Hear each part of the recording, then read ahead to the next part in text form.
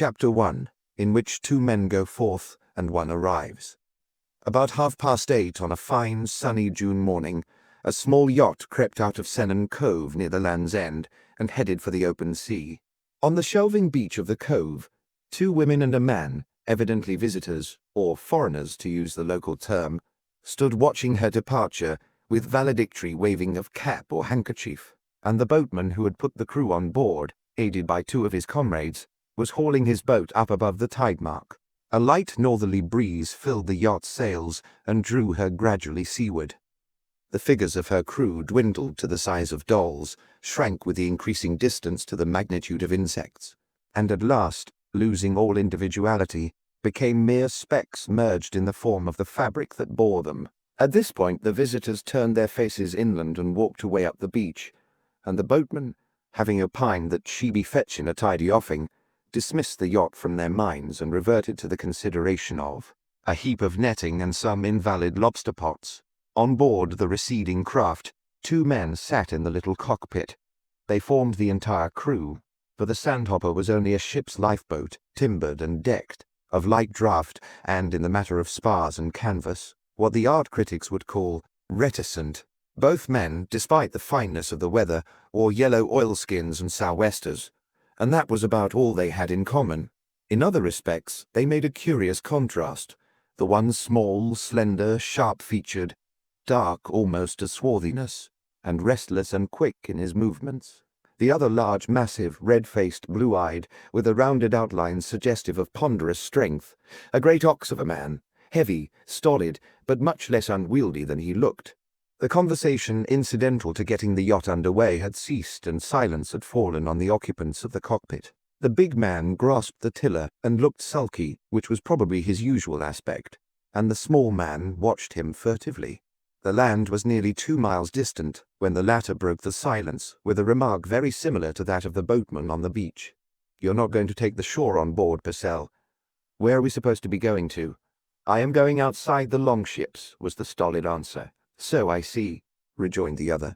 "It's hardly the shortest course for Penzance, though." "I like to keep an offing on this coast," said Purcell, and once more the conversation languished. Presently the smaller man spoke again, this time in a more cheerful and friendly tone. "Joan Haygarth has come on wonderfully the last few months, getting quite a fine-looking girl. Don't you think so?" "Yes," answered Purcell, "and so does Phil Rodney." "You're right," agreed the other, "but she isn't a patch on her sister, though, and never will be. I was looking at Maggie as we came down the beach this morning and thinking what a handsome girl she is. Don't you agree with me?" Purcell stooped to look under the boom and answered without turning his head. "Yes, she's all right." "All right!" exclaimed the other. "Is that the way—" "Look here, Varney," interrupted Purcell. "I don't want to discuss my wife's looks with you or any other man. She'll do for me, or I shouldn't have married her." A deep, coppery flush stole into Varney's cheeks, but he had brought the rather brutal snub on himself, and apparently had the fairness to recognize the fact, for he mumbled an apology and relapsed into silence. When he next spoke, he did so with a manner diffident and uneasy, as though approaching a disagreeable or difficult subject.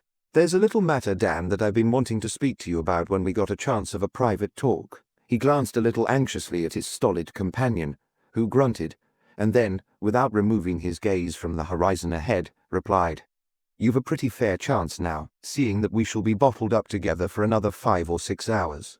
And it's private enough unless you bawl loud enough to be heard at the longships." It was not a gracious invitation, but that Varney had hardly expected, and if he resented the rebuff, he showed no sign of annoyance, for reasons which appeared when he opened his subject. "What I wanted to say," he resumed, "was this. We're both doing pretty well now on the square. You must be positively piling up the shekels, and I can earn a decent living, which is all I want. Why shouldn't we drop this flashnote business?" Purcell kept his blue eye fixed on the horizon and appeared to ignore the question, but after an interval, and without moving a muscle, he said gruffly, "Go on," and Varney continued. "The lay isn't what it was, you know. At first it was all plain sailing. The notes were first-class copies and not a soul suspected anything until they were presented at the bank. Then the murder was out, and the next little trip that I made was a very different affair. 2 or 3 of the notes were suspected quite soon after I had changed them, and I had to be precious fly, I can tell you, to avoid complications. And now that the second batch has come into the bank, the planting of fresh specimens is going to be no sinecure.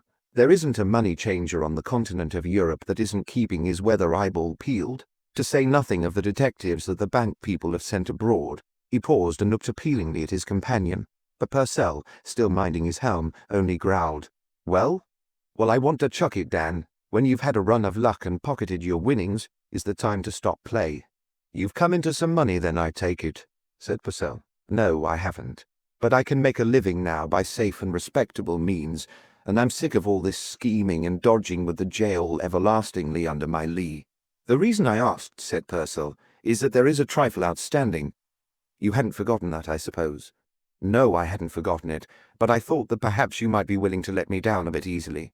The other man pursed up his thick lips, but continued to gaze stonily over the bow.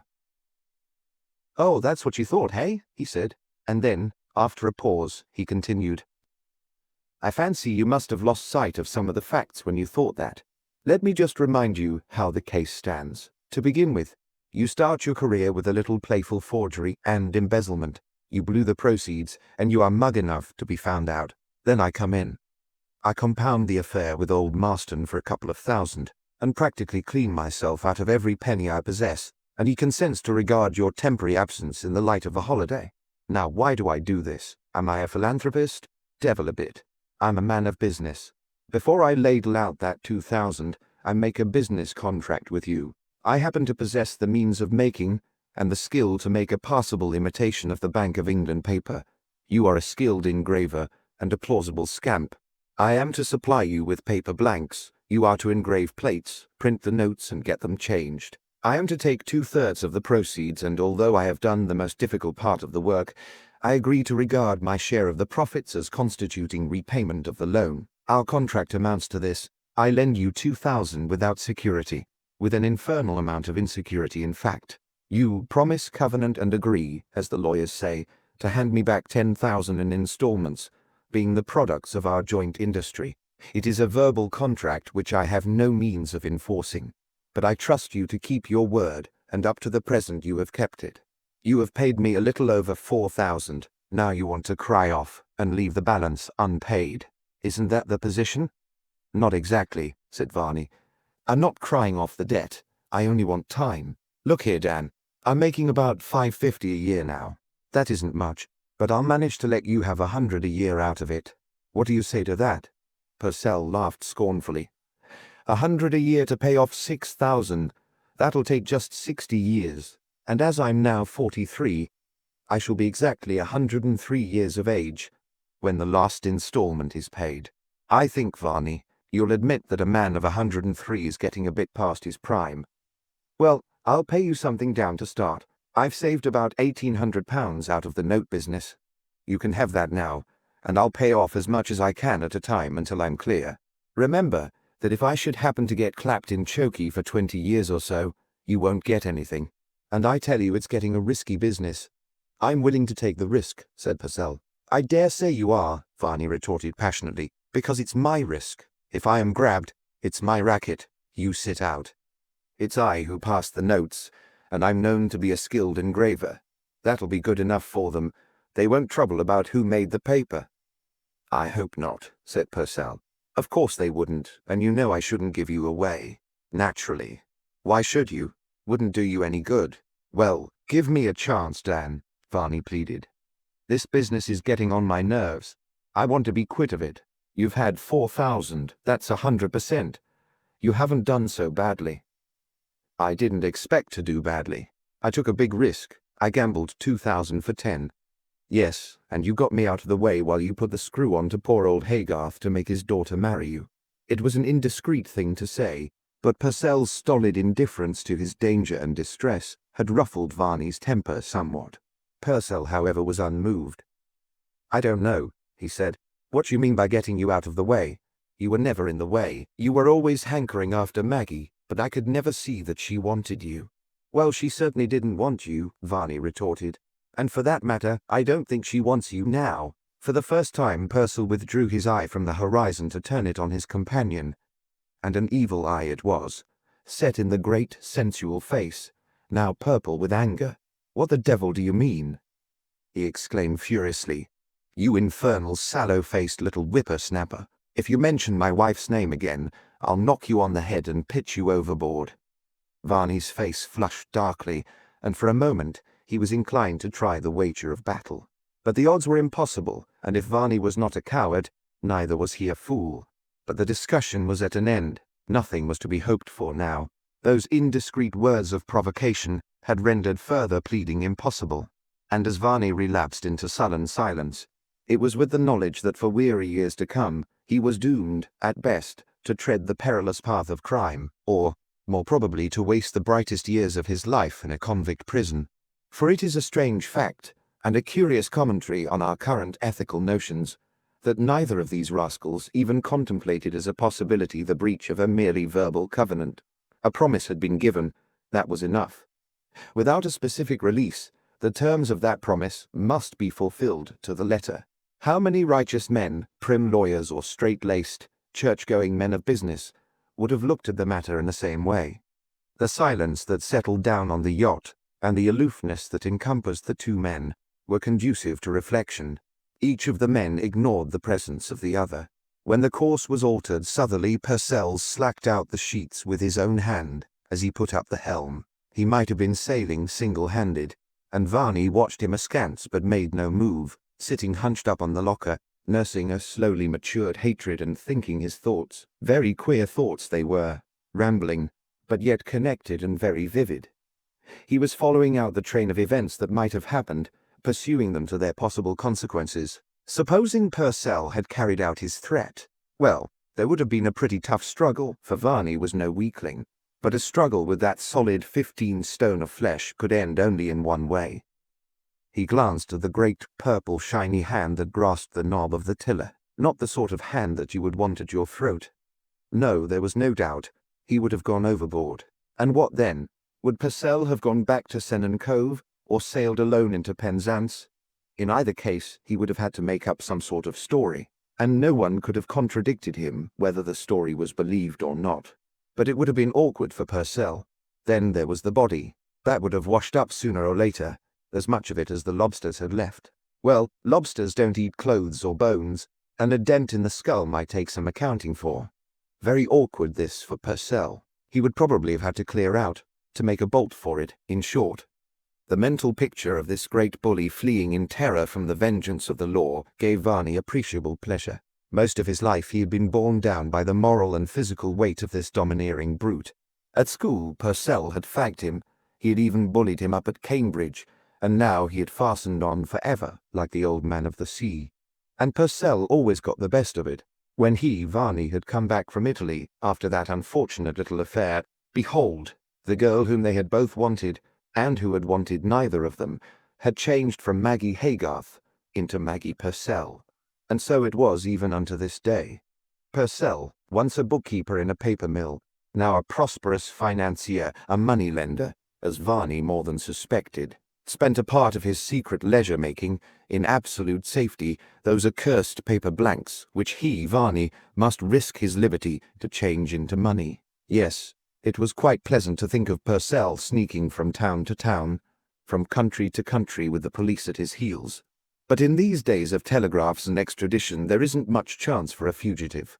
Purcell would have been caught to a certainty, and he would have been hanged, no doubt of it. And passing lightly over less attractive details, Varney considered luxuriously the circumstances of the execution. What a figure he would have made, that great human ox, turning round and round at the end of a taut rope, like a baron of beef on a colossal roasting jack.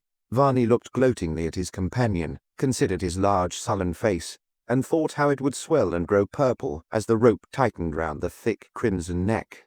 A disagreeable picture, perhaps, but not to Varney, who saw it through the distorting medium of years of accumulated dislike. Then, too, there was the consideration that in the very moment that those brawny limbs had ceased to twitch, Maggie would have been free, would have been a widow. Not that that would have concerned him, Varney. He would have been in some Cornish churchyard, with a dent in his skull. Still, it was a pleasant reflection. The imagined picture of the execution gave him quite a lengthy entertainment. Then his errant thoughts began to spread out in search of other possibilities. For after all, it was not an absolute certainty that Purcell could have got him overboard. There was just the chance that he might have gone overboard himself. That would have been a very different affair. Varney settled himself composedly to consider the new and interesting train of consequences that would thus have been set going. They were more agreeable to contemplate than the others, because they did not include his own demise. The execution scene made no appearance in this version. The salient fact was that his oppressor would have vanished, that the intolerable burden of his servitude would have been lifted forever, that he would have been free. The thought of his regained freedom set him dreaming of the future that might have been, if he could have been rid of this monstrous parasite, the future that might even have held a place for Maggie. For she would have been free too. It was all very pleasant to think about, though rather tantalizing.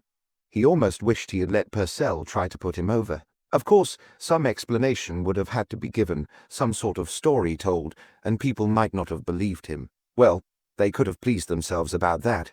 To be sure, there would have been the body.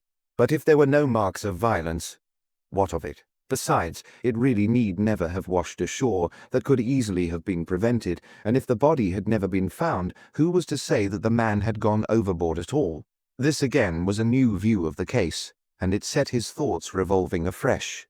He found himself roughly sketching out the conditions under which the body might have vanished forever.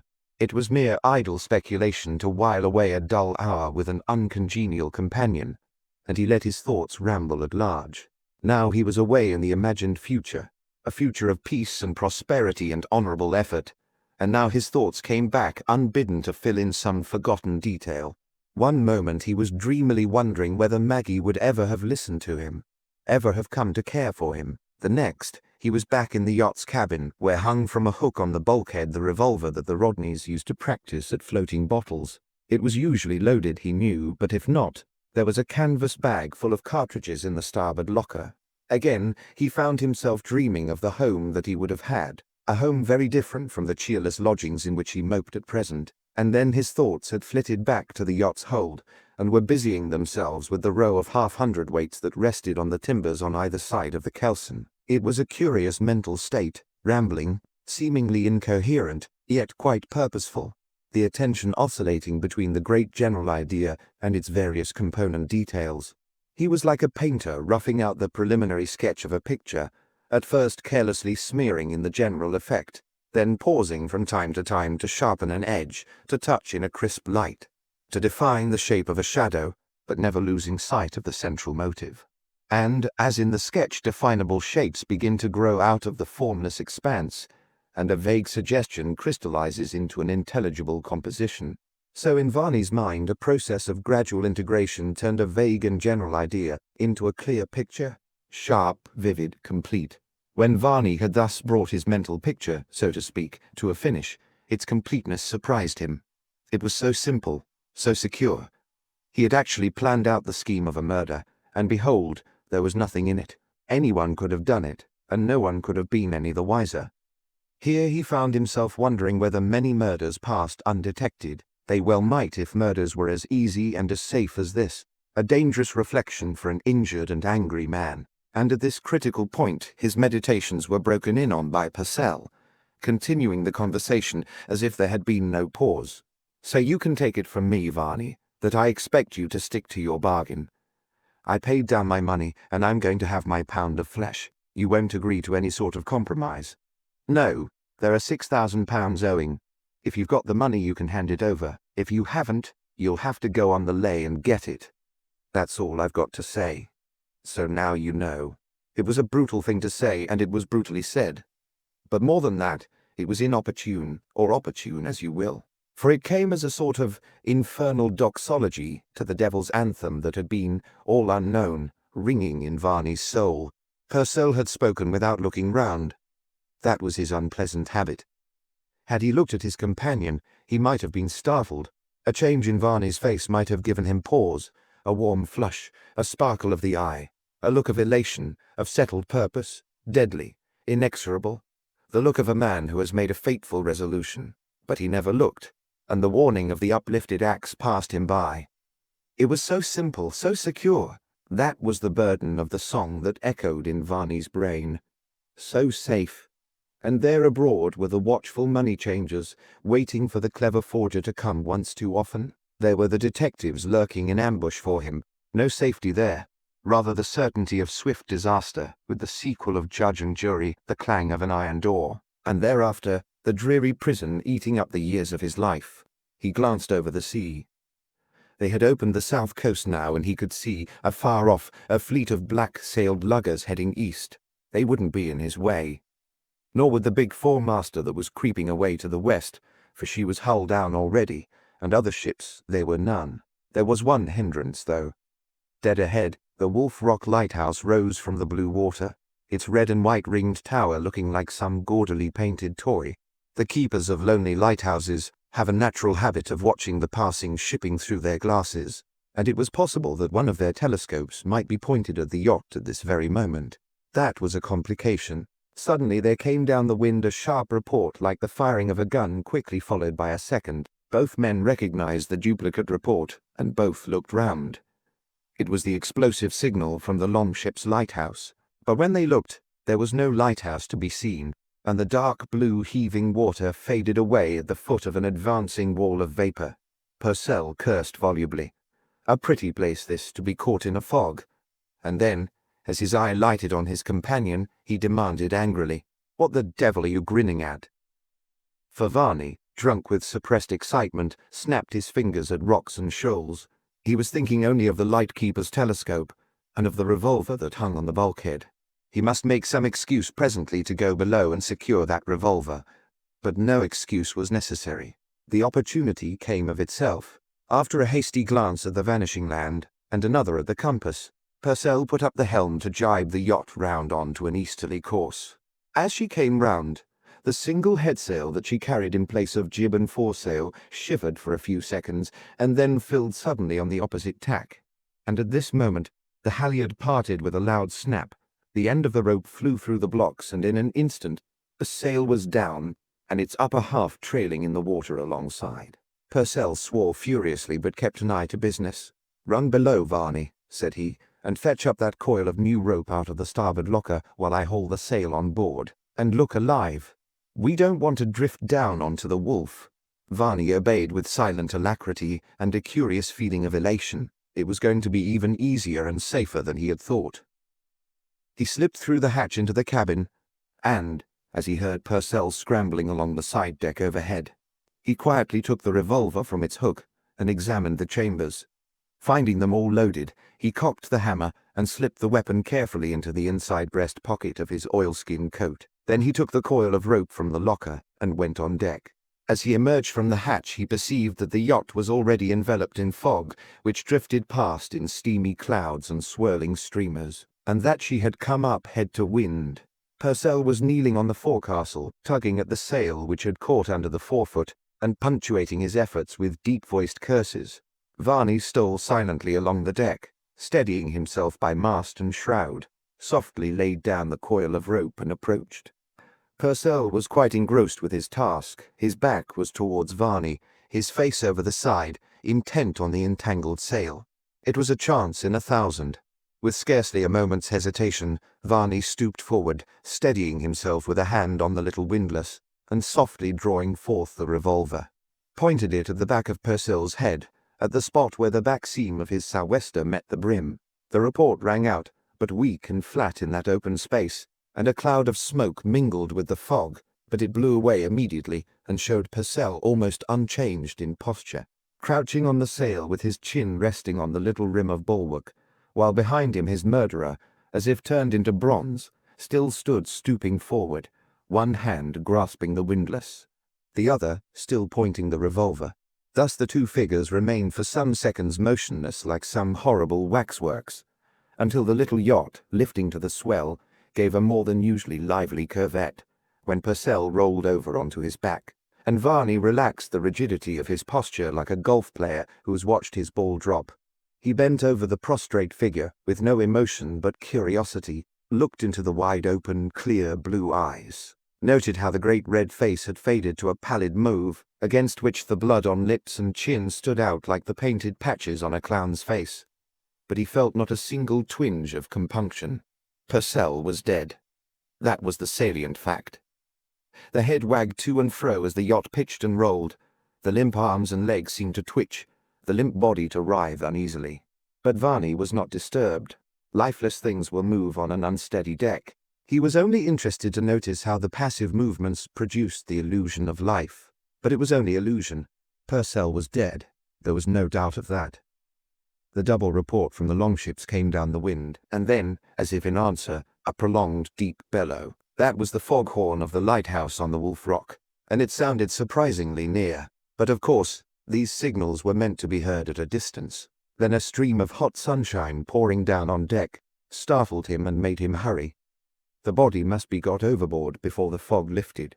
With an uneasy glance at the clear sky overhead, he hastily cast off the broken halyard from its cleat and cut off a couple of fathoms. Then he hurried below and, lifting the trap in the cabin floor, hoisted out one of the iron half-hundredweights with which the yacht was ballasted. As he stepped on deck with the weight in his hand, the sun was shining overhead, but the fog was still thick below, and the horn sounded once more from the Wolf. And again it struck him as surprisingly near. He passed the length of rope that he had cut off twice round Purcell's body, hauled it tight and secured it with a knot. Then he made the ends fast to the handle of the iron weight. Not much fear of Purcell drifting ashore now. That weight would hold him as long as there was anything to hold. But it had taken some time to do, and the warning bellow from the Wolf seemed to draw nearer and nearer. He was about to heave the body over when his eye fell on the dead man's sou'wester, which had fallen off when the body rolled over. That hat must be got rid of, for Purcell's name was worked in silk on the lining, and there was an unmistakable bullet hole through the back. It must be destroyed, or, which would be simpler and quicker, lashed securely on the dead man's head. Hurriedly, Varney ran aft and descended to the cabin. He had noticed a new ball of spun yarn in the locker when he had fetched the rope. This would be the very thing. He was back again in a few moments with the ball in his hand, unwinding it as he came, and without wasting time, he knelt down by the body and fell to work. There was a curious absence of repugnance in his manner, horrible as his task would have seemed. He had to raise the dead man's head to fit on the hat, and in so doing covered his left hand with blood. But he appeared to mind no more than if he had been handling a seal that he had shot, or a large and dirty fish. Quite composedly, and with that neatness in the handling of cordage that marks the sailor-man, whether amateur or professional, he proceeded with his task, intent only on making the lashing secure and getting it done quickly. And every half-minute the deep-voiced growl of the Wolf came to him out of the fog, and each time it sounded nearer and yet nearer. By the time he had made the sou'wester secure, the dead man's face and chin were encaged in a web of spun yard that made him look like some old-time grotesque-visored samurai warrior. But the hat was now immovable. Long after that burly corpse had dwindled to a mere skeleton, it would hold, would still cling to the dead head, when the face that looked through the lacing of cords was the face of a bare and grinning skull. Varney rose to his feet. But his task was not finished yet. There was Purcell's suitcase. That must be sunk too, and there was something in it that had figured in the detailed picture that his imagination had drawn. He ran to the cockpit, where the suitcase lay, and having tried its fastenings and found it unlocked, he opened it and took out with his right hand, the clean one, a letter that lay on top of the other contents. This he tossed through the hatch into the cabin. Then his eye caught Purcell's fountain pen, slipped neatly through a loop in the lid. It was filled, he knew, with the peculiar black ink that Purcell always used. The thought passed swiftly through his mind that perchance it might be of use to him. In a moment he had drawn it from its loop and slipped it into his pocket. Then, having closed and fastened the suitcase, he carried it forward and made it fast to the iron weight with a half-dozen turns of spun yarn. That was really all, and indeed it was time. As he rose once more to his feet, the growl of the foghorn burst out, as it seemed right over the stern of the yacht, and she was drifting stern foremost, who could say how fast. Now, too, he caught a more ominous sound, which he might have heard sooner had he listened. The wash of water, the boom of breakers bursting on a rock. A sudden revulsion came over him. He burst into a wild, sardonic laugh. And had it come to this, after all? Had he schemed and laboured only to leave himself alone on an unmanageable craft, drifting down to shipwreck and certain death? Had he taken all this thought and care to secure Purcell's body, when his own might be resting beside it on the sea bottom within an hour? but his reverie was brief. Suddenly, from the white void over his very head, as it seemed, there issued a stunning, thunderous roar that shook the very deck under his feet. The water around him boiled into a foamy chaos. The din of bursting waves was in his ears. The yacht plunged and wallowed amidst clouds of spray. And for an instant a dim, gigantic shadow loomed through the fog, and was gone. In that moment his nerve had come back. Holding on with one hand to the windlass, he dragged the body to the edge of the forecastle, hoisted the weight outboard, and then, taking advantage of a heavy lurch, gave the corpse a vigorous shove. There was a rattle and a hollow splash, and corpse and weight and suitcase had vanished into the seething water. He clung to the swinging mast and waited. Breathlessly he told out the allotted seconds until, once again, the invisible Titan belched forth his thunderous warning. But this time the roar came over the yacht's bow. She had drifted past the rock then. The danger was over, and Purcell would have to go down to Davy Jones's locker companionless after all. Very soon, the water around ceased to boil and tumble, and as the yacht's wild plunging settled down once more into the normal rise and fall on the long swell, Varney turned his attention to the refitting of the halyard. But what was this on the creamy duck sail? A pool of blood and a gory imprint of his own hand. That wouldn't do at all. He would have to clear that away before he could hoist the sail, which was annoying, as the yacht was helpless without her headsail and was evidently drifting out to sea. He fetched a bucket, a swab, and a scrubbing brush and set to work. The bulk of the large bloodstain cleared off pretty completely after he had drenched the sail with a bucketful or two and given it a good scrubbing. But the edge of the stain, where the heat of the deck had dried it, remained like the painted boundary on a map, and the handprint, which had also dried, though it faded to a pale buff, continued clearly visible. Varney began to grow uneasy. If those stains would not come out, especially the handprint, it would be very awkward. They would take such a deal of explaining. He decided to try the effect of marine soap, and fetched a cake from the cabin, but even this did not obliterate the stains completely, though it turned them a faint greenish brown, very unlike the color of blood. Still he scrubbed on, until at last the handprint faded away entirely, and the large stain was reduced to a faint green wavy line, and that was the best he could do, and quite good enough, for, if that faint line should ever be noticed, no one would ever suspect its origin. He put away the bucket and proceeded with the refitting. The sea had disengaged the sail from the forefoot, and he hauled it on board without difficulty. Then there was the reeving of the new halyard, a troublesome business, involving the necessity of his going aloft, where his weight, small man as he was, made the yacht roll most infernally, and set him swinging to and fro like the bob of a metronome. But he was a smart yachtsman, and active, though not powerful, and a few minutes' strenuous exertion ended in his sliding down the shrouds with a new halyard running fairly through the upper block. A vigorous haul or two at the new hairy rope sent the head of the dripping sail aloft, and the yacht was once more under control.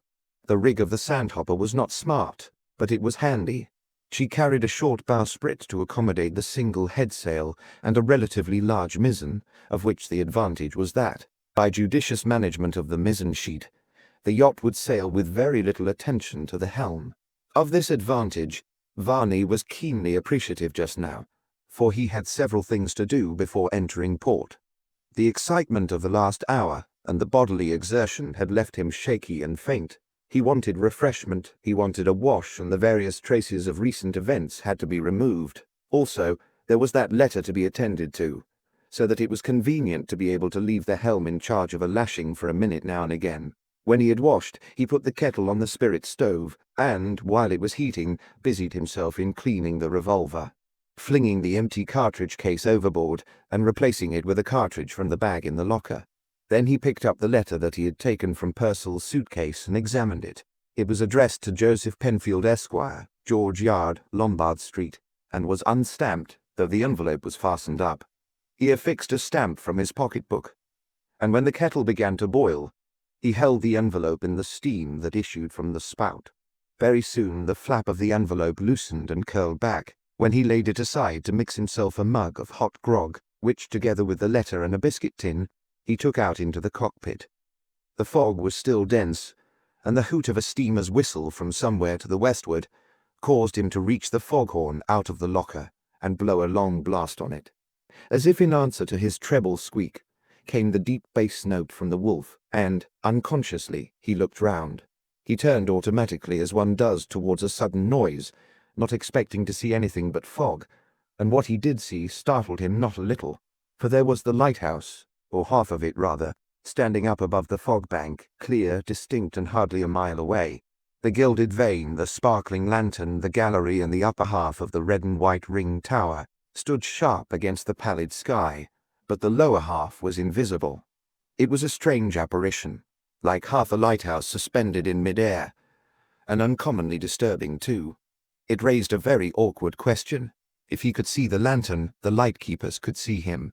But how long had the lantern been clear of the fog?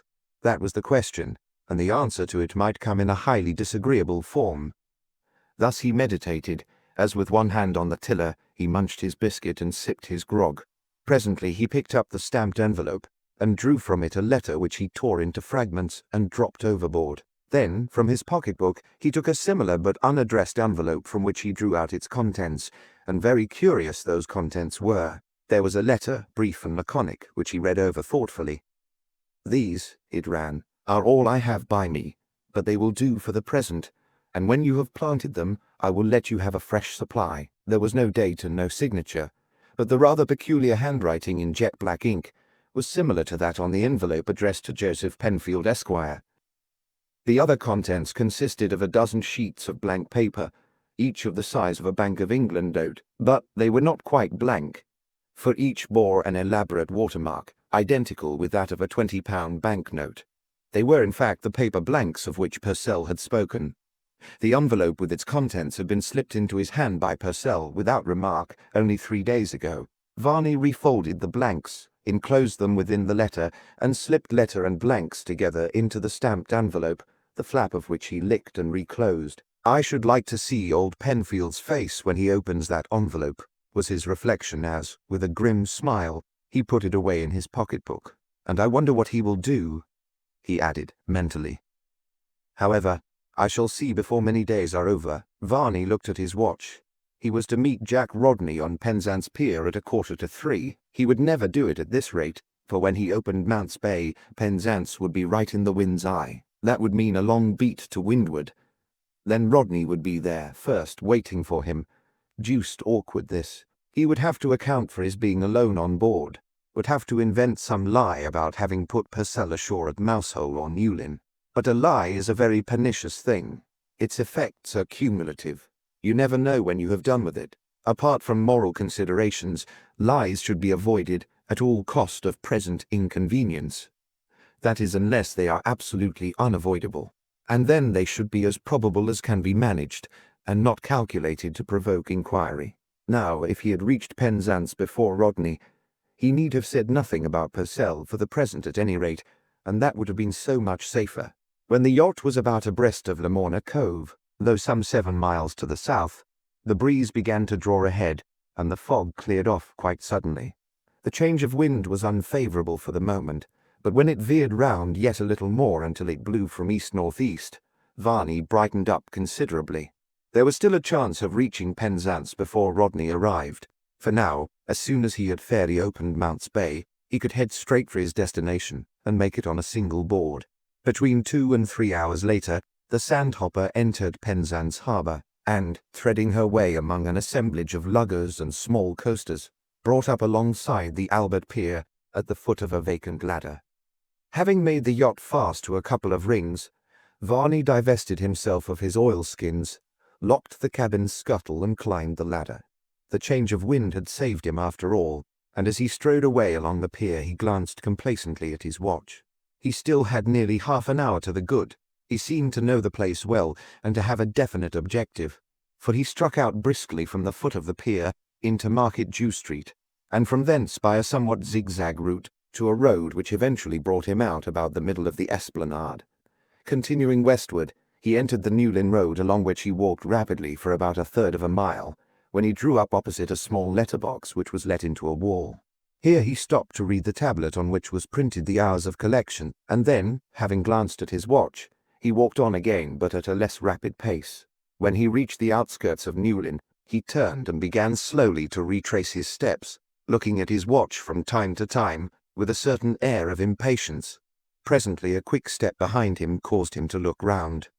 The newcomer was a postman, striding along bag on shoulder, with the noisy tread of a heavily shod man, and evidently collecting letters. Varney let him pass, watched him halt at the little letter-box, unlock the door, gather up the letters, and stow them in his bag, heard the clang of the iron door, and finally saw the man set forth again on his pilgrimage. Then he brought forth his pocket-book, and drawing from it the letter addressed to Joseph Penfield, Esquire, stepped up to the letter-box. The tablet now announced that the next collection would be at 8:30 p.m. Varney read the announcement with a faint smile, glanced again at his watch, which stood at 2 minutes past 4, and dropped the letter into the box. As he walked up the pier, with a large paper bag under his arm, he became aware of a tall man who was doing sentry-go before a Gladstone bag that stood on the coping opposite the ladder, and who, observing his approach, came forward to meet him. "Here you are then, Rodney," was Varney's rather unoriginal greeting. "Yes," replied Rodney, "and here I've been for nearly half an hour. Purcell gone?" "Bless you, yes, long ago," answered Varney. "I didn't see him at the station. What train was he going by?" "I don't know. He said something about taking Falmouth on the way, had some business or other there. But I expect he's gone to have a feed at one of the hotels. We got hung up in a fog. That's why I'm so late. I've been up to buy some prog." "Well," said Rodney, "bring it on board. It's time we were under way. As soon as we are outside, I'll take charge, and you can go below and stoke up at your ease." The two men descended the ladder, and proceeded at once to hoist the sails and cast off the shore ropes. A few strokes of an oar sent them clear of the lee of the pier, and in a few minutes the yacht Sandhopper was once more outside, heading south with a steady breeze from east-northeast. Chapter 2, in which Margaret Purcell receives a letter. Daylight dies hard in the month of June, and night comes but tardily into her scanty reversion. The clock on the mantelpiece stood at 9:30, and candles twinkled on the supper-table. But even now the slatty grey band of twilight was only just stealing up behind the horizon to veil the fading glories of the western sky. Varney sat at the old-fashioned, oval, gate-legged table with an air of placid contentment, listening to and joining in the rather disconnected talk, for hungry people are poor conversationalists, with quiet geniality, but with a certain remoteness and abstraction. From where he sat, he could see out through the open window the great ocean stretching away to the south and west, the glittering horizon and the gorgeous evening sky. With quiet pleasure he had watched the changing scene, the crimson disk of the setting sun, the flaming gold softening down into the sober tints of the afterglow, and now, as the grey herald of the night spread upwards, his eye dwelt steadily on one spot away in the southwest, at first faintly visible, then waxing as the daylight waned. A momentary spark flashed in the heart of the twilight grey, now white like the sparkle of a diamond, now crimson like the flash of a ruby. It was the light on the Wolf Rock. He watched it thoughtfully as he talked. White, red, diamond, ruby. So it would go on every 15 seconds through the short summer night. To mariners a warning and a guide. To him, a message of release. For another, a memorial. As he looked at the changing lights, he thought of his enemy lying out there in the chilly depths on the bed of the sea. It was strange how often he thought of Purcell, for the man was dead, had gone out of his life utterly. And yet, in the 2 days that had passed, every trivial incident had seemed to connect itself and him with the man who was gone. And so it was now. All roads seemed to lead to Purcell. If he looked out seaward, there was the lighthouse flashing its secret message, as if it should say, "We know, you and I, he is down here." If he looked around the table, still everything spoke of the dead man. There was Philip Rodney, Purcell, and he had talked of him on the yacht. There was Jack Rodney, who had waited on the pier for the man who had not come. There, at the hostess's right hand, was the quiet, keen-faced stranger, whom Purcell, for some reason, had not wished to meet. And there, at the head of the table, was Margaret herself, the determining cause of it all. Even the very lobsters on the table, lobsters are plentiful at the Land's End, set him thinking of dark, crawling shapes down in that dim underworld, groping around a larger shape tethered to an iron weight. He turned his face resolutely away from the sea. He would think no more of Purcell. The fellow had dogged him through life, but now he was gone. Enough of Purcell. Let him think of something more pleasant. The most agreeable object of contemplation within his field of vision was the woman who sat at the head of the table, his hostess, and in fact, Margaret Purcell was very pleasant to look upon, not only for her comeliness, though she was undoubtedly a pretty, almost a beautiful woman, but because she was sweet-faced and gracious, and what men compliment the sex by calling womanly. She was evidently under 30, though she carried a certain matronly sedateness and an air of being older than she either looked or was, which was accentuated by the fashion in which she wore her hair, primly parted in the middle, a rather big woman, quiet and reposeful, as big women often are. Varney looked at her with a kind of wonder. He had always thought her lovely, and now she seemed lovelier than ever. And she was a widow, little as she suspected it, little as anyone but he suspected it, but it was a fact. She was free to marry, if she only knew it. He hugged himself at the thought and listened dreamily to the mellow tones of her voice. She was talking to her guest and the elder Rodney, but he had only a dim idea of what she was saying. He was enjoying the music of her speech rather than attending to the matter. Suddenly she turned to him and asked, "Don't you agree with me, Mr. Varney?" He pulled himself together, and after a momentarily vacant look answered, "I always agree with you, Mrs. Purcell." "And so," said Rodney, "as the greater includes the less, he agrees with you now. I am admiring your self-possession, Varney. You haven't the least idea what we were talking about." Varney laughed and reddened, and Margaret looked at him with playful reproach. "Haven't you?" she asked. "But how deceitful of you to answer so readily. I was remarking that lawyers have a way of making a solemn parade and exactness and secrecy when there is no occasion. That was my statement." "And it is perfectly correct," said Varney. "You know it is, Rodney. You're always doing it. I've noticed it constantly." "Oh, this is mere vindictiveness because he unmasked your deceit. I wasn't alluding to Mr. Rodney, or anyone in particular. I was just speaking generally." "But," said Varney, "something must have suggested the reflection." "Certainly." "Something did. A letter that I have just received from Mr. Penfield, a most portentous document, and all about nothing." At the mention of the lawyer's name, Varney's attention came to a sharp focus. "It seems," Margaret continued, "that Dan, when he wrote to Mr. Penfield the other day, put the wrong letter in the envelope. A silly thing to do, but we all do silly things sometimes." "I don't," said Rodney. "Well, ordinary persons, I mean. Then Mr. Penfield, instead of simply stating the fact and returning the letter, becomes mysterious and alarming. He informs me that the envelope was addressed in Dan's handwriting, that the letter was posted at Penzance at 8:30 p.m., that it was opened by him in person, and that the contents, which have been seen by no one but himself, are at present reposing in his private safe, of which he alone has the key. What he does not tell us is what the contents of the envelope were, which is the only thing that matters. It is most extraordinary. From the tone of his letter, one would think that the envelope had contained something dreadful and incriminating." "Perhaps it did," said Varney. "Dan's political views are distinctly revolutionary, and he is as secret as a whole barrel of oysters. That letter may have contained particulars of some sort of Guy Fawkes conspiracy, enclosing samples of suitable explosives. Who knows?" Margaret was about to reply, when her glance happened to light on Jack Rodney, and something in that gentleman's expressive and handsome face gave her pause. Had she been chattering indiscreetly? And might Mr. Penfield have meant something after all? There were some curious points about his letter. She smilingly accepted the Guy Fawkes theory and then adroitly changed the subject. "Speaking of Penzance, Mr. Varney, reminds me that you haven't told us what sort of voyage you had. There was quite a thick fog, wasn't there?" "Yes. It delayed us a lot. Purcell would steer right out to sea for fear of going ashore. Then the breeze failed for a time, and then it veered round easterly and headed us, and, as a wind-up to the chapter of accidents, the jib halyard carried away, and we had to reeve a new one. Nice crazy gear you keep on your craft, Rodney." "I suspected that rope," said Rodney. "In fact, I had meant to fit a new halyard before I went up to town, but I should have liked to see Purcell shinning up aloft." "So should I from the shore," said Varney. "He'd have carried away the mast, or capsized the yacht." "No, my friend. I left him below as a counterpoise and went aloft myself."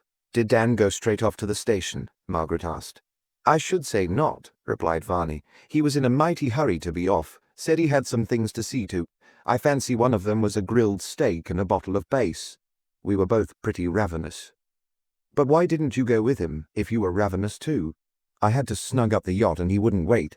He was up the ladder like a lamplighter almost before we had made fast. I can see him now, with that great suitcase in his hand, going up as light as a feather.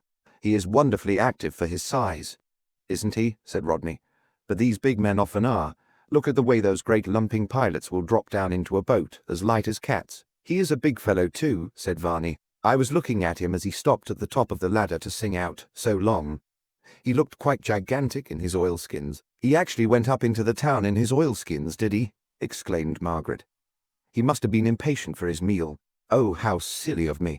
I never sewed on that button that had come off the collar of his oilskin coat.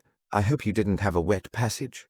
You need not reproach yourself, Mrs. Purcell, interposed Philip Rodney. Your neglect was made good by my providence. I sewed on that button when I borrowed the coat on Friday evening to go to my diggings in. You told me you hadn't a spare oilskin button, said Margaret.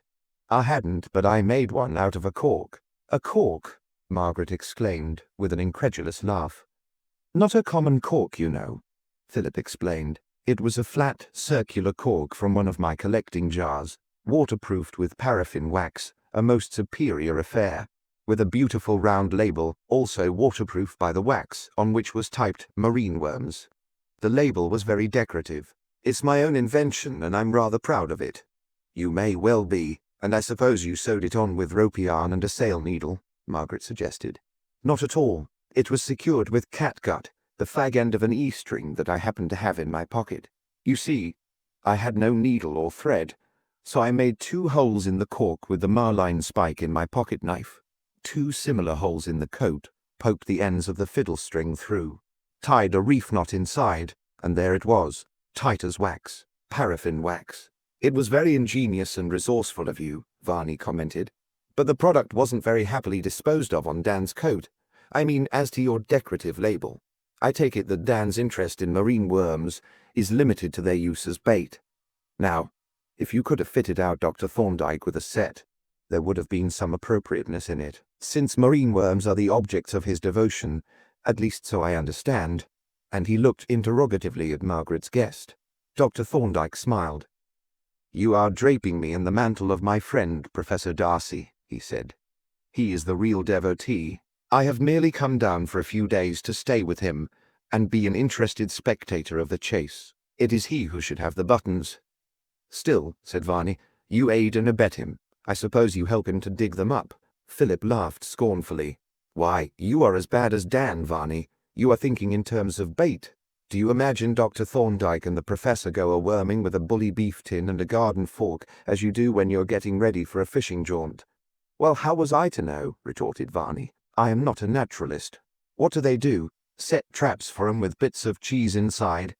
Of course they don't, laughed Margaret. How absurd you are, Mr. Varney. They go out with a boat and a dredge, and very interesting it must be to bring up all those curious creatures from the bottom of the sea. She spoke rather absently, for her thoughts had gone back to Mr. Penfield's letter. There was certainly something a little cryptic in its tone, which she had taken for mere professional pedantry, but which she now recalled with vague uneasiness. Could the old lawyer have stumbled on something discreditable and written this ambiguously worded letter as a warning? Her husband was not a communicative man, and she could not pretend to herself that she had an exalted opinion of his moral character. It was all very disquieting. The housekeeper, who had been retained with the furnished house, brought in the coffee, and, as Margaret poured it out, she continued her reflections, watching Varney with unconscious curiosity as he rolled a cigarette. The ring finger of his left hand had a stiff joint, the result of an old injury, and was permanently bent at a sharp angle. It gave his hand an appearance of awkwardness, but she noted that he rolled his cigarette as quickly and neatly as if all his fingers were sound. The stiff finger had become normal to him. And she also noted that Dr. Thorndyke appeared quite interested in the contrast between the appearance of awkwardness and the actual efficiency of the maimed finger. From Varney, her attention, or inattention, wandered to her guest. Absently, she dwelt on his powerful, intellectual face, his bold, clean-cut features, his shapely mouth, firm almost to severity. And all the time she was thinking of Mr. Penfield's letter. "Have we all finished?" she asked at length, "and if so, where are we going to smoke our pipes and cigars?" "I propose that we go into the garden," said Philip. "It is a lovely evening, and we can look at the moonlight on the sea while we smoke." "Yes," Margaret agreed. "It will be more pleasant out there. Don't wait for me. I will join you in a few minutes, but I want first to have a few words with Mr. Rodney." Philip, who, like the others, understood that this was a consultation on the subject of Mr. Penfield's letter, rose and playfully shepherded Varney out of the door which his brother held invitingly open. "Now then, Varney, out you go. No lagging behind and eavesdropping. The pronouncements of the oracle are not for the likes of you and me." Varney took his dismissal with a smile and followed Dr. Thorndyke out, though as he looked at the barrister's commanding figure and handsome face, he could not repress a twinge of jealousy. Why could not Maggie have consulted him? He was an old friend, and he knew more about old Penfield's letter than Rodney did. But of course she had no idea of that. As soon as they were alone, Margaret and Rodney resumed their seats, and the former opened the subject without preamble. "What do you really think of Mr. Penfield's letter?" she asked. "Could you give me, in general terms, the substance of what he says?" Rodney answered cautiously. "I had better show you the letter itself," said Margaret. She rose and left the room, returning almost immediately with an official-looking envelope which she handed to Rodney. The letter which he extracted from it and spread out on the table was not remarkably legible. An elderly solicitor's autograph letters seldom are, but barristers, like old-fashioned druggists, are usually expert decipherers, and Rodney read the letter without difficulty. It ran thus: George Yard, Lombard Street, E.C., June 25th, 1911. Dear Mrs. Purcell, I have just received from your husband a letter with certain enclosures which have caused me some surprise. The envelope is addressed to me in his handwriting, and the letter, which is unsigned, is also in his hand. But neither the letter nor the other contents could possibly have been intended for me, and it is manifest that they have been placed in the wrong envelope. The postmark shows that the letter was posted at Penzance at 8:30 p.m. on the 23rd instant. It was opened by me, and the contents, which have been seen by no one but me, have been deposited in my private safe, of which I alone have the key. Will you very kindly acquaint your husband with these facts and request him to call on me at his early convenience? I am, dear Mrs. Purcell, yours sincerely, Joseph Penfield. Mrs. Daniel Purcell, Sennan, Cornwall. Rodney read the solicitor's letter through twice, refolded it, replaced it in its envelope, and returned it to Margaret. "Well, what do you think of it?" the latter asked. Rodney reflected for some moments. "It's a very careful letter," he replied at length. "Yes, I know, and that is a very careful answer, but not very helpful. Now do drop the lawyer, and tell me just what you think, like a good friend." Rodney looked at her quickly with a faint smile, and yet very earnestly. He found it strangely pleasant to be called a good friend by Margaret Purcell. "I gather," he said slowly, "from the tone of Mr. Penfield's letter that he found something in that envelope that your husband would not have wished him to see. Something that he had reasons for wishing no one to see but the person for whom it was meant. Do you mean something discreditable or compromising? We mustn't jump at conclusions. Mr. Penfield is very reticent, so presumably he has some reasons for reticence. Otherwise he would have said plainly what the envelope contained. But why does he write to you? Doesn't he know your husband's address?" "No, but he could have got it from Dan's office. I have been wondering myself why he wrote to me." "Has your husband arrived at Alton yet?" "Heavens, yes. It doesn't take 2 days and a half to get to Norfolk." "Oh, then he wasn't staying at Falmouth?" Margaret stared at him. "Falmouth?" she exclaimed. "What do you mean?" "I understood Varney to say that he was going to call at Falmouth." "No, certainly not. He was going straight to London and so on to Alton the same night. I wonder what Mr. Varney can have meant. We must find out presently. Have you heard from your husband since he left?" "No. Oddly enough, he hasn't written, which is unlike him. He generally sends me a line as soon as he arrives anywhere. You had better send him a telegram in the morning to make sure of his whereabouts, and then let him have a copy of Mr. Penfield's letter at once. And I think I wouldn't refer to the subject before any of our friends if I were you." "No, I oughtn't to have said what I did. But of course, I didn't dream that Mr. Penfield really meant anything. Shall we go out into the garden?" Rodney opened the door for her, and they passed out to where their 3 companions sat in deck chairs facing the sea. 2 chairs had been placed for them, and as they seated themselves, Varney remarked, "I take it that the oracle has spoken, and I hope he was more explicit than oracles are usually." "He was explicit and discreet, especially discreet," Margaret replied. "Oh, they are always that," said Varney. "Discretion is the oracular specialty. The explicitness is exceptional." "I believe it is," replied Margaret, "and I am glad you set so much value on it, because I am coming to you now for information. Mr. Rodney tells me that Dan said something to you about Falmouth." "What was it?" "He said he was going to call in there at least, so I understood. But he wasn't, you know. He was going direct to London and straight on to Alton the same night." "You must have misunderstood him." "I may have done, but I don't think I did. Still, he only mentioned the matter casually, and I wasn't paying particular attention." Margaret made no rejoinder, and the party became somewhat silent.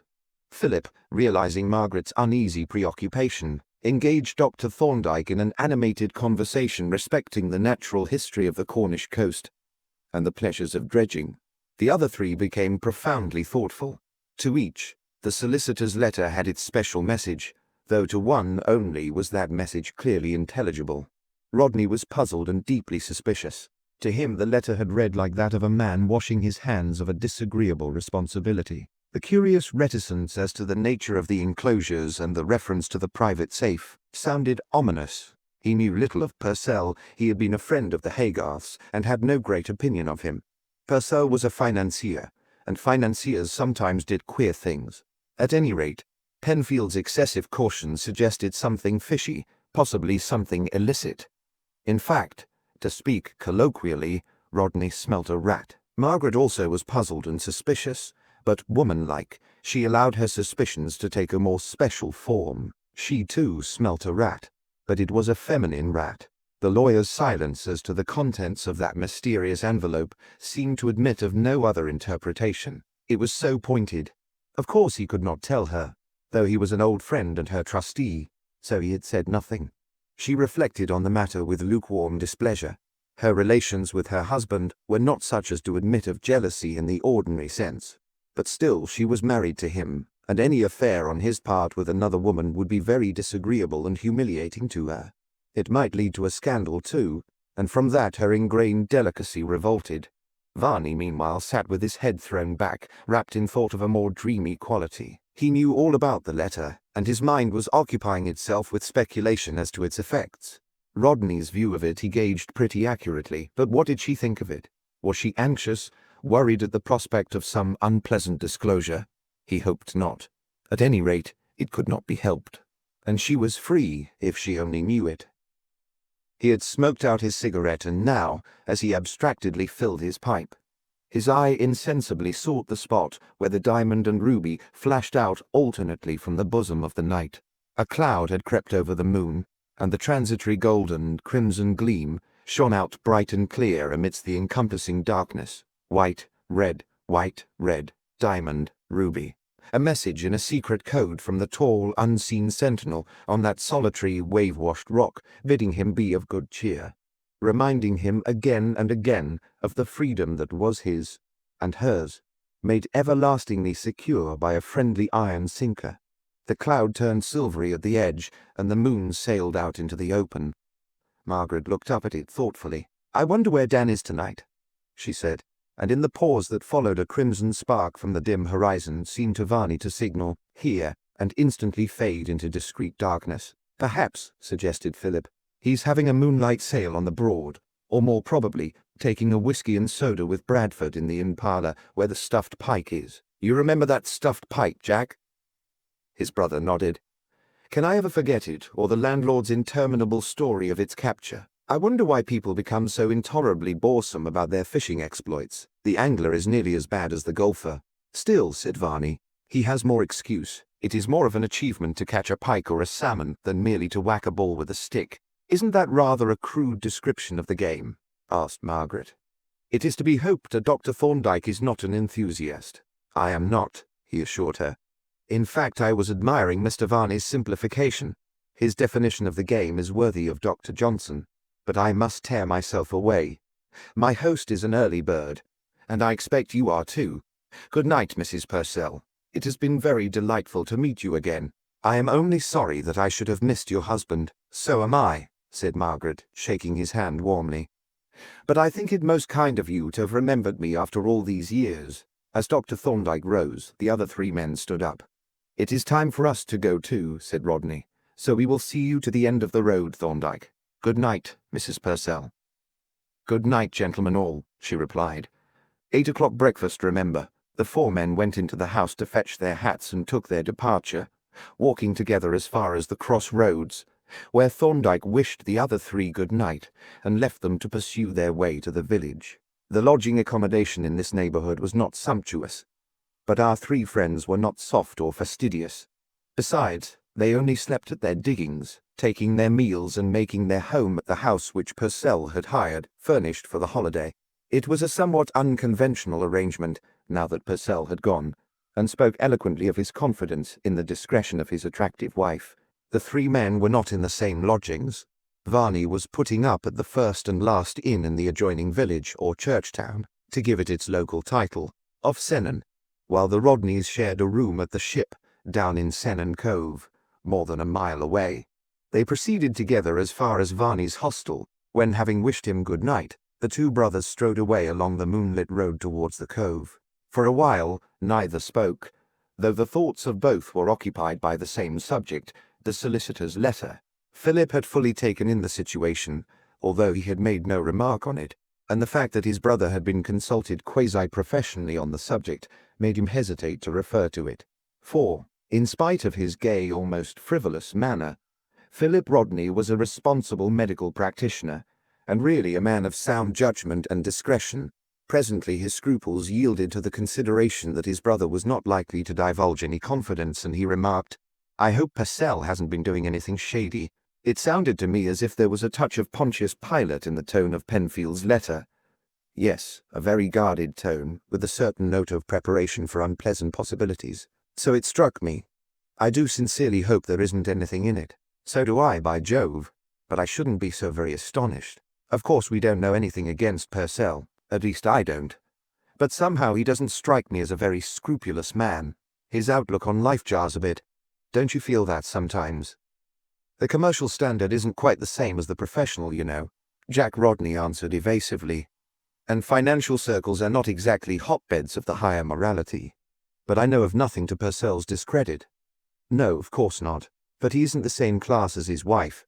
She's a lot too good for a coarse, bucolic fellow like that. I wonder why the deuce she married him. I used to think she rather liked you.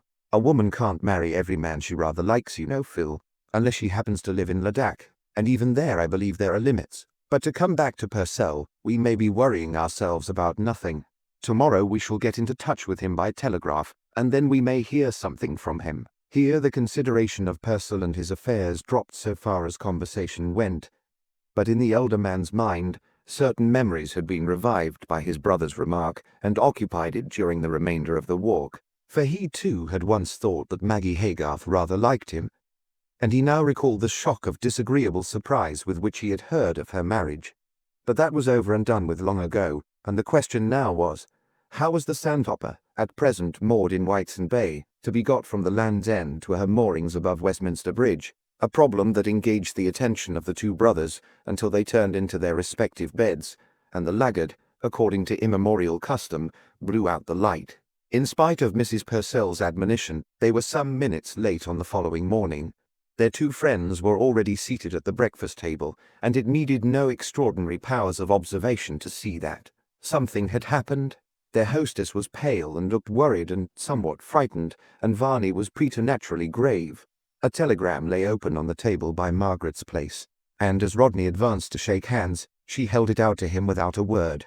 He took the paper and read the brief but ominous message that confirmed but too plainly his misgivings of the previous night. "Where is Dan? Expected him here Tuesday night. Hope nothing wrong. Bradford, Angler's Hotel, Alton." Rodney laid down the telegram and looked at Margaret. "This is a queer business," said he. "Have you done anything?" "No," she replied. "What can we do?" Rodney took a slip of paper and a pencil from his pocket. "If you will write down the name of the partner or clerk who's attending at the office and the address, and that of the caretaker of your flat, I will go and send off reply-paid telegrams to them asking for information as to your husband's whereabouts, and I will also reply to Mr. Bradford." It is just possible that Purcell may have gone home after all. It's very unlikely, said Margaret. The flat is shut up, and he would surely have written. Still, we may as well make sure, if you will be so kind. But won't you have your breakfast first? We'd better waste no time, he answered, and, pocketing the paper, strode away on his errand. Little was said until he returned, and even then the breakfast proceeded in a gloomy silence that contrasted strangely with the usual vivacity of the gatherings around that hospitable table. A feeling of tense expectation pervaded the party, and a vivid sense of impending disaster. Dreary efforts were made to keep some kind of conversation going, but the talk was colourless and disjointed, with long and awkward pauses. Varney especially was wrapped in deep meditation. Outwardly he preserved an appearance of sympathetic anxiety, but inwardly he was conscious of a strange, rather agreeable excitement, almost of elation. When he looked at Margaret's troubled face, he felt a pang of regret, of contrition. But principally he was sensible of a feeling of power, of knowledge. He sat apart, as it were, godlike, omniscient. He knew all the facts that were hidden from the others. The past lay clear before him to the smallest detail. The involved present was as an open book which he read with ease, and he could even peer confidently into the future. And these men and the woman before him, and those others afar off, the men at the office, the caretaker, Penfield, the lawyer, and Bradford at his inn in Norfolk, what were they but so many puppets, moving feverishly hither and thither as he, the unseen master spirit, directed them by a pull at the strings? It was he who had wound them up and set them going, and here he sat, motionless and quiet, watching them do his bidding. He was reminded of an occasion when he had been permitted for a short time to steer a 5,000-ton steamer. What a sense of power it had given him to watch the stupendous consequences of his own trifling movements. A touch of the little wheel, the movement of a spoke or two to right or left, and what a commotion followed. How the steam gear had clanked with furious haste to obey, and the great ship had presently swerved round, responsive to the pressure of his fingers. What a wonderful thing it had been! There was that colossal structure with its enormous burden of merchandise, its teeming population sweating in the stokehold or sleeping in the dark forecastle, its unconscious passengers chatting on the decks, reading, writing or playing cards in saloon or smoking room, and he had it all in the grasp of one hand, had moved it and turned it about with the mere touch of a finger, and so it was now.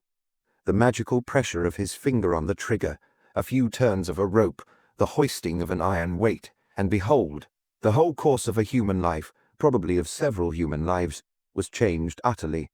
It was a tremendous thought. In a little over an hour, the replies to Rodney's discreetly worded inquiries had come in. Mr. Purcell had not been home, nor had he been heard of at the office. Mr. Penfield had been inquiring as to his whereabouts, and so had Mr. Bradford. That was all, and what it amounted to was that Daniel Purcell had disappeared. "Can't you remember exactly what Dan said about going to Falmouth, Mr. Varney?" Margaret asked. "I am sorry to say I can't," replied Varney. "You see, he just threw the remark off casually, and I didn't ask any questions. He isn't very fond of being questioned, you know. I wonder what he could have been going to Falmouth for." She mused. In reality, she did not wonder at all. She felt pretty certain that she knew, but pride would not allow her publicly to adopt that explanation until it was forced on her. "It seems to me that there is only one course," she continued. "I must go up to town and see Mr. Penfield. Don't you think so, Mr. Rodney?" "Certainly. He is the only one who knows anything and is able to advise." He hesitated a moment and then added, "Hadn't we better come up with you?" "Yes," said Varney eagerly. "Let us all go up." Margaret considered for a few moments. "It is excessively kind and sympathetic of you all, and I am glad you offered, because it makes me feel that I have good, loyal friends, which is a great deal to know just now. But really there would be no use in breaking up your holidays." "What could you do? We can't make a search in person. Why not take over the house and stay on here?" "We don't want the house if you're not in it," said Philip. "No," agreed Jack Rodney. "If we can't be of use to you, we shall get afloat and begin to crawl round the coast homewards." "I think I shall run over to Falmouth and see if I can pick up any news," said Varney. "Thank you," said Margaret. "I think that would be really useful," and Rodney agreed heartily, adding, "Why not come round on the yacht, Varney? We shall probably get there tomorrow night." Varney reflected. and suddenly it was borne in upon him that he felt an unspeakable repugnance to the idea of going on board the yacht, and especially to making the voyage from Senan to Penzance. The feeling came to him as an utter surprise, but there was no doubt of its reality. "I think I'll go over by train," he said. "It will save a day, you know." "Then we will meet you there," said Rodney. "And Mrs. Purcell, will you send us a letter to the Green Banks Hotel, Falmouth, and let us know what Mr. Penfield says and if you would like us to come up to town to help you?" "Thank you, yes, I will," Margaret replied heartily, "and I promise that if I want your help, I will ask for it." "That is a solemn promise, mind," said Rodney. "Yes, I mean it, a solemn promise." So the matter was arranged. By 12 o'clock, the weather being calm, the yacht was got under way for Penzance, and even as on that other occasion, she headed seaward with her crew of 2, watched from the shore by a woman and a man. Chapter 3, in which Margaret Purcell consults Mr. Penfield. Mr. Joseph Penfield was undeniably in a rather awkward dilemma, for he had hooked the wrong fish. His letter to Maggie Purcell had been designed to put him immediately in touch with Purcell himself, whereas it had evoked an urgent telegram from Maggie announcing her intention of calling on him on important business and entreating him to arrange an interview. It was really most unfortunate. There was no one in the world that he had less desire to see at the present moment than Margaret Purcell, and yet there was no possible escape, for not only was he her solicitor and her trustee, but he was an old family friend and not a little attached to her in his dry way. But he didn't want her just now. He wanted Purcell, and he wanted him very badly. For a solicitor of irreproachable character and spotless reputation, his position was highly unpleasant. As soon as he had opened the letter from Penzance, he had recognized the nature of the enclosures, and had instantly connected them with the forgeries of Bank of England notes of which he had heard. The intricate watermarks on the blanks were unmistakable, but so was the handwriting of the accompanying letter. It was Daniel Purcell's beyond a doubt, and the peculiar, intensely black ink was equally characteristic. And, short as the note was, it made perfectly clear its connection with the incriminating enclosures. It wrote down Daniel Purcell, a banknote forger. Now Mr. Penfield was, as we have said, a man of irreproachable character, but he was a very secretive and rather casuistical old gentleman, and his regard for Margaret had led him to apply his casuistry to the present case, pretending to himself that his discovery of the illicit blanks came within the category of client's secrets, which he need not divulge. But in his heart he knew that he was conniving at a felony, that he ought to give information to the police or to the bank, and that he wasn't going to. His plan was to get hold of Purcell, make him destroy the blanks in his presence, and deliver such a warning as would put a stop to the forgeries. But if he did not propose to give Purcell away, neither did he intend to give himself away. He would share his compromising secret with no one, especially with a lady, and this consideration raised the difficult question, what on earth was he to say to Margaret Purcell when she arrived? A question which he was still debating with her telegram spread out before him and his silver snuff-box in his hand, when a clerk entered his private office to announce the unwelcome visitor. Fortifying himself with a pinch of snuff, he rose and advanced towards the door to receive her, and as she entered, he made a quick mental note of her anxious and troubled expression. "How do you do, Mrs. Purcell?" said he with a ceremonious bow. "You have had a long journey and rather an early one. How very unfortunate that this business, to which you refer in your telegram, should have arisen while you were on holiday so far away." "You have guessed what the business is, I suppose?" said Margaret. Mr. Penfield smiled deprecatingly. "We lawyers," said he, "are not much addicted to guessing, especially when definite information is available. Pray be seated, and now," he continued, as Margaret subsided into the client's chair and he resumed his own, resting his elbows on the arms and placing his fingertips together, "let us hear what this new and important business is." "It is about that mysterious letter that you had from my husband," said Margaret. "Dear, dear," said Mr. Penfield, "what a pity that you should have taken this long journey for such a trifling affair. And I thought I gave you all the particulars. You didn't mention whom the letter was from." "For several excellent reasons," replied Mr. Penfield, checking them off on his fingers. "First, I don't know. Second, it is not my business. Third, your husband, whose business it is, does know." My object in writing to you was to get into touch with him so that I could hand back to him this letter which should never have come into my possession. Shall I take down his address now?" "I haven't it myself," Margaret replied with a faint flush. "I have no idea where he is at present. He left Senan on the 23rd to go to Alton via Penzance, but he never arrived at Alton. He has not been home, he has not been to the office, and he has not written. It is rather alarming, especially in connection with your mysterious letter." "Was my letter mysterious?" said Mr. Penfield, rapidly considering this new but not very surprising development. "I hardly think so. It was not intended to be. What was there mysterious about it?" "Everything," she replied, producing the letter from her bag and glancing at it as she spoke. "You emphasize that Dan's letter and the other contents have been seen by no eye but yours, and that they are in a receptacle to which no one has access but yourself. There is a strong hint of something secret and compromising in the nature of Dan's letter and the enclosures." "I would rather say confidential," murmured Mr. Penfield. "And," Margaret continued, "you must see that there is an evident connection between this misdirected letter and Dan's disappearance." Mr. Penfield saw the connection very plainly, but he was admitting nothing. He did indeed allow that it was a coincidence, but would not agree to a necessary connection. "Probably you will hear from your husband in a day or two, and then the letter can be returned." "Is there any reason why you should not show me Dan's letter?" Margaret demanded. "Surely I am entitled as his wife to see it."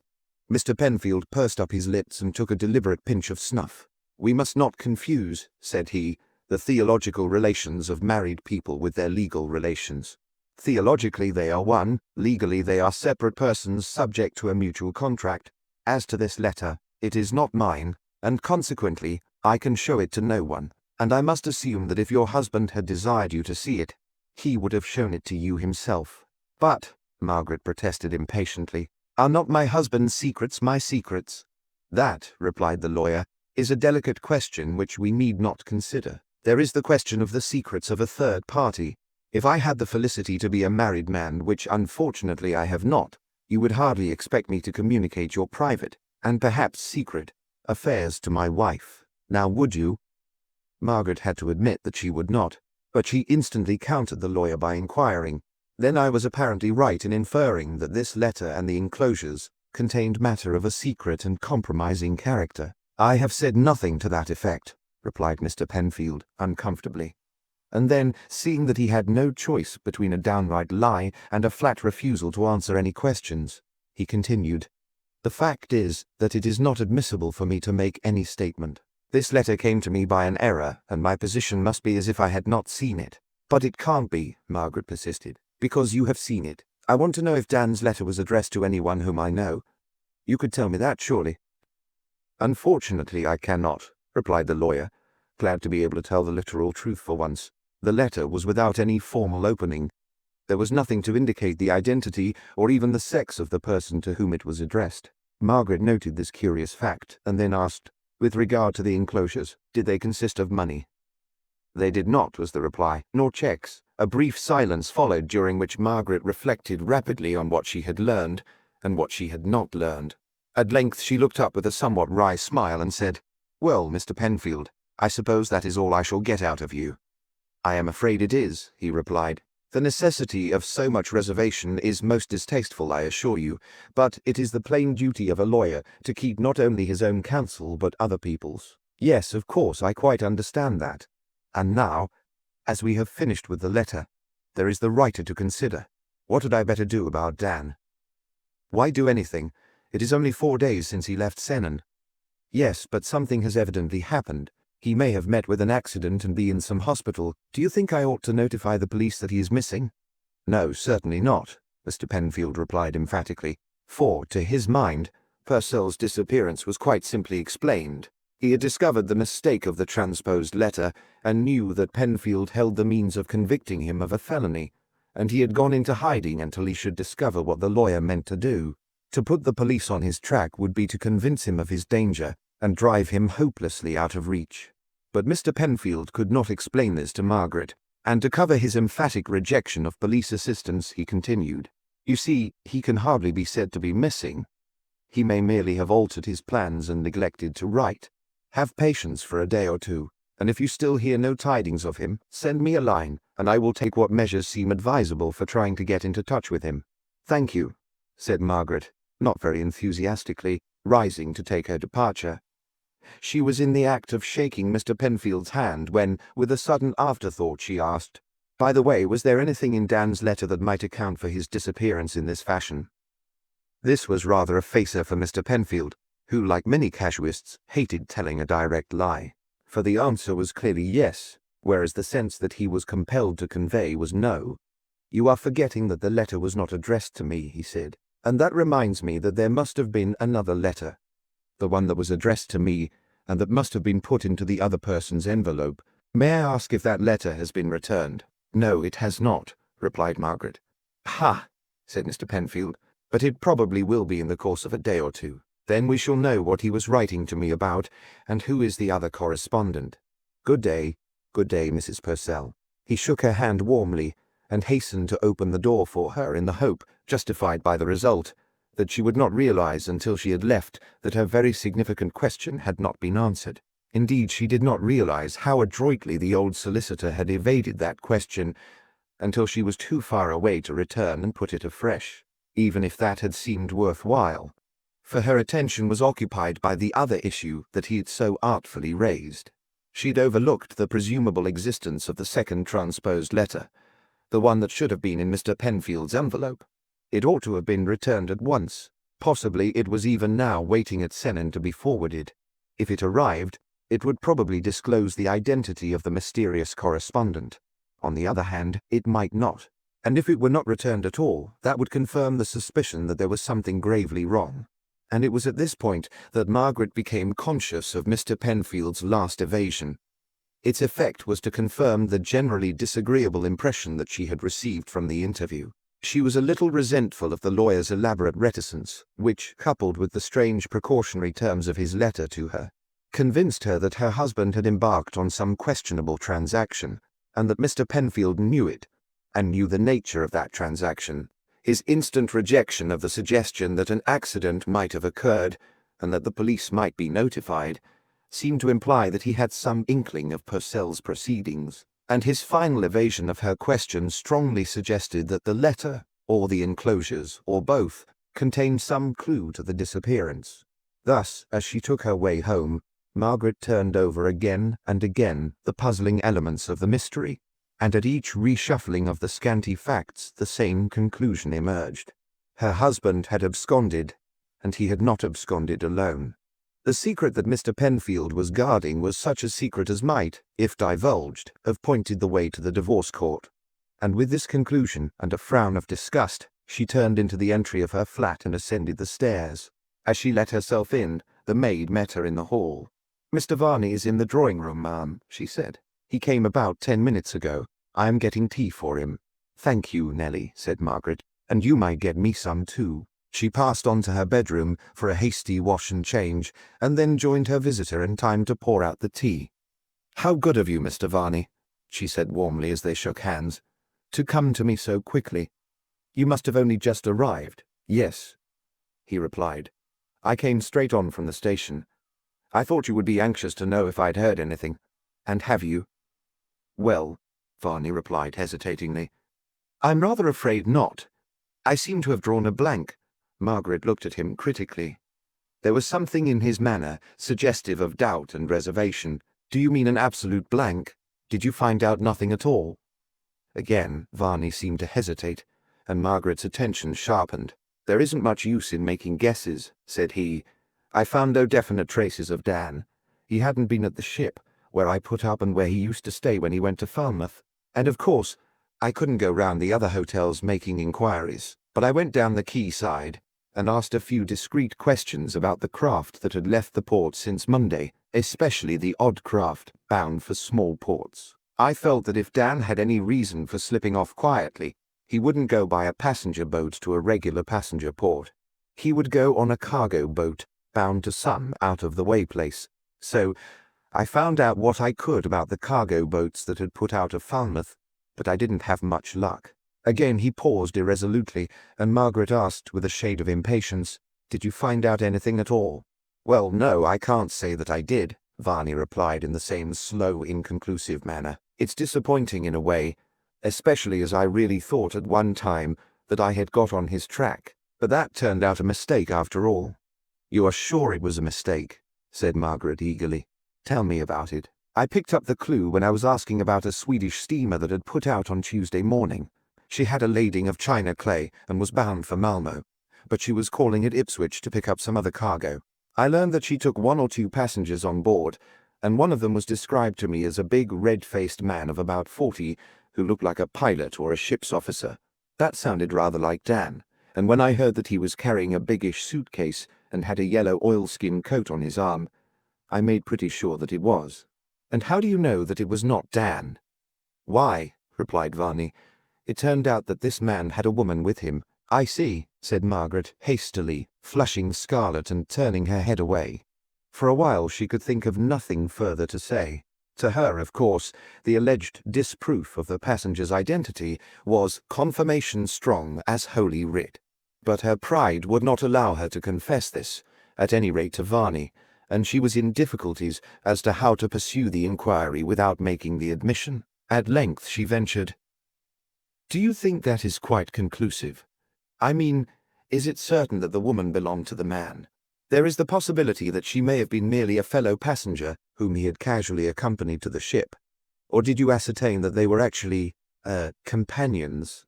"No, by Jove," exclaimed Varney. "I never thought of any other possibilities. I heard that the man went on board with a woman and at once decided that he couldn't be Dan. But you are quite right. They may have just met at the hotel or elsewhere and walked down to the ship together. I wonder if it's worthwhile to make any further inquiries about the ship. I mean, at Ipswich, or, if necessary, at Malmo. Do you remember the ship's name?"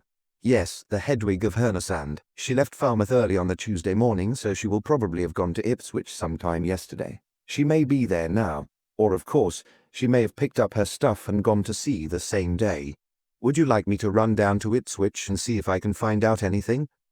Margaret turned on him with a look that set his heart thumping and his pulses throbbing. "Mr. Varney," she said, in a low, unsteady voice, "you make me ashamed and proud. Proud to have such a loyal, devoted friend, and ashamed to be such a tax on him." "Not at all," he replied. "After all," here his voice too became a little unsteady, "Dan was my pal, is my pal still," he added huskily. He paused for a moment, and then concluded, "I'll go down tonight and try to pick up the scent while it is fresh." "It is good of you," she exclaimed, and as she spoke her eyes filled, but she still looked at him frankly as she continued, "Your faithful friendship is no little compensation for—" She was going to say his unfaithfulness, but altered the words to the worry and anxiety of this horrid mystery.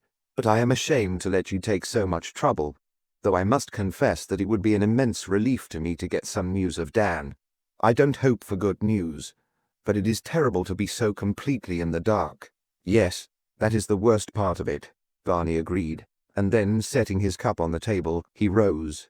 "I had better be getting along now," he said, "so that I can catch the earliest possible train. Goodbye, Mrs. Purcell, and good luck to us both."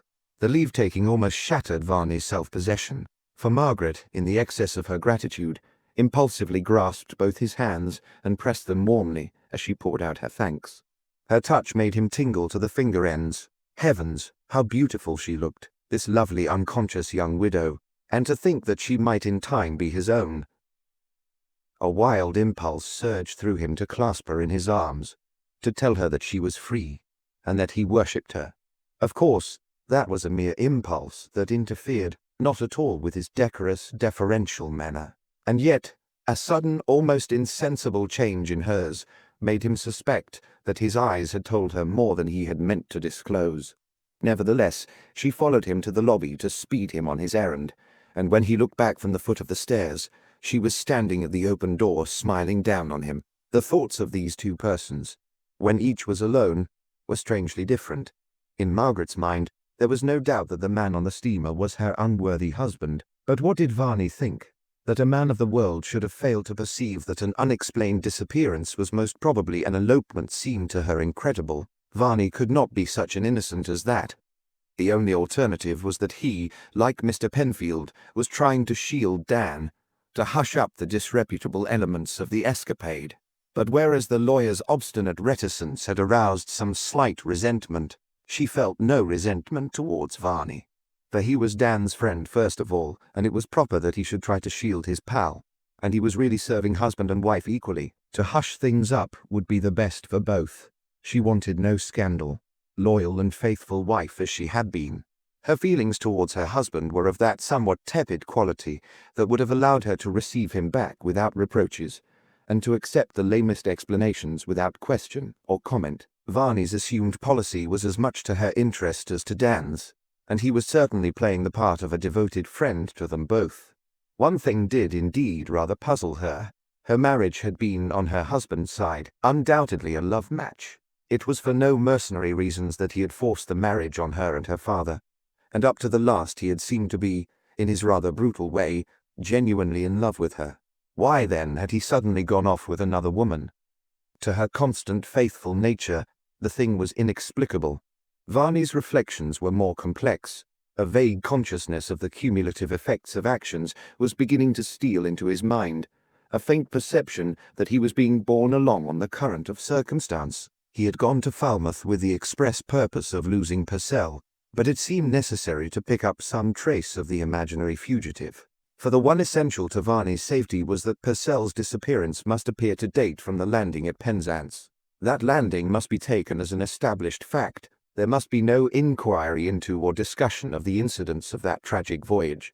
But to that end, it was necessary that Purcell should make some reappearance on shore, must leave some traces for possible pursuers to follow. So Varney had gone to Falmouth to find such traces, and to lose them. That was to have been the end of the business so far as he was concerned. But it was not the end, and as he noted this, he noted too, with a curious interest unmixed with any uneasiness, how one event generates others. He had invented Purcell's proposed visit to Falmouth to give a plausible colour to the disappearance, and to carry the field of inquiry beyond the landing at Penzance. Then the Falmouth story had seemed to commit him to a visit to Falmouth to confirm it. That visit had committed him to the fabrication of the required confirmatory traces, which were to be found and then lost. But he had not quite succeeded in losing them. Margaret's question had seemed to commit him to tracing them further, and now he had got to find and lose Purcell at Ipswich. That, however, would be the end. From Ipswich Purcell would have to disappear for good. The account that he had given Margaret was founded on facts. The ship that he had described was a real ship, which had sailed when he had said that she sailed, and for the ports that he had named.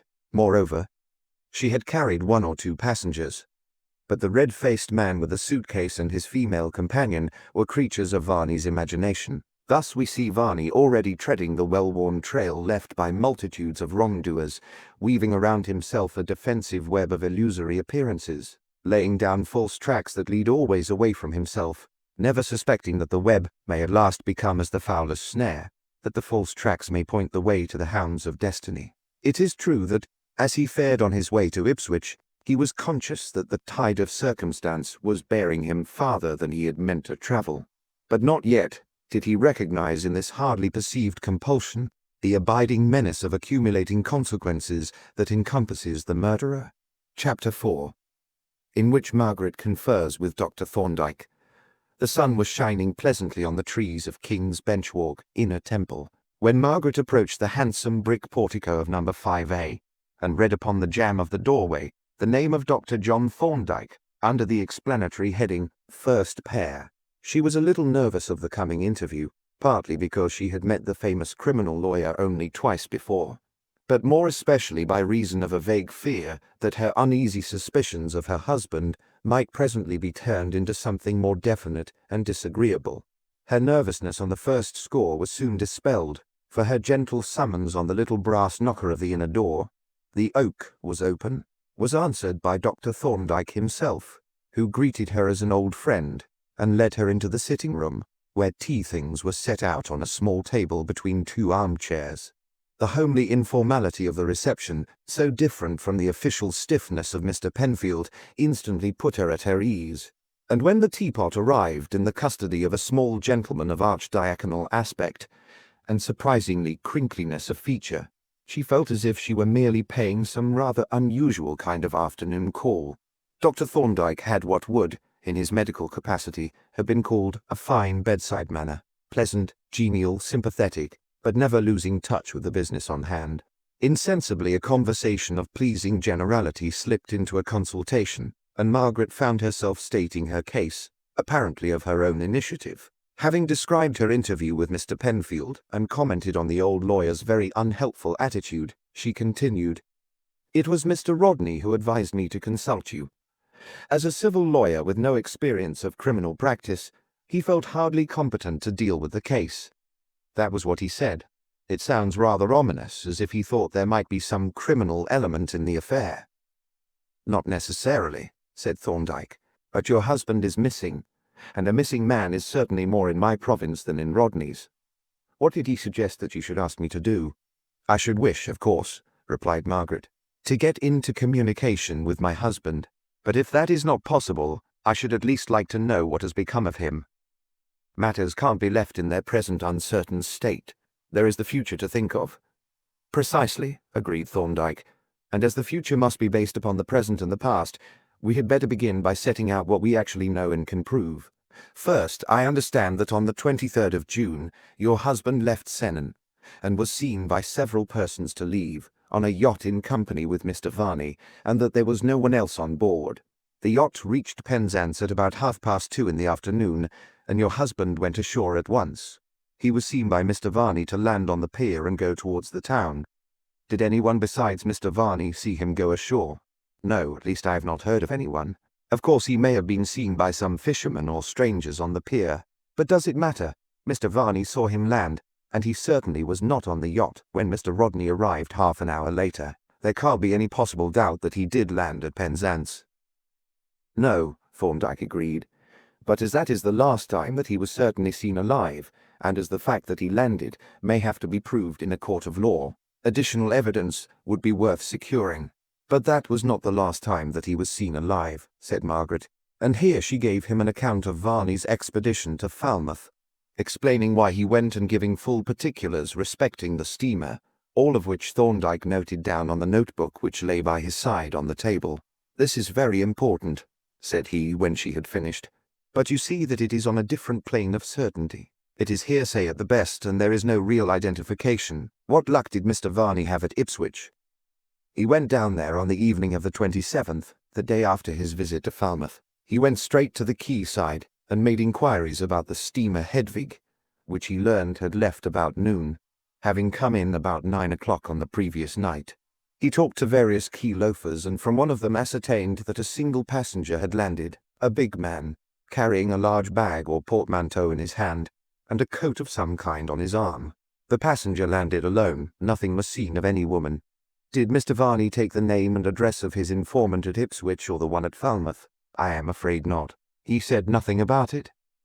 "That is unfortunate," said Thorndyke, "because these witnesses may be wanted, as they might be able to identify a photograph of your husband. We must find out from Mr. Varney what he did in the matter." Margaret looked at Dr. Thorndyke with a slightly puzzled expression. "You speak of witnesses and evidence," said she, "as if you had something definite in your mind. Some legal proceedings, I mean." "I have," he replied. "If your husband makes no sign, and if he does not presently appear, certain legal proceedings will become inevitable." He paused for a few moments and then continued. "You must understand, Mrs. Purcell, that when a man of any position, and especially a married man, disappears from his usual places of resort, as the phrase goes, he upsets all the social adjustments that connect him with his surroundings, and sooner or later, those adjustments have to be made good.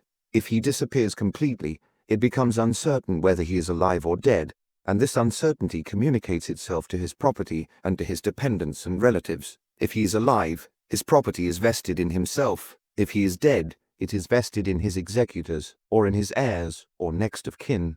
Should he be named as a beneficiary in a will, and should the person who has made that will die after his disappearance, the question immediately arises whether he was dead or alive at the time of the testator's death, a vitally important question, since it affects not only himself and his heirs, but also the other persons who benefit under the will. And then there is the status of the wife. If the missing man is married, the question whether she is a married woman or a widow has, in justice to her, to be settled if and when possible. So you see that the disappearance of a man like your husband sets going a process that generates all sorts of legal problems. You cannot simply write him off and treat him as non-existent. His life must be properly wound up, so that his estate may be disposed of. And this will involve the necessity of presuming his death, and presumption of death may raise difficult questions of survivorship, although these may arise at any moment. What is meant by a question of survivorship? Margaret asked. It is a question which arises in respect of two persons, both of whom are dead, and concerning one or both of whom the exact date of death is unknown. One of them must have died before the other, unless they both died at the same instant. The question is, which survived the other? Which of them died first? It is a question on which may turn the succession to an estate, a title, or even a kingdom. Well, said Margaret, it is not likely to arise in respect of Dan. On the contrary, Thorndyke dissented, it may arise tomorrow. If some person who has left him a legacy should die today, that person's will could not be administered until it had been decided whether your husband was or was not alive at the time the testator died. That is, whether or not he survived the testator. But, as matters stand, we can give no answer to that question. We can prove that he was alive at 2:30 on the RD of June. Thenceforward we have no knowledge of him, excepting what Mr. Varney has told us. Mr. Varney's information is legally worthless unless he can produce the witnesses, and unless they can identify a photograph or otherwise prove that the man whom they saw was actually Mr. Purcell. You must ask Mr. Varney about it. However, at the moment you are more concerned to find out what has become of your husband. I suppose I may ask a few necessary questions. Oh, certainly, she replied. Pray don't have any scruples of delicacy. Ask anything you want to know. Thank you, Mrs. Purcell, said Thorndyke. And to begin with the inevitable question, do you know of, or suspect, any kind of entanglement with any woman? The direct, straightforward question came rather as a relief to Margaret, and she answered without embarrassment. Naturally, I suspect, because I can think of no other reason for his leaving me in this way. But, to be honest, I have never had the slightest grounds of complaint in regard to his behavior with other women. He married me because he fell in love with me, and he has never seemed to change. Whatever he has been to other people, to me he has always appeared, in his rough, taciturn way, as devoted as his nature allowed him to be. This affair is an utter surprise to me. Thorndyke made no comment on this, but following the hint that Margaret had dropped, asked, as to his character in general, what sort of man is he? Is he popular, for instance? No, replied Margaret. He is not very much liked, in fact, with the exception of Mr. Varney. He has no really intimate friends, and I have often wondered how poor Mr. Varney put up with the way he treated him. The truth is that Dan is rather a bully. He is strong, big and pugnacious, and used to having his own way and somewhat brutal at times in his manner of getting it. He is a very self-contained, taciturn, rather secretive man, and, well, perhaps he is not very scrupulous. I am not painting a very flattering picture, I am afraid. It sounds like a good portrait, though, said Thorndyke. When you say that he is not very scrupulous, are you referring to his business transactions?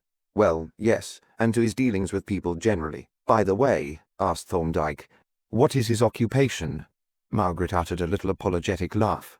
It sounds absurd, but I really don't quite know what his business is.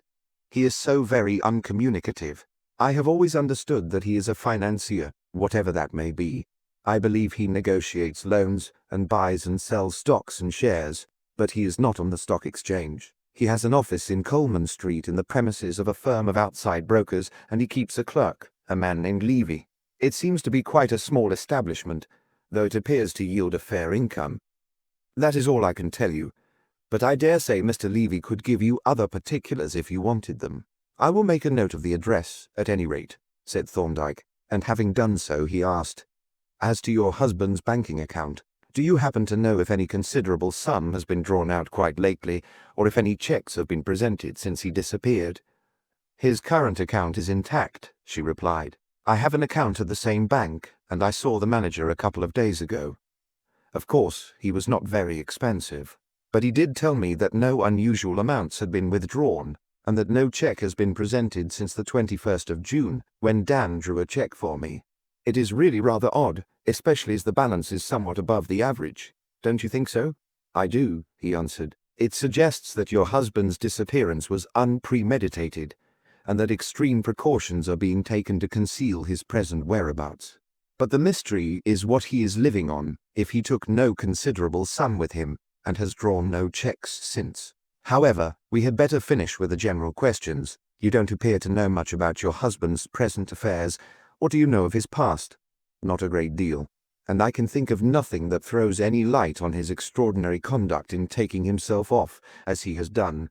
I met him at Maidstone about 6 years ago. He was then employed in the office of a large paper mill, Witchboy's Mill I think it was, as a clerk or accountant. He had then recently come down from Cambridge, and seemed in rather low water. After a time he left Witchboy's and went to London, and very shortly his circumstances began to improve in a remarkable way. It was then that he began his present business, which I know included the making of loans because he lent my father money.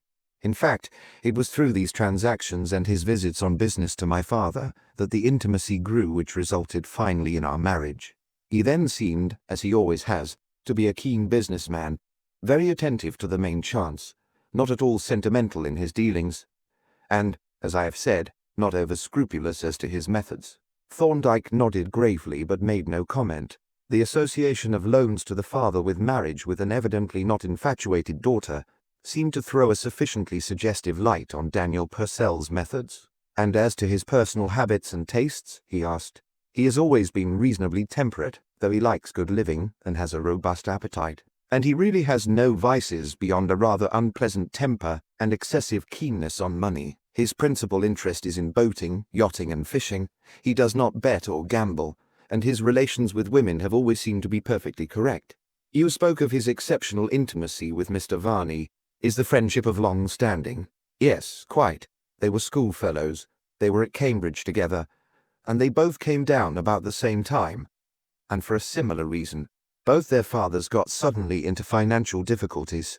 Dan's father was a stockbroker, and he failed suddenly, either through some unlucky speculations or through the default of a client. Mr. Varney's father was a clergyman, and he too lost all his money, and at about the same time.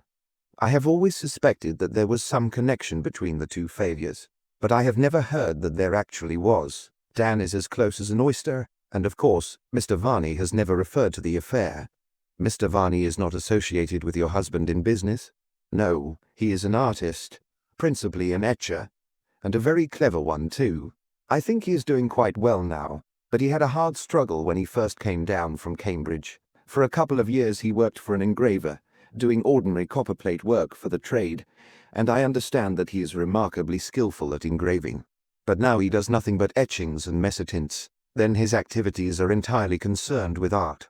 I believe so now, at any rate. After he left the engraver he went to a merchant in the city as a clerk. But he was only there quite a short time, and I fancy he left on account of some sort of unpleasantness, but I know nothing about it. After that he went abroad and travelled about for a time making sketches and drawings of the towns to do his etchings from. In fact, he only came back from Belgium a couple of months ago. But I'm afraid I'm wasting your time with a lot of irrelevant gossip. It is my fault if you are, said Thorndyke, since I put the questions, but the fact is that nothing is irrelevant. Your husband has vanished into space in a perfectly unaccountable manner, and we have to find, if we can, something in his known circumstances which may give us a clue to the motive and the manner of his disappearance, and his probable whereabouts at present. Has he any favourite haunts abroad or at home? He is very partial to the eastern counties, especially the Broads and rivers of Norfolk. You remember he was on his way to Alton Broad when he disappeared. Yes, and one must admit that the waterways of Norfolk and Suffolk, with all their endless communications, would form an admirable hiding place. In a small yacht or covered boat, a man might lose himself in that network of rivers and lakes and lie hidden for months, creeping from end to end of the county without leaving a trace. We must bear that possibility in mind. By the way, have you brought me a copy of that very cautious letter of Mr. Penfield's? I have brought the letter itself, she replied, producing it and laying it on the table. Thank you, said Thorndyke. I will make a copy of it and let you have the original back. And there is another question. Has the letter which Mr. Penfield ought to have received been returned to you? No, replied Margaret. Ha, said Thorndyke. That is important, because it is undoubtedly a remarkable circumstance, and rather significant. A letter in the wrong envelope practically always implies another letter in another wrong envelope. Now a letter was almost certainly written to Mr. Penfield and almost certainly sent. It was presumably a business letter and of some importance. It ought certainly to have been returned to the sender, and under ordinary circumstances would have been. Why has it not been returned? The person to whom it was sent was the person to whom the mysterious communication that Mr. Penfield received was addressed. That communication, we judge from Mr. Penfield's letter, contained some highly confidential matter. But that implies some person who was in highly confidential relations with your husband. The suggestion seems to be that your husband discovered his mistake after he had posted the letter or letters, and that he went at once to this other person and informed him of what had happened. Informed her, Margaret corrected. I must admit, said Thorndyke, that the circumstances give colour to your inference, but we must remember that they would apply equally to a man. They certainly point to an associate of some kind. The character of that associate and the nature of the association are questions that turn on the contents of that letter that Mr. Penfield received. Do you think, asked Margaret, that Mr. Penfield would be more confidential with you than he was with me? I doubt it, was the reply. If the contents of that letter were of a secret nature, he will keep them to himself. And quite right too. But I shall give him a trial all the same, and you had better let him know that you have consulted me.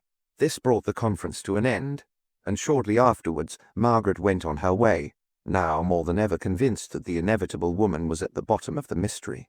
For some time after she had gone, Thorndyke sat with his notes before him, wrapped in profound thought and deeply interested in the problem that he was called upon to solve. He did not share Margaret's suspicions, though he had not strongly contested them. To his experienced eye, the whole group of circumstances, with certain points which he had not thought fit to enlarge on, suggested something more sinister than a mere elopement. There was Purcell's behaviour, for instance. It had all the appearances of an unpremeditated flight. No preparations seemed to have been made, no attempt to wind up his affairs. His banking account was left intact, though no one but he could touch it during his lifetime. He had left or sent no letter of farewell, explanation or apology to his wife, and now that he was gone, he was maintaining a secrecy as to his whereabouts so profound that apparently he did not even dare to draw a cheque. But even more significant was the conduct of Mr. Penfield, taking from its envelope the mysterious letter that had come to Sennan and exploded the mine. Thorndyke spread it out and slowly read it through, and his interpretation of it now was the same as on the occasion when he heard Margaret's epitome of it at Sennan. It was a message to Purcell through his wife, telling him that something which had been discovered was not going to be divulged. What could that something be? The answer, in general terms, seemed to be given by Penfield's subsequent conduct. He had been absolutely uncommunicative to Margaret. Yet Margaret, as the missing man's wife, was a proper person to receive any information that could be given. Apparently, then, the information that Penfield possessed was of a kind that could not be imparted to anyone. Even its very nature could not be hinted at. Now, what kind of information could that be?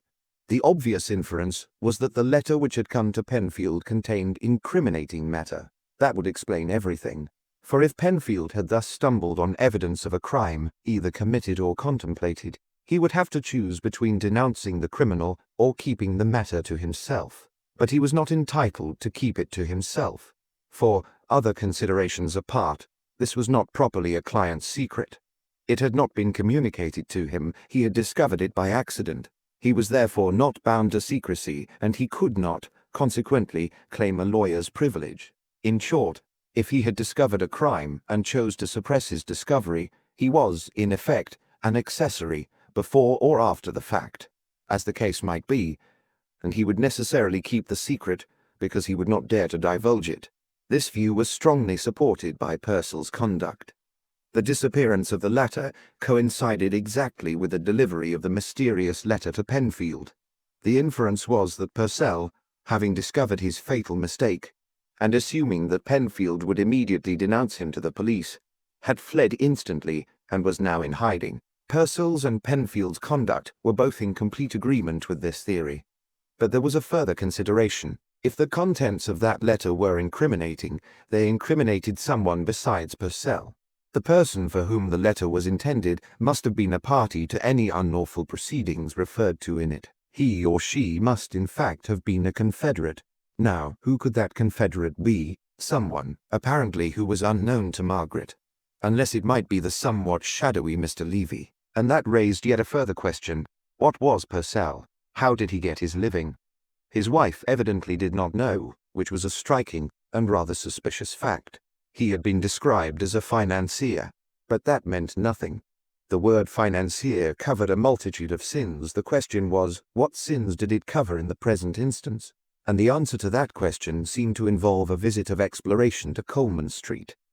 As Thorndyke collected his notes to form the nucleus of a dossier of the Purcell case, he foresaw that his investigations might well unearth some very unlovely skeletons, but that was no fault of his, nor need the disclosures be unnecessarily paraded. But Margaret Purcell's position must be secured and made regular. Her missing husband must either be found and brought back, or he must be written off and disposed of in a proper and legal fashion. Chapter 5, in which Thorndyke makes a few inquiries. If Mr. Penfield had been reluctant to arrange an interview with Margaret Purcell, he was yet more unwilling to accept one with Dr. John Thorndyke. It is true that as a lawyer of the old school, he regarded Thorndyke with a certain indulgent contempt, as a dabbler in law, an amateur, a mere doctor masquerading as a lawyer. But coupled with this contempt was an acknowledged fear, for it was not unknown to him that this medico-legal hermaphrodite had strange and disconcerting methods, that he had a habit of driving his chariot through well-established legal conventions, and of using his eyes and ears in a fashion not recognized by orthodox legal precedent. Accordingly, when he received a note from Thorndyke announcing the intention of the writer to call on him, he would have liked to decline the encounter. A less courageous man would have absented himself. But Mr. Penfield was a sportsman to the backbone, and having got himself into difficulties by that very quality, elected to face the music like a man, and so it happened that when Thorndyke arrived in the clerk's office, he was informed that Mr. Penfield was at liberty and was duly announced and ushered into the sanctum. The old solicitor received him with a sort of stiff cordiality, helped himself to a pinch of snuff, and awaited the opening of the offensive. "You have heard from Mrs. Purcell, I presume?" said Thorndyke. "Yes. I understand that you are commissioned by her to ascertain the whereabouts of her husband. A very desirable thing to do, and I wish you every success." "I am sure you do," said Thorndyke, "and it is with that conviction that I have called on you to enable you to give effect to your good wishes." Mr. Penfield paused, with his snuff-box open and an infinitesimal particle between his finger and thumb, to steal a quick glance at Thorndyke. "In what way?" he asked.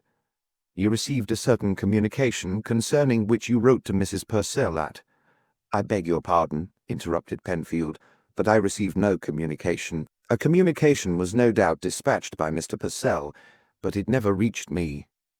I am referring to a letter which did reach you, a letter with certain enclosures, apparently put into the wrong envelope, and which," said Penfield, "is consequently no concern of mine, or, if you will pardon my saying so, of yours." "Of that," said Thorndyke, "you are doubtless a better judge than I am, since you have read the letter and I have not.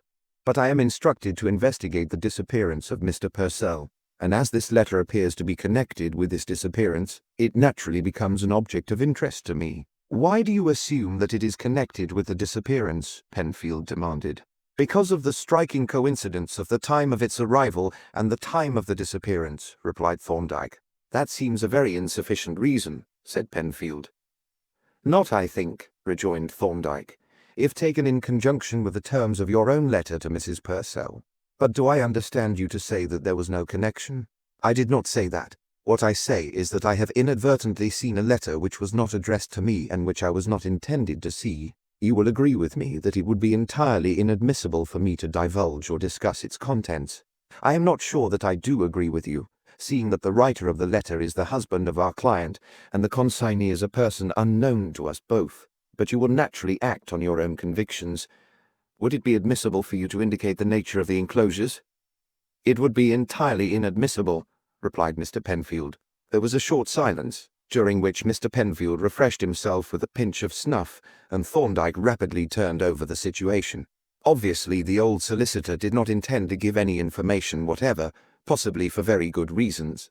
At any rate, his decision had to be accepted, and this Thorndyke proceeded to acknowledge. "Well, Mr. Penfield," he said, "I mustn't urge you to act against your professional conscience, I am sure you would help me if you could. By the way, I assume that there would be no objection to my inspecting the envelope in which that letter was contained."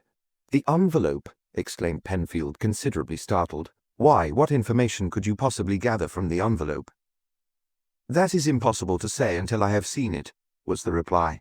"However," said Penfield, "I am afraid that the same objection applies, sorry as I am to refuse."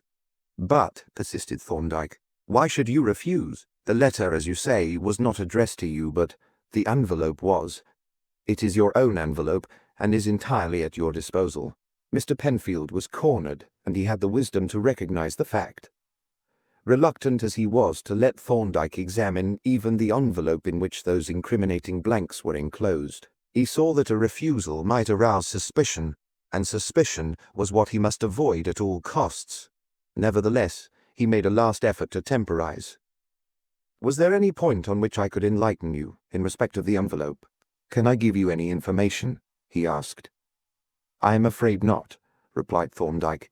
"My experience has taught me always to examine the exteriors of letters closely. By doing so, one often picks up unexpected crumbs of evidence, but naturally, one cannot tell in advance what there may be to observe." "No," agreed Penfield. "Quite so. It is like cross-examination. Well, I am afraid you won't pick up much this time, but if you really wish to inspect the envelope, I suppose, as you say, I need not scruple to place it in your hands." With this he rose and walked over to the safe, and opened an inner drawer, and keeping his back towards Thorndyke, took out the envelope, which he carefully emptied of its contents.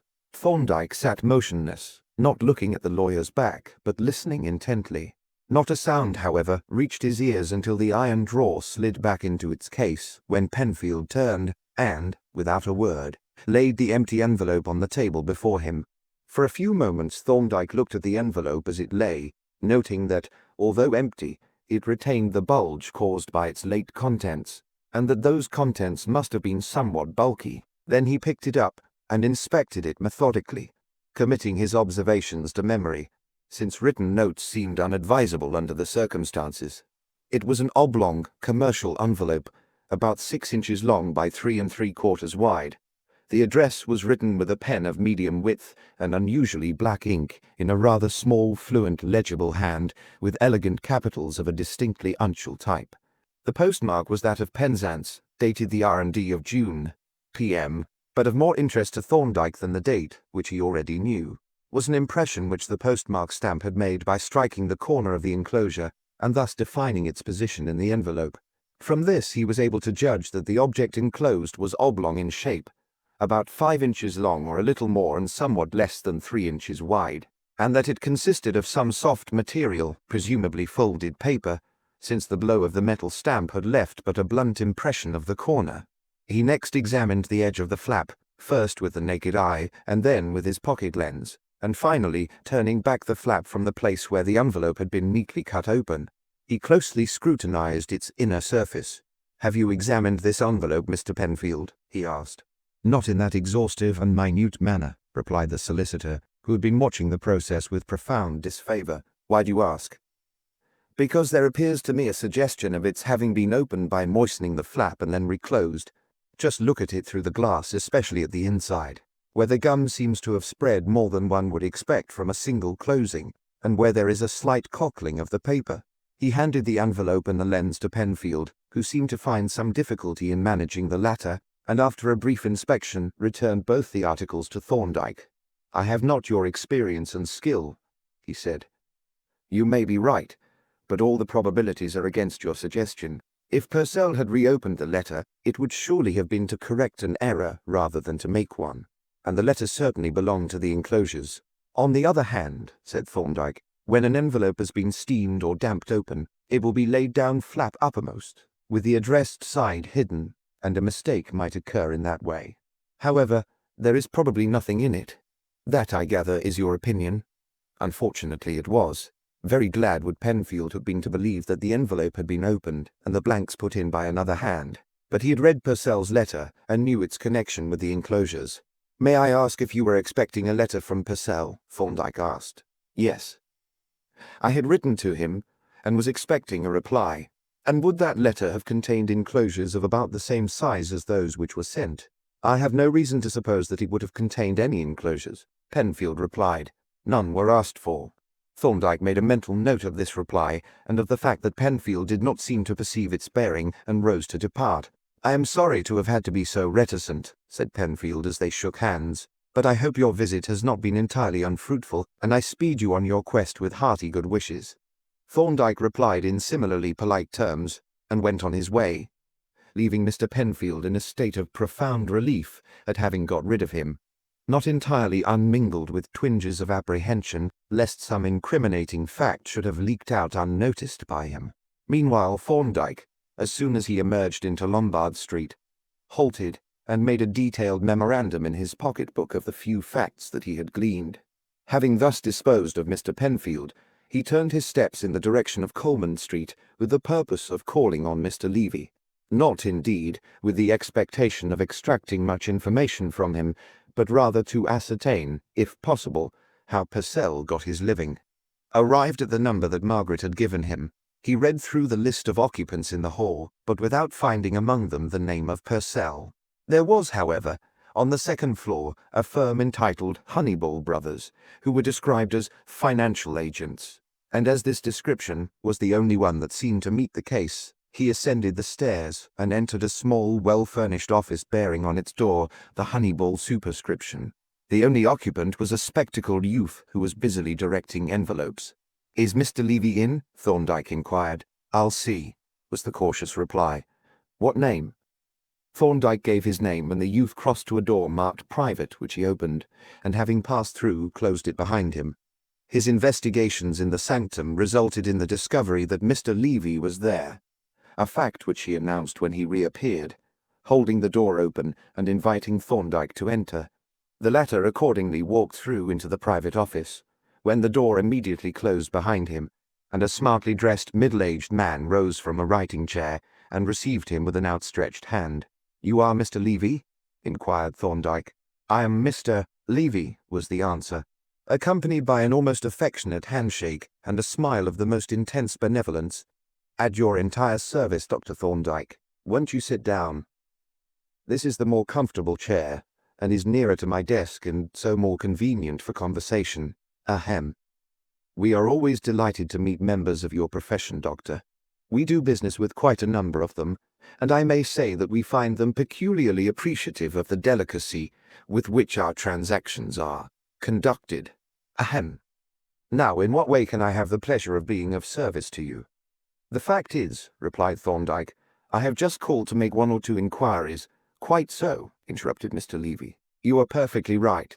The wisdom of our ancestors, Dr. Thorndyke, expresses itself admirably in the old adage, 'Look before you leap.' Don't be diffident, sir. The more inquiries you make, the better we shall be pleased. Now, what is the first point?"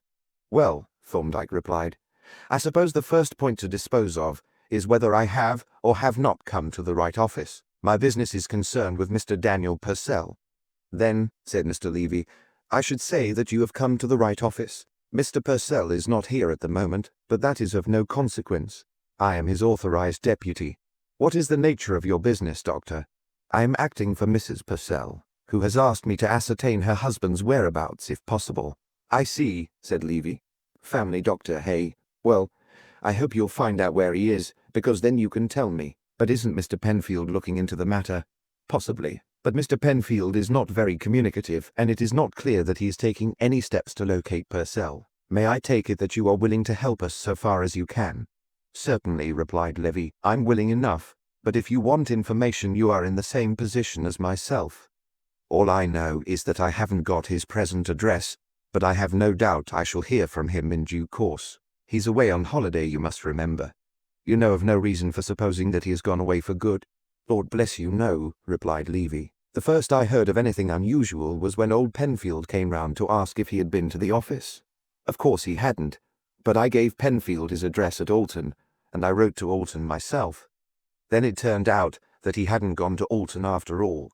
I admit that it is queer he hasn't written, seeing how methodical he usually is, but there is nothing to make a fuss about. Purcell isn't the sort of man to go off on a jaunt that would involve his dropping money, I can tell you that. And meanwhile his absence is not causing any embarrassment in a business sense.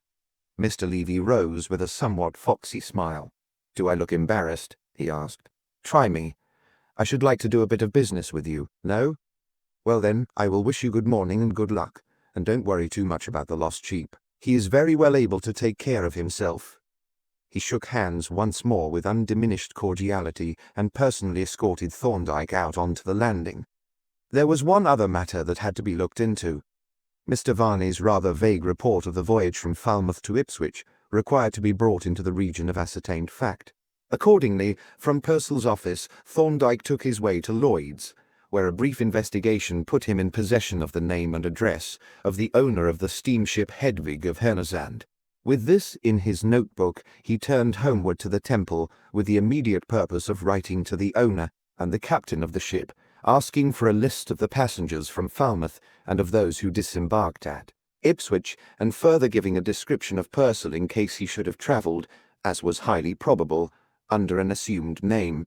With these particulars, it would be possible at least to attempt to trace the missing man, while, if it should turn out that Varney had been misinformed, the trouble and expense of a search in the wrong place would be avoided.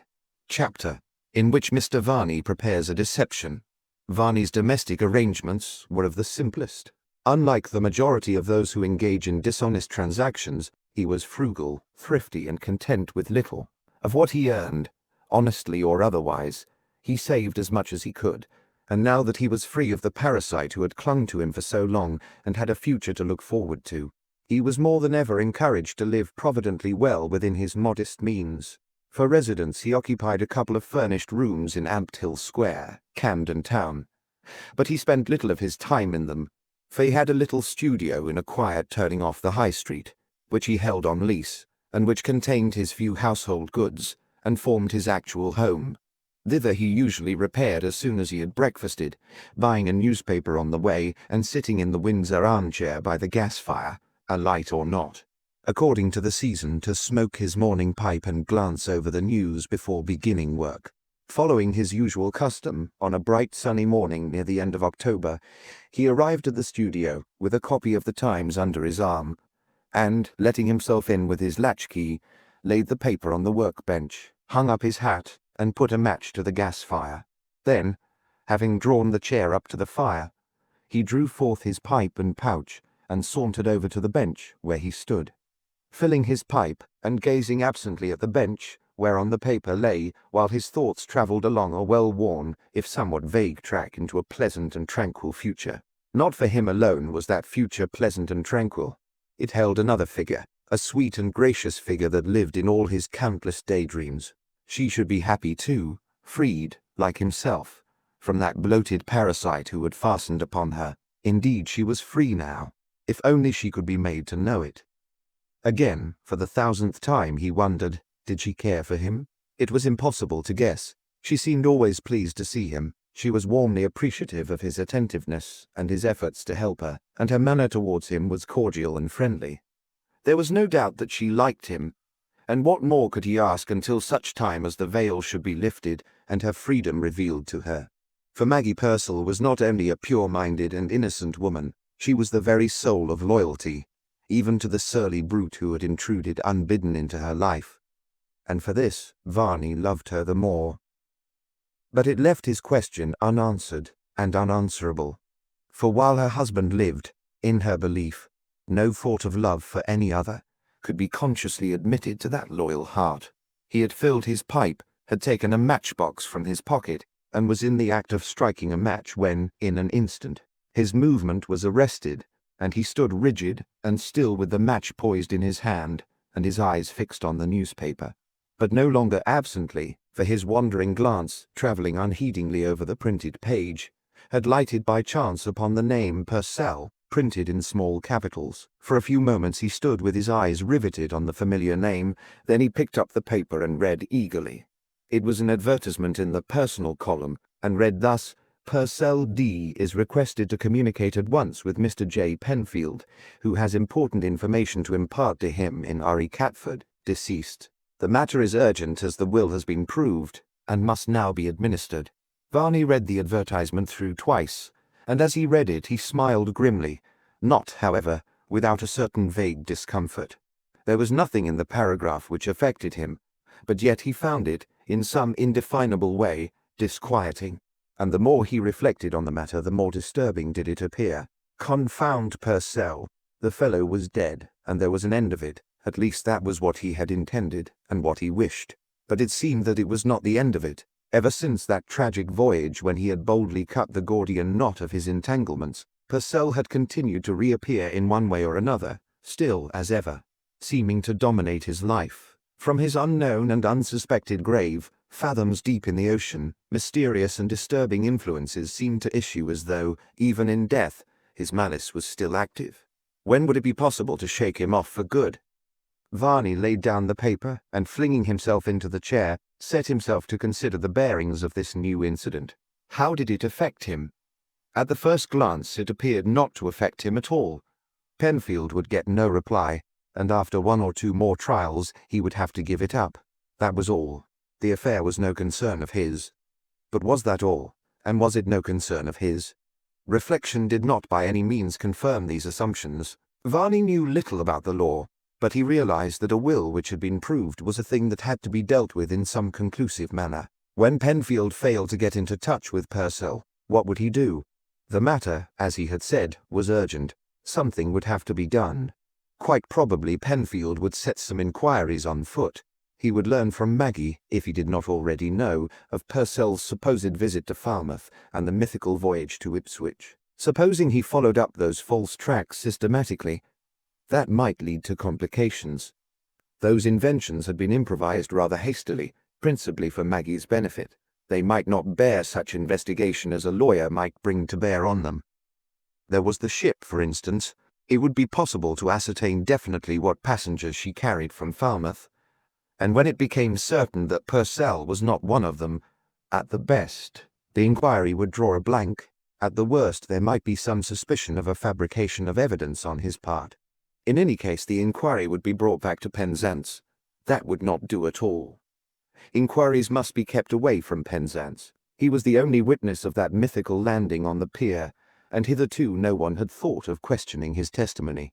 He believed that his own arrival on the pier had been unnoticed.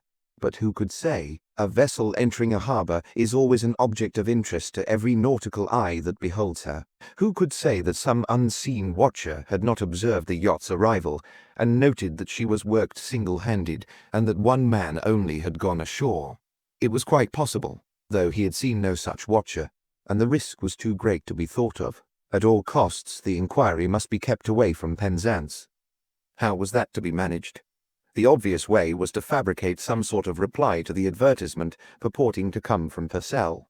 A telegram, for instance, from France or Belgium, or even from some place in the eastern counties. The former was hardly possible, however. He could not afford the time or expense of a journey abroad, and, moreover, his absence from England would be known, and its coincidence with the arrival of the telegram might easily be noticed. Coincidences of that kind were much better avoided. On reflection, the telegram did not commend itself. Penfield would naturally ask himself, why a telegram when a letter would have been equally safe and so much more efficient? For both would reveal approximately the whereabouts of the sender. No, a telegram would not answer the purpose. It would not be quite safe, for telegrams, like typewritten letters, are always open to suspicion as to their genuineness. Such suspicions may lead to inquiries at the telegraph office. On the other hand, a letter, if it could be properly managed, would have quite the contrary effect. It would be accepted as convincing evidence, not only of the existence of the writer, but of his whereabouts at the time of writing. If only it could be properly managed. But could it be? He struck a match and lit his pipe, to little purpose, for it went out and was forgotten in the course of a minute. Could he produce a letter from Purcell?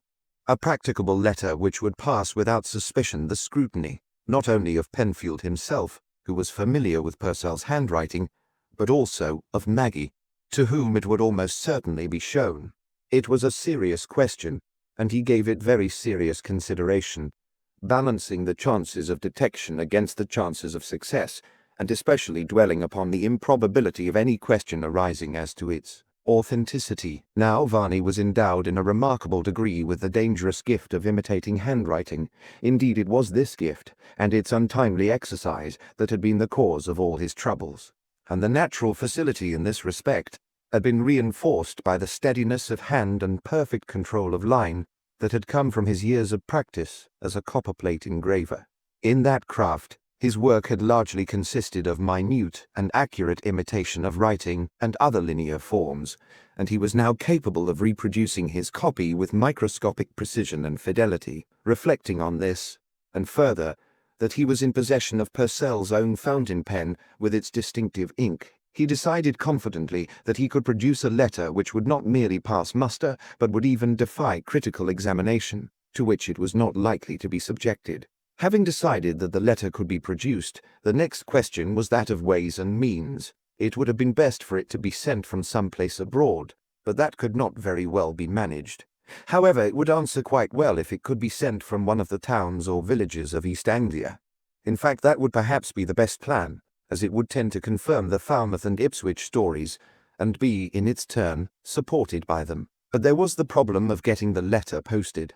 That would involve a journey down to Suffolk or Norfolk, and to this there were several objections. In the first place, he could ill spare the time, for he had a good deal of work on hand.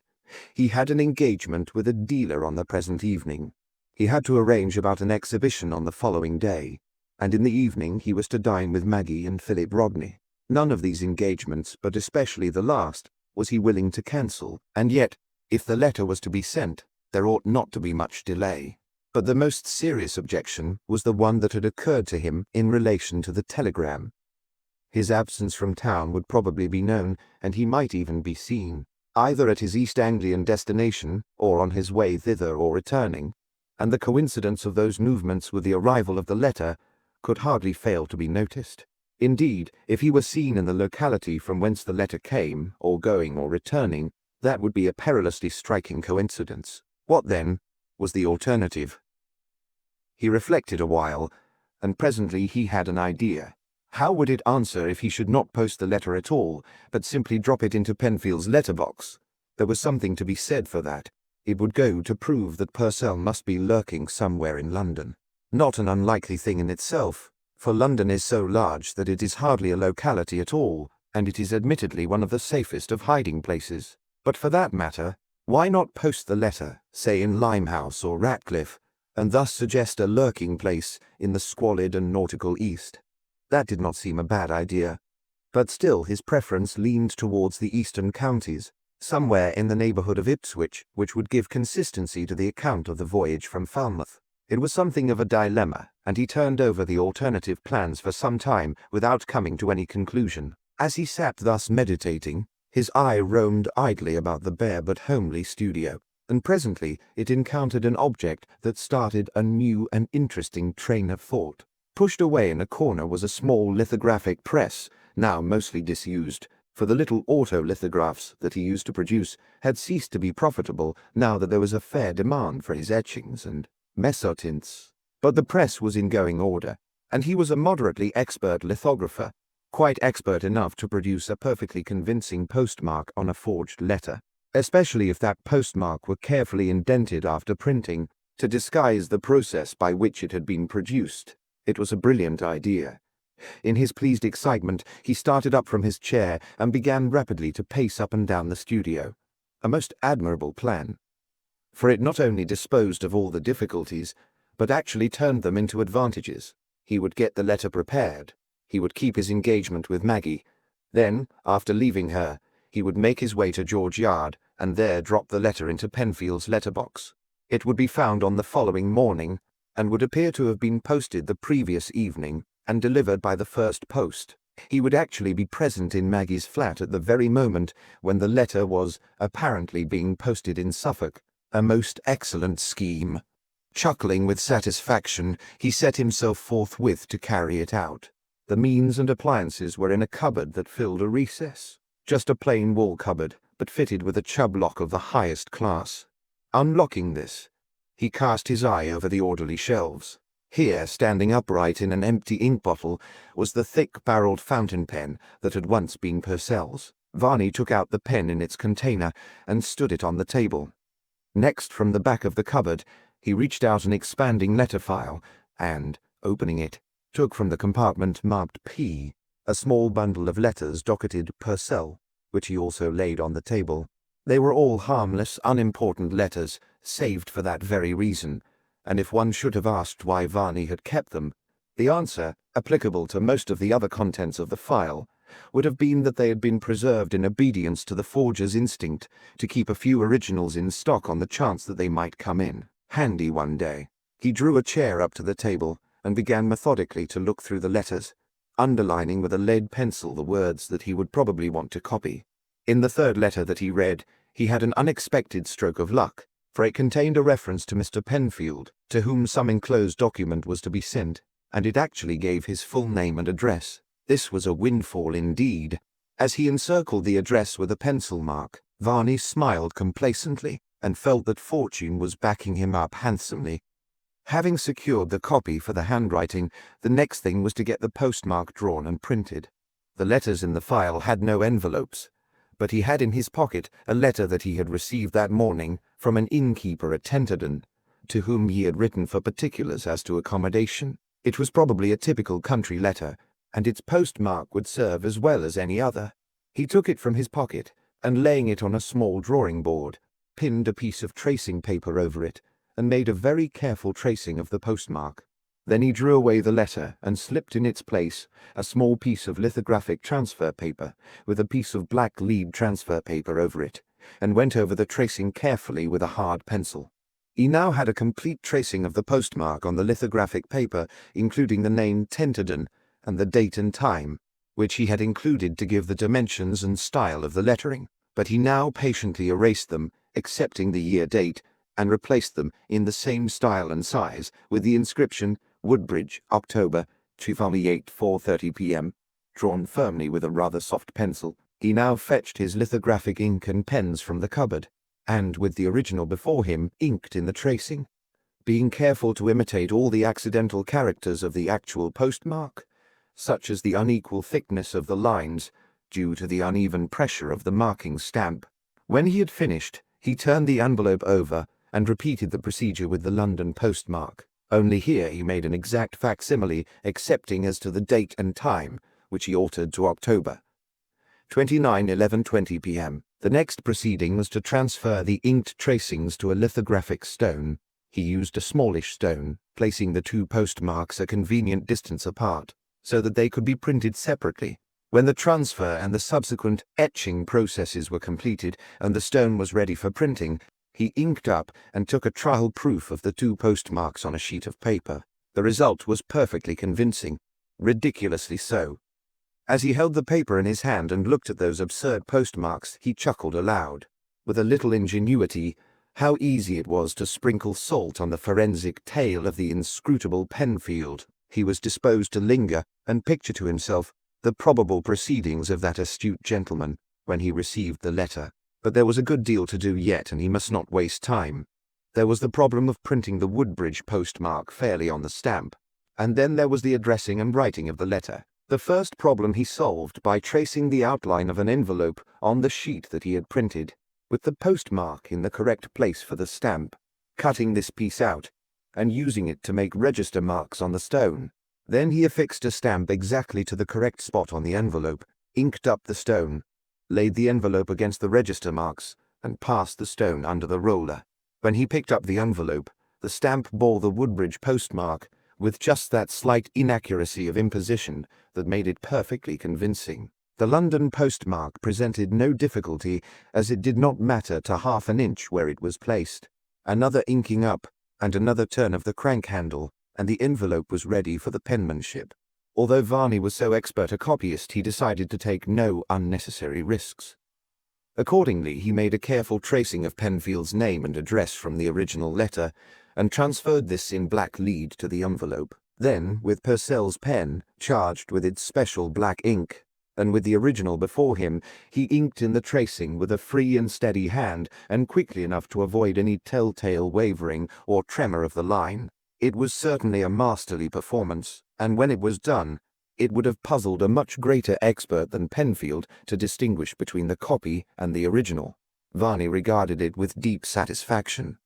He was about to put it aside to dry, before he should rub out the tracing marks, when it occurred to him that Purcell would almost certainly have marked it confidential or personal.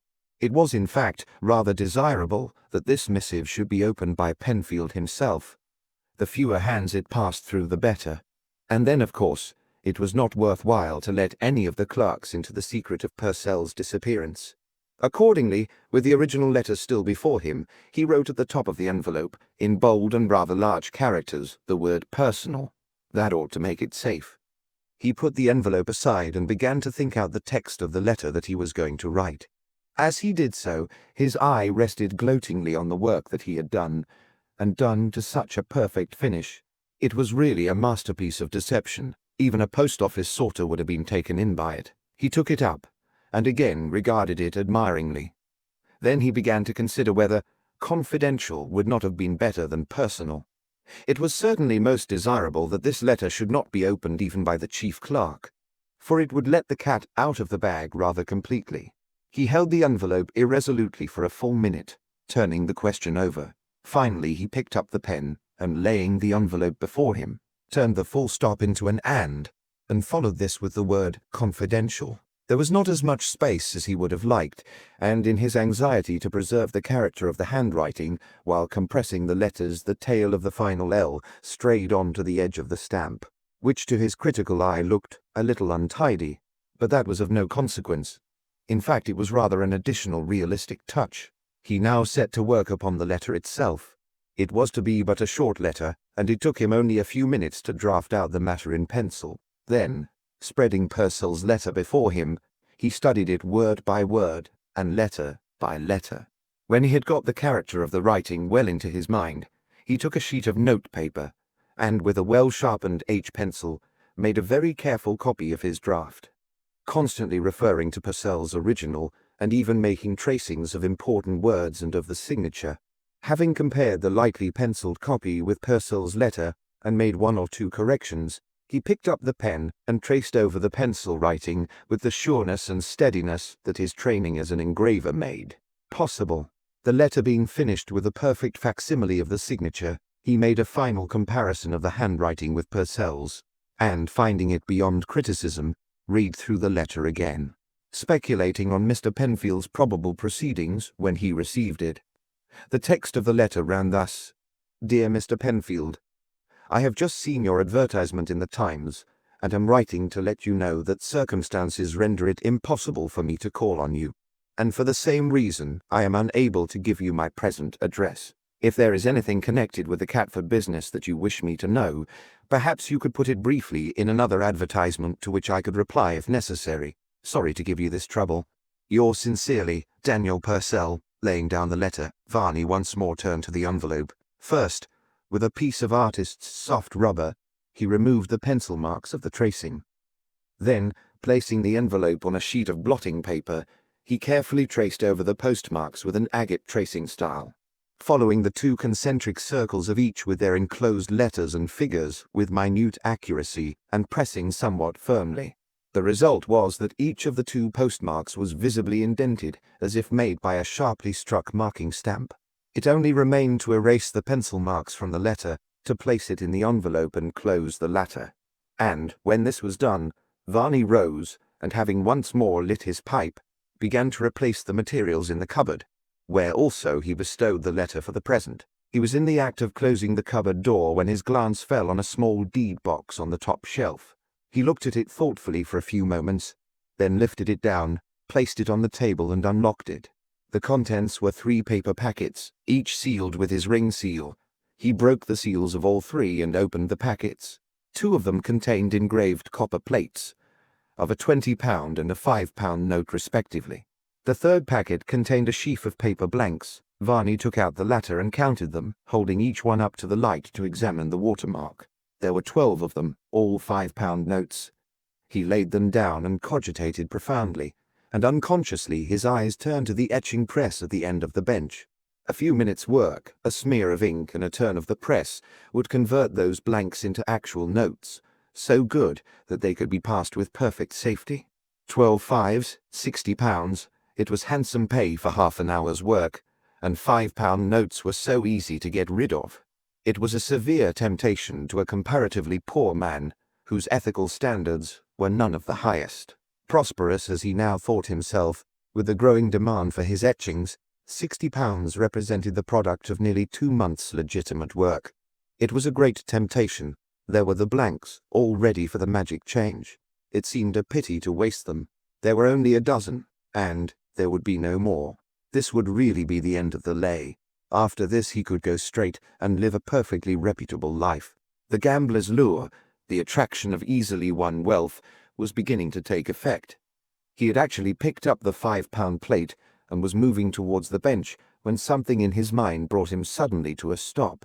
In that moment, there had risen before his mental vision the sweet and gracious figure of Margaret Purcell. Instantly his feelings underwent a revulsion. That which but a minute ago had seemed natural and reasonable now looked unspeakably sordid and base. No compulsion now urged him on unwillingly to crime. It would be his own choice, the choice of mere greed. Was it for this that he had set her and himself free? Could he stand in her presence and cherish thoughts of honorable love with this mean crime, committed of his own free will, on his conscience? Assuredly not. The very corpse of Purcell cried out from its dark tomb beneath the wolf on this voluntary resumption of the chains which he had broken at the cost of murder. Once more he turned towards the bench, but now with a different purpose. Hurriedly, as if fearful of another backsliding, he caught up a large graver and drove its point across the plate from corner to corner, ploughing up the copper in a deep score. That finished the matter. Never again could that plate be printed from. But he did not leave it at that. With a shaving scraper he pared off the surface of the plate until the engraving on it was totally obliterated. He fetched the other plate and treated it in a similar manner. Then he flung both plates into a porcelain dish and filled it with strong nitric acid mordant. Finally, as the malodorous red fumes began to rise from the dish, he took up the sheaf of blanks and held them in the flame of the gas stove. When the last blackened fragments had fallen to the earth, he drew a deep breath. Now at last he was free, really free, free even from the peril of his own weakness. His labors had consumed the best part of the morning, but in any case, he was in no mood for his ordinary work. Opening the window a little wider to let the fumes escape, he took his hat from the peg and went forth, turning his steps in the direction of Regent's Park. Chapter 7. The Flashnote Factory. To the lover of quiet and the admirer of urban comeliness, the ever-increasing noise and turmoil of London and its ever-decreasing architectural interest and charm give daily an added value. To the Inns of Court, in whose peaceful precincts quiet and comeliness yet survive, and of the Inns of Court, if we except old buildings, Lincoln's Inn, the Temple with its cloisters, its fountain and its ancient church, makes the strongest appeal to the affections of that almost extinct creature. The Londoner, of which class the last surviving genuine specimens are to be found in its obsolete chambers, living on amidst the amenities of a bygone age. But it was neither the quiet nor the architectural charm of the old domestic buildings that had caused Mr. Superintendent Miller of the Criminal Investigation Department to take the Temple on his way from Scotland Yard to Fleet Street, though it was as short a way as any. Nor was it a desire to contemplate the houses attributed to Wren that made him slow down when he reached King's Bench Walk and glance hesitatingly up and down that pleasant thoroughfare, if a thoroughfare it can be called. The fact is that Mr. Miller was engaged in certain investigations which had led him, as investigations sometimes do, into a blind alley, and it was in his mind to see if the keen vision of Dr. John Thorndyke could detect a way out. But he did not want a formal consultation. Rather, he desired to let the matter arise as it were by chance, and he did not quite see how to manage it. Here, as he stood hesitating opposite Thorndyke's chambers, Providence came to his aid, for at this moment a tall figure emerged from the shadow of the covered passage from Mitre Court, and came with an easy, long-legged swing down to tree-shaded footway. Instantly, the superintendent strode forward to intercept the newcomer, and the two met halfway up the walk. "You were not coming to see me by any chance?" Thorndyke asked when the preliminary greetings had been exchanged. "No," replied Miller, though I had half a mind to look in on you just to pass the time of day.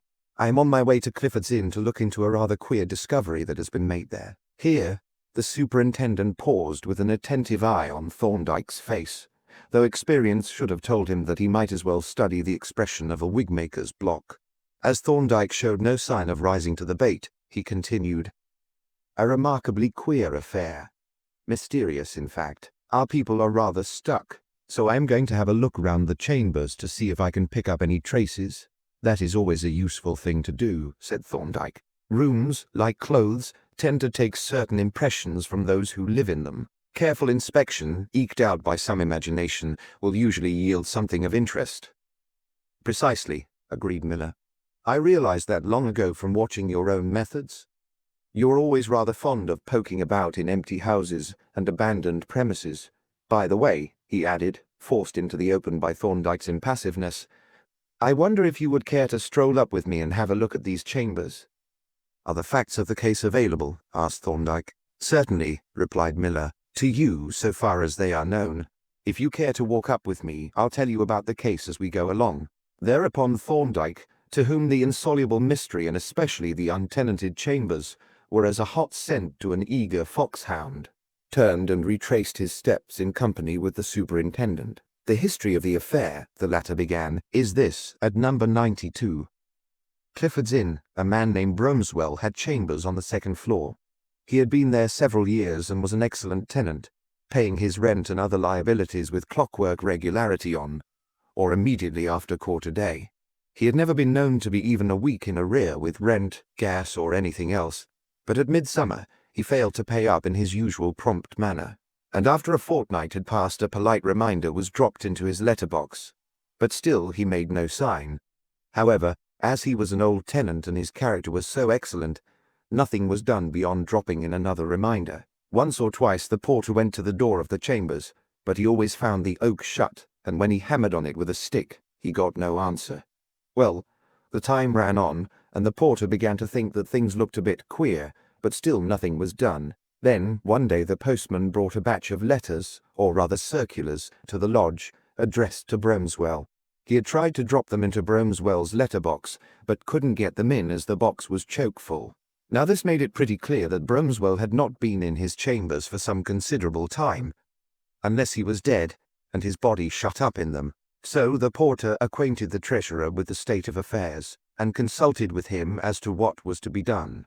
There were no means of getting into the chambers without breaking in, for the tenant had at some time fixed a new patent lock on the outer door, and the porter had no duplicate key.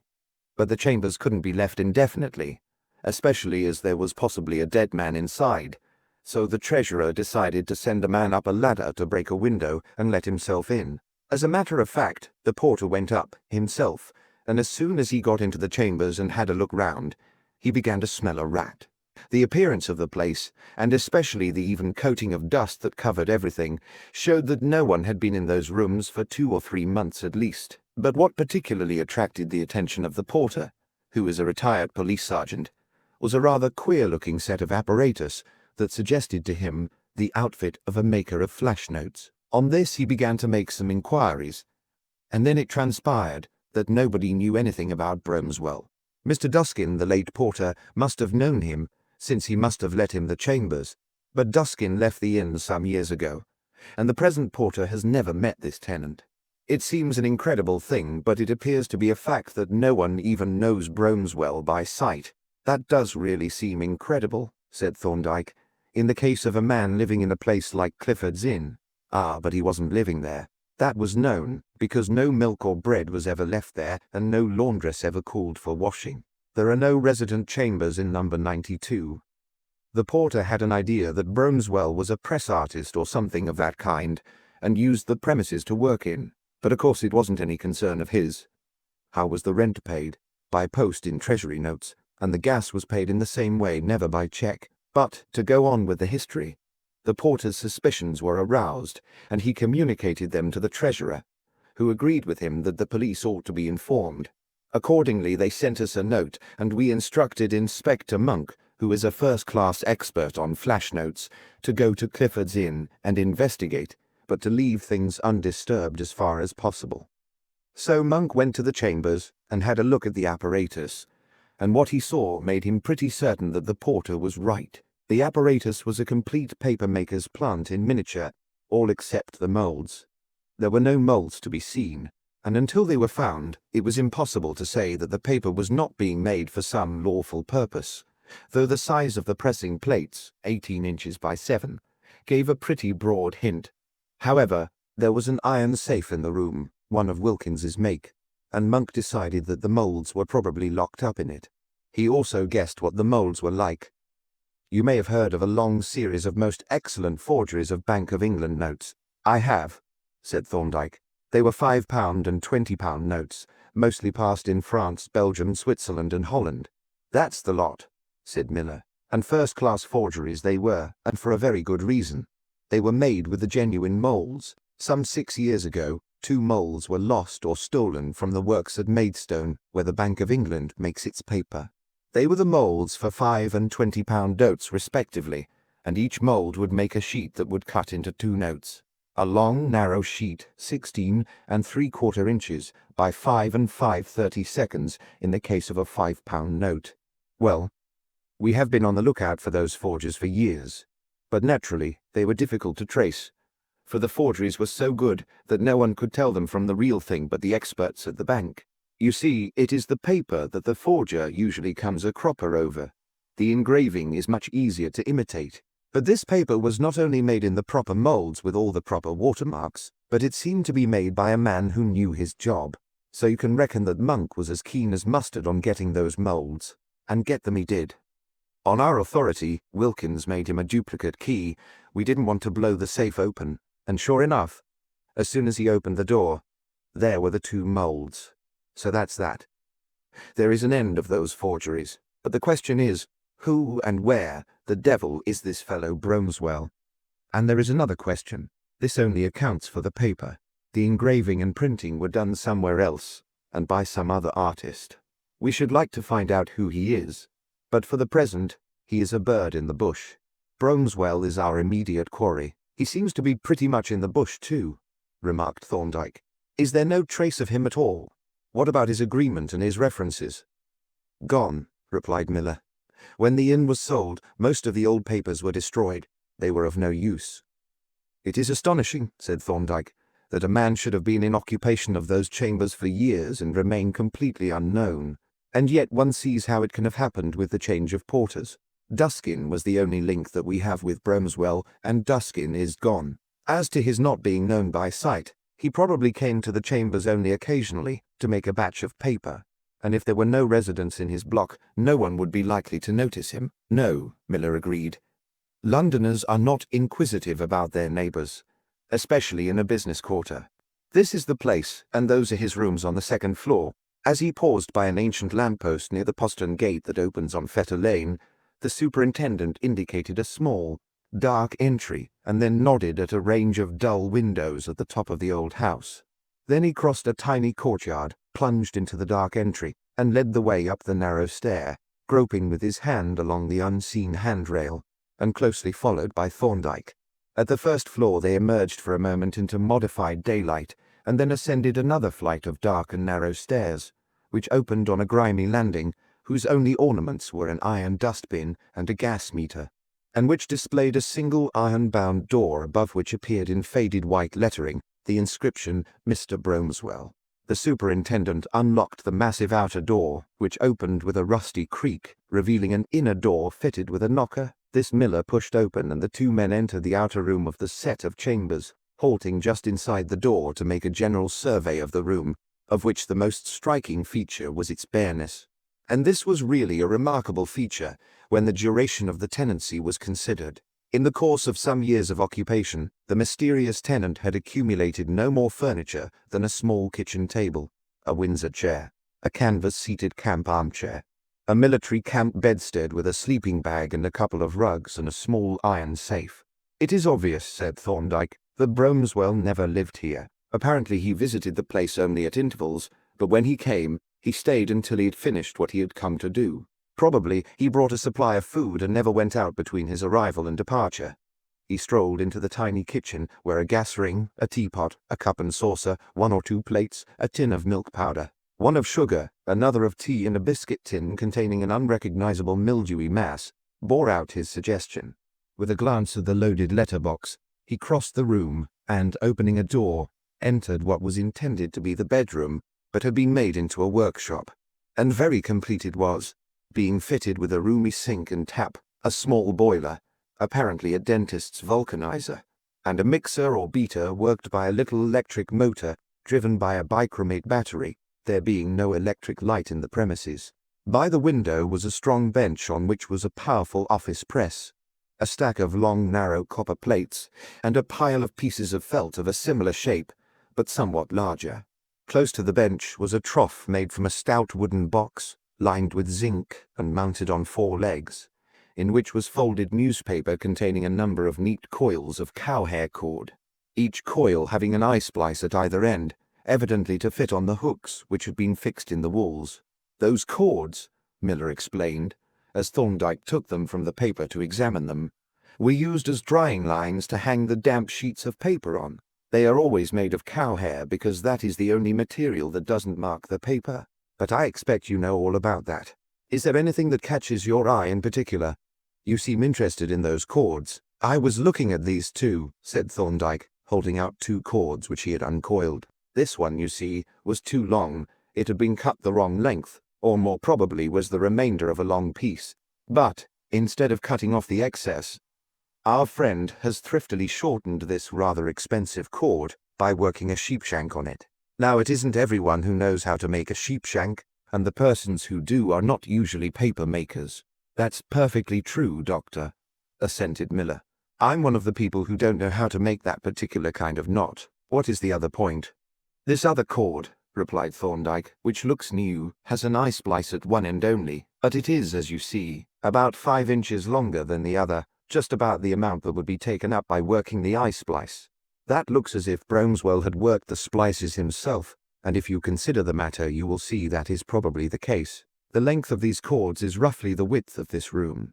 They have been cut to a particular measure, but the cord was most probably bought in a single length, as this extra long piece suggests. Yes, agreed Miller. They wouldn't have been sold with the eye splices worked on them, and in fact, I don't see what he wanted with the eye splices at all. A simple knotted loop would have answered the purpose quite as well. Exactly, said Thorndyke. They were not necessary. They were a luxury, a refinement, and that emphasizes the point that they suggest, which is that Bromswell is a man who has some technical knowledge of cordage, is probably a sailor, or in some way connected with the sea. As you say, a common knotted loop, such as a bowline knot, would have answered the purpose perfectly. But that is true of most of the cases in which a sailor uses an eye splice. Then why does he take the trouble to work the splice? Principally for the sake of neatness of appearance, because to an expert eye, a tied loop with its projecting end looks slovenly. Now this man will have had quite a lot of time on his hands. He will have had to wait about for hours while the pulp was boiling and while it was being beaten up. A sailor would very naturally spend a part of his idle time in tidying up the cordage. The superintendent nodded reflectively. Yes, he said, I think you are right, Doctor, and it is an important point. This fellow was a fairly expert paper-maker. He wasn't a mere amateur like most of the note forgers. If he was some kind of sailor man as well, that would make him a lot easier to identify if we should get on his track. But that's just what we can't do. There is nothing to start from. He is a mere name, and pretty certainly a false name at that. As he spoke, Miller looked about him discontentedly, running his eye over the bench and its contents. Suddenly he stepped over to the press and, diving into the shadowed space between it and the wall, brought up his hand grasping a silver-mounted briar pipe. Now, Doctor, he said with a grin, handing it to Thorndyke when he had inspected it. Here is something in your line. Just run your eye over that pipe and tell me what the man is like. Thorndyke laughed as he took the pipe in his hand. You are thinking of the mythical anatomist and the fossil bone, said he. I am afraid this relic will not tell us much. It is a good pipe. It must have cost half a guinea, which would have meant more if its owner had been honest. The maker's name tells us that it was bought in Cheapside near the bank. Its weight and the marks on the mouthpiece tell us that the owner has a strong jaw and a good set of teeth, Its good condition suggests a careful, orderly man, and its presence here makes it likely that the owner was Mr. Bromswell. That isn't much, but it confirms the other appearances." "What other appearances?" demanded Miller. "Those of the bed, the chair, the bench, the hooks, and the trough. They all point to a big, heavy man. The bedstead is about 6 feet 6 inches long, but the heel marks are near the foot, and the pillow is right at the head. This bench and the trough have been put up for this man's use. They were apparently knocked up by himself, and they are both of a suitable height for you or me. A short man couldn't work at either. The hooks are over 7 feet from the floor. The canvas seat of the chair is deeply sagged, although the woodwork looks in nearly new condition, and the canvas of the bed is in the same condition. Add this massive, hard-bitten pipe to those indications, and you have the picture of a tall, burly, powerful man. We must have a look at his pillow and rugs to see if we can pick up a stray hair or two, and get an idea of his complexion. What did he make the pulp from? I don't see any traces of rags." "He didn't use rags. He used Watman's watercolor paper, which is a pure linen paper. Apparently he tore it up into tiny fragments and boiled it in soda lye until it was ready to go into the beater. Monk found a supply of the paper in a cupboard, and some half-cooked stuff in the boiler." As he spoke, Miller unscrewed and raised the lid of the boiler, which was then seen to be half filled with a clear liquid, at the bottom of which was a mass of sodden fragments of shredded paper. From the boiler, he turned to a small cupboard and opened the door. "That seems to be his stock of material," he said, indicating a large roll of thick white paper. He took out a sheet and handed it to Thorndyke, who held it up to the light and read the name Watman, which formed the watermark. "Yes," said Thorndyke as he returned the sheet. "His method of work seems clear enough, but that is not of much interest as you have the moulds. What we want is the man himself. You have no description of him, I suppose?" "Not if your description of him is correct," replied Miller. "The suspected person, according to the Belgian police, is a smallish, slight, dark man. They may be on the wrong track, or their man may be a Confederate. There must have been a Confederate, perhaps more than one, but Bromswell only made the paper. Someone else must have done the engraving and the printing. As to planting the notes, that may have been done by some other parties, or by either or both of these two artists. I should think they probably kept the game to themselves, judging by what we have seen here. This seems to be a one-man show, and it looks as if even the engraver didn't know where the paper was made, or the molds wouldn't have been left in this way. Shall we go and look for those hairs that you spoke of?" They returned to the outer room, where they both subjected the little pillow of the camp bed to a searching scrutiny. But though they examined both sides and even took off the dusty pillowcase, not a single hair was to be found. Then they turned their attention to the rugs, which had been folded neatly and placed on the canvas. There was no mattress. Unfolding them carefully and going over them inch by inch. Here, too, they seemed to have drawn a blank, for they had almost completed their examination when the superintendent uttered an exclamation and delicately picked a small object from near the edge of the rug. "This seems to be a hair, Doctor," said he, holding it up between his finger and thumb. "Looks like a moustache hair, but it's a mighty short one." Thorndyke produced his pocket lens and a sheet of notepaper, and holding the latter, while Miller cautiously dropped the hair on it, he inspected the find through his lens. "Yes," he said, "it is a moustache hair about 1/2 inch long, decidedly thick, cleanly cut, and of a lightish red-brown color. Somehow it seems to fit the other characters. A close-cropped, bristly, sandy moustache appears to go appropriately with the stature and weight of the man, and that massive pipe. There is a tendency for racial characters to go together, and the blonde races run to height and weight. Well, we have a fairly complete picture of the man, unless we have made some erroneous inferences, and we seem to have finished our inspection. Have you been through the stuff in the letterbox?" Monk went through it, but we may as well have a look at it to make sure that he hasn't missed anything. I'll hand the things out if you will put them on the table and check them. As Miller took out the letters in handfuls, Thorndyke received them from him and laid them out on the table. Then he and Miller examined the collection systematically. "You see, Doctor," said the latter, "they are all circulars, not a private letter among them, excepting the 2 notes from the treasurer about the rent, and they are quite a miscellaneous lot. None of these people knew anything about Bromswell, apparently. They just copied the address out of the directory. Here's one from a money-lender. Bromswell could have given him a tip or two. The earliest postmark is the 11th of June, so we may take it that he wasn't here after the 10th, or the morning of the 11th. "There is a slight suggestion that he left at night," said Thorndyke, as he made a note of the date. "The place where you found the pipe would be in deep shadow by gaslight, but not by daylight. Certainly the blind was up, but he would probably have drawn it up after he turned the gas out, as its being down during the day might attract attention." "Yes," said Miller, "you are probably right about the time, and that reminds me that Monk found a small piece of paper under the bench. I've got it in my pocket, which seems to bear out your suggestion." He took from his pocket a bulky letter case, from an inner recess of which he extracted a little scrap of Whatman paper. "Here it is," he said, handing it to Thorndyke. "He seems to have just jotted down the times of 2 trains, and as you say, they were probably night trains." Thorndyke looked with deep attention at the fragment, on which was written, hastily but legibly in very black ink, 8:15 and 11:1 p., and remarked, "Quite a valuable find in its way. The writing is very characteristic, and so is the ink. Probably would be more so when seen through the microscope. Magnification brings out shades of color that are invisible to the naked eye." "Well, Doctor," said Miller, "if you can spare the time to have a look at it through the microscope, I wish you would, and let us know if you discover anything worth noting. And perhaps you wouldn't mind taking a glance at the hair, too, to settle the color more exactly."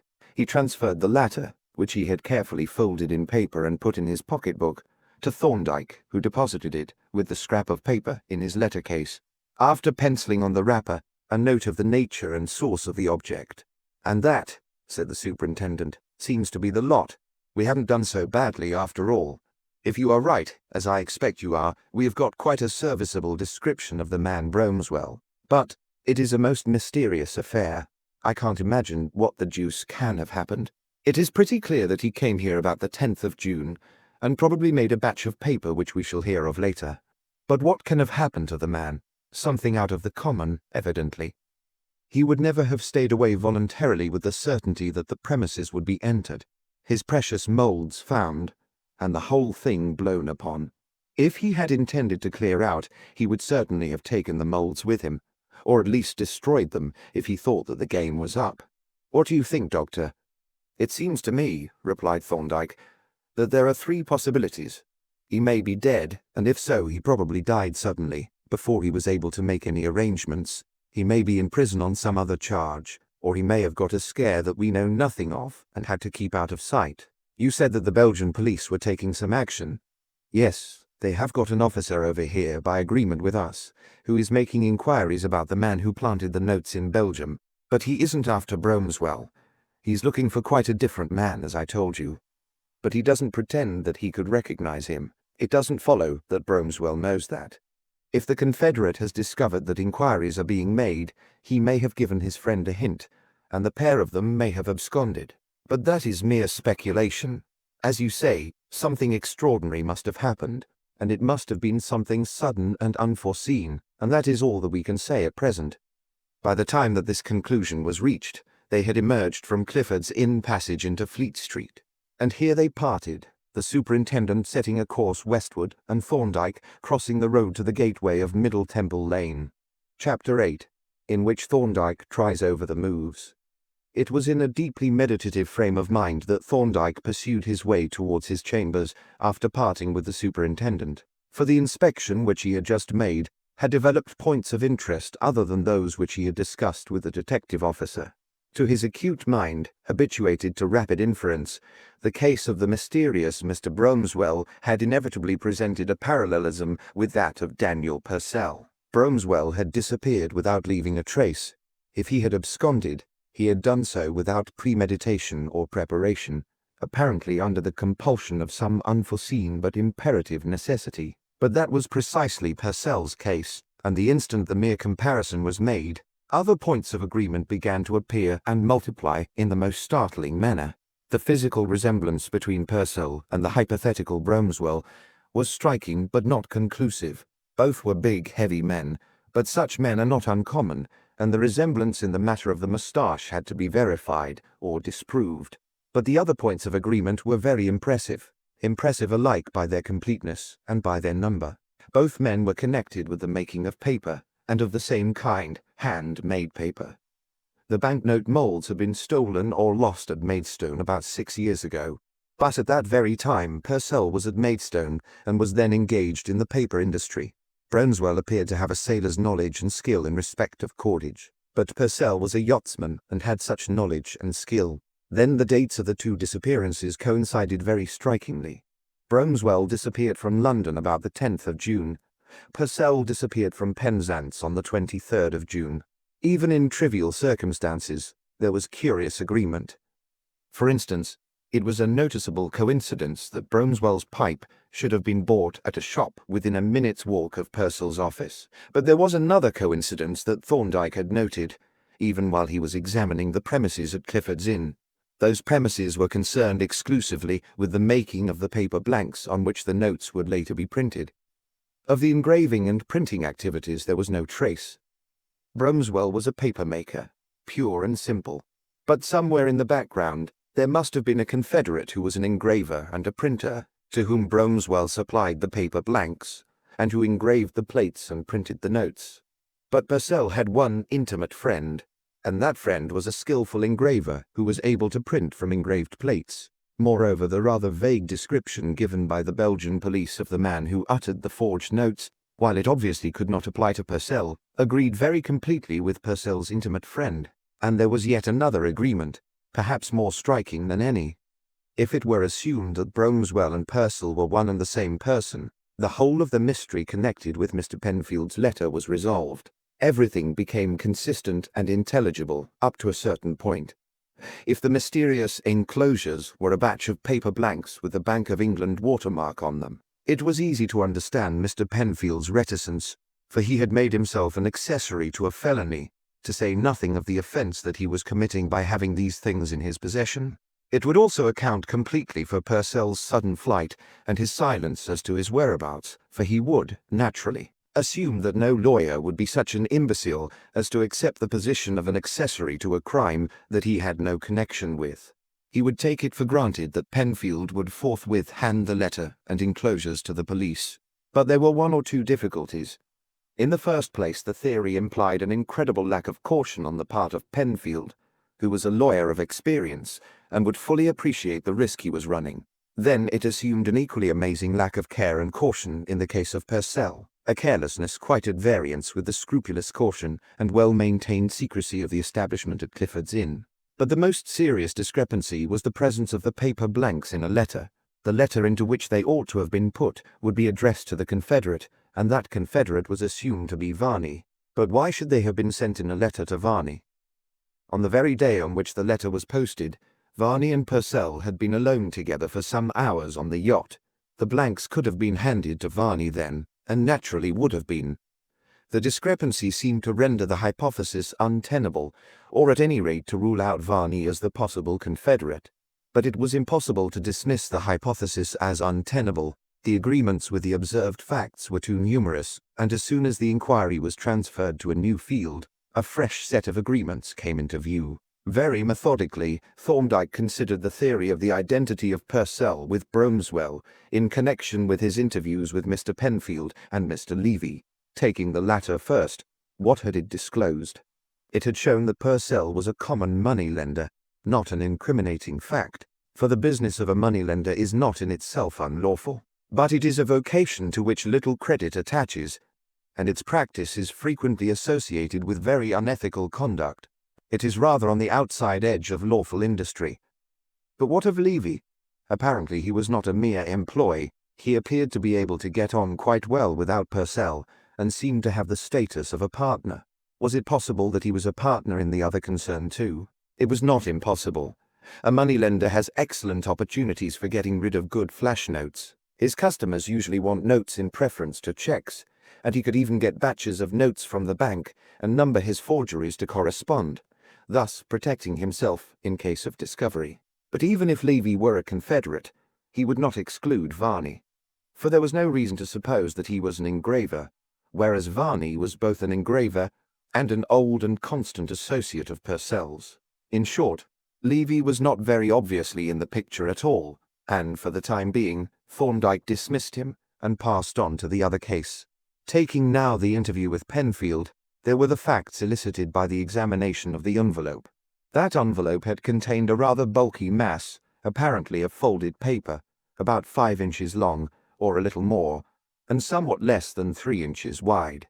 Thorndyke rose, and taking from the bookshelves a manuscript book labelled Dimensions, found in the index the entry banknotes, and turned to the page indicated. Here the dimensions of a £5 note were given as 8 inches and 3/8 long by 5 inches and 5/32 wide. Folded lengthwise into 3, it would thus be 5 inches and 5/32, or say 5 1/8 long by 2 3/4 wide, if folded quite accurately, or a fraction more if folded less exactly. The enclosure in Penfield's envelope was therefore exactly the size of a small batch of notes folded into 3. It did not follow that the enclosures actually were banknotes. They might have been papers of some other kind, but of similar size. But the observed facts were in complete agreement with the supposition that they were banknotes, and taken in conjunction with Penfield's extraordinary secrecy and the wording of his letter to Margaret Purcell, they strongly supported that supposition. Then there was the suggestion that the envelope had been steamed open and reclosed. It was only a suggestion, not a certainty. The appearances might be misleading, but to Thorndyke's expert eye, the suggestion had been very strong. The gum had smeared upwards on the inside, which seemed impossible if the envelope had been closed once for all, and the paper showed traces of cockling, as if it had been damped. Mr. Penfield had rejected the suggestion, partly for the excellent reasons that he had given, but also, perhaps, because Purcell's flight implied that he had discovered the mistake, and that therefore the mistake was presumably his own. But there was one important point that Penfield seemed to have overlooked. The letter that he expected to receive would presumably have contained no enclosures. The letter that he did receive contained a bulky enclosure which bulged the envelope. The two letters must therefore have been very different in appearance. Now, ordinarily, when two letters are put each into the envelope of the other, when once the envelopes are closed, the mistake is covered up. There is nothing in their exterior to suggest that any mistake has occurred. But in the present case, the error was blatantly advertised by the appearance of the closed letters. Penfield's envelope, which should have been flat, bulged with its contents. The other envelope, if there was one, as there almost certainly must have been, which should have bulged, was conspicuously flat. Of course, Penfield may have been wrong in assuming that no enclosures were to be sent to him. Both letters may have held enclosures. But taking the evidence as it was presented, it was to the effect that there were enclosures in only one of the letters, and if that were the case, the mistake appeared incredible. It became impossible to understand how Purcell could have handled the two letters and finally put them into the post without seeing that the enclosures were in the wrong envelope. What was the significance of the point? Well, it raised the question whether Purcell could possibly have posted this letter himself, and this question involved the further question whether the envelope had been opened and reclosed. For if it had, the transposition of the contents must have taken place after the letters left Purcell's hands. Against this was the fact of Purcell's flight, which made it practically certain that he had become aware of the transposition. But it was not conclusive, and having noted the objection, Thorndyke proceeded to follow out the alternative theory. Accepting for the moment the hypothesis that the letter had been opened and the transposition made intentionally, certain other questions arose. First, who had the opportunity? Second, what could have been the purpose of the act? And third, who could have had such a purpose? Thorndyke considered these questions in the same methodical fashion, taking them one by one in the order stated. Who had the opportunity? That depended, among other things, on the time at which the letter was posted. Penfield had stated that the letter had been posted at 8:30 p.m. If that were true, it put Varney out of the problem, for he had left Penzance some hours before that time. But it was not true. The time shown by the postmark was not the time at which the letter was posted, but that at which it was sorted at the post office. It might have been posted at a pillar box some hours previously. It was therefore not impossible that it might have been posted by Varney, and if it was physically possible, it at once became the most probable assumption, since there was no reasonable alternative. It was inconceivable that Purcell should have handed the letters to a stranger to post, and if he had, it was inconceivable that that stranger should have opened the letters and transposed their contents. There was indeed the possibility that Purcell had met a confederate at Penzance and had handed him the letters, one of which would be addressed to himself, to post. and that this confederate might have made the transposition. But this was pure speculation without a particle of evidence to support it, whereas Varney, as an intimate friend, even if not a confederate, might conceivably have had the letters handed to him to post, though this was profoundly improbable, seeing that Purcell was going ashore and Varney was in charge of the yacht. In effect, there was no positive evidence that anybody had had the opportunity to make the transposition, but if it had not been done by Purcell himself, then Varney appeared to be the only possible agent. From this vague and unsatisfactory conclusion, Thorndyke proceeded to the second question. Assuming the transposition to have been made intentionally, what could have been the purpose of the act? To this question, so far as the immediate purpose was concerned, the answer was obvious enough, since only one was possible. The blanks must have been put into Mr. Penfield's envelope for the express purpose of notifying the solicitor that Purcell was a banknote forger, in short, for the purpose of exposing Purcell. This led at once to the third question: who could have had such a purpose? But to this also the answer was obvious. The only person who could have had such a purpose would be a confederate, for no one else would have been in possession of the knowledge that would make such a purpose possible. The transposition could have been made only by someone who knew what the contents of the envelopes were. But why should any confederate have done this? The exposure of Purcell involved at least a risk of the exposure of his confederate, and it could be assumed that if Purcell suspected that he had been betrayed, he would certainly denounce his betrayer. The object, therefore, could not have been to secure the arrest of Purcell, a conclusion that was confirmed by the fact that Purcell had become aware of the transposition, and if he had not done it himself, must apparently have been informed in time to allow of his escaping. But what other object could there be? Was it possible that the confederate wished to get rid of Purcell and made this exposure with the express purpose of compelling him to disappear? That raised the question: when did Purcell become aware that the transposition had been made? And the answer was somewhat perplexing. He could not have become aware of it immediately, or he would have telegraphed to Penfield and stopped the letter, and yet he seemed to have absconded at once, before the letter could have been delivered to Penfield. He was due at Alton the following day, and he never arrived there. He was stated to have gone from Penzance to Falmouth. That might or might not be true, but the voyage to Ipswich was evidently a myth.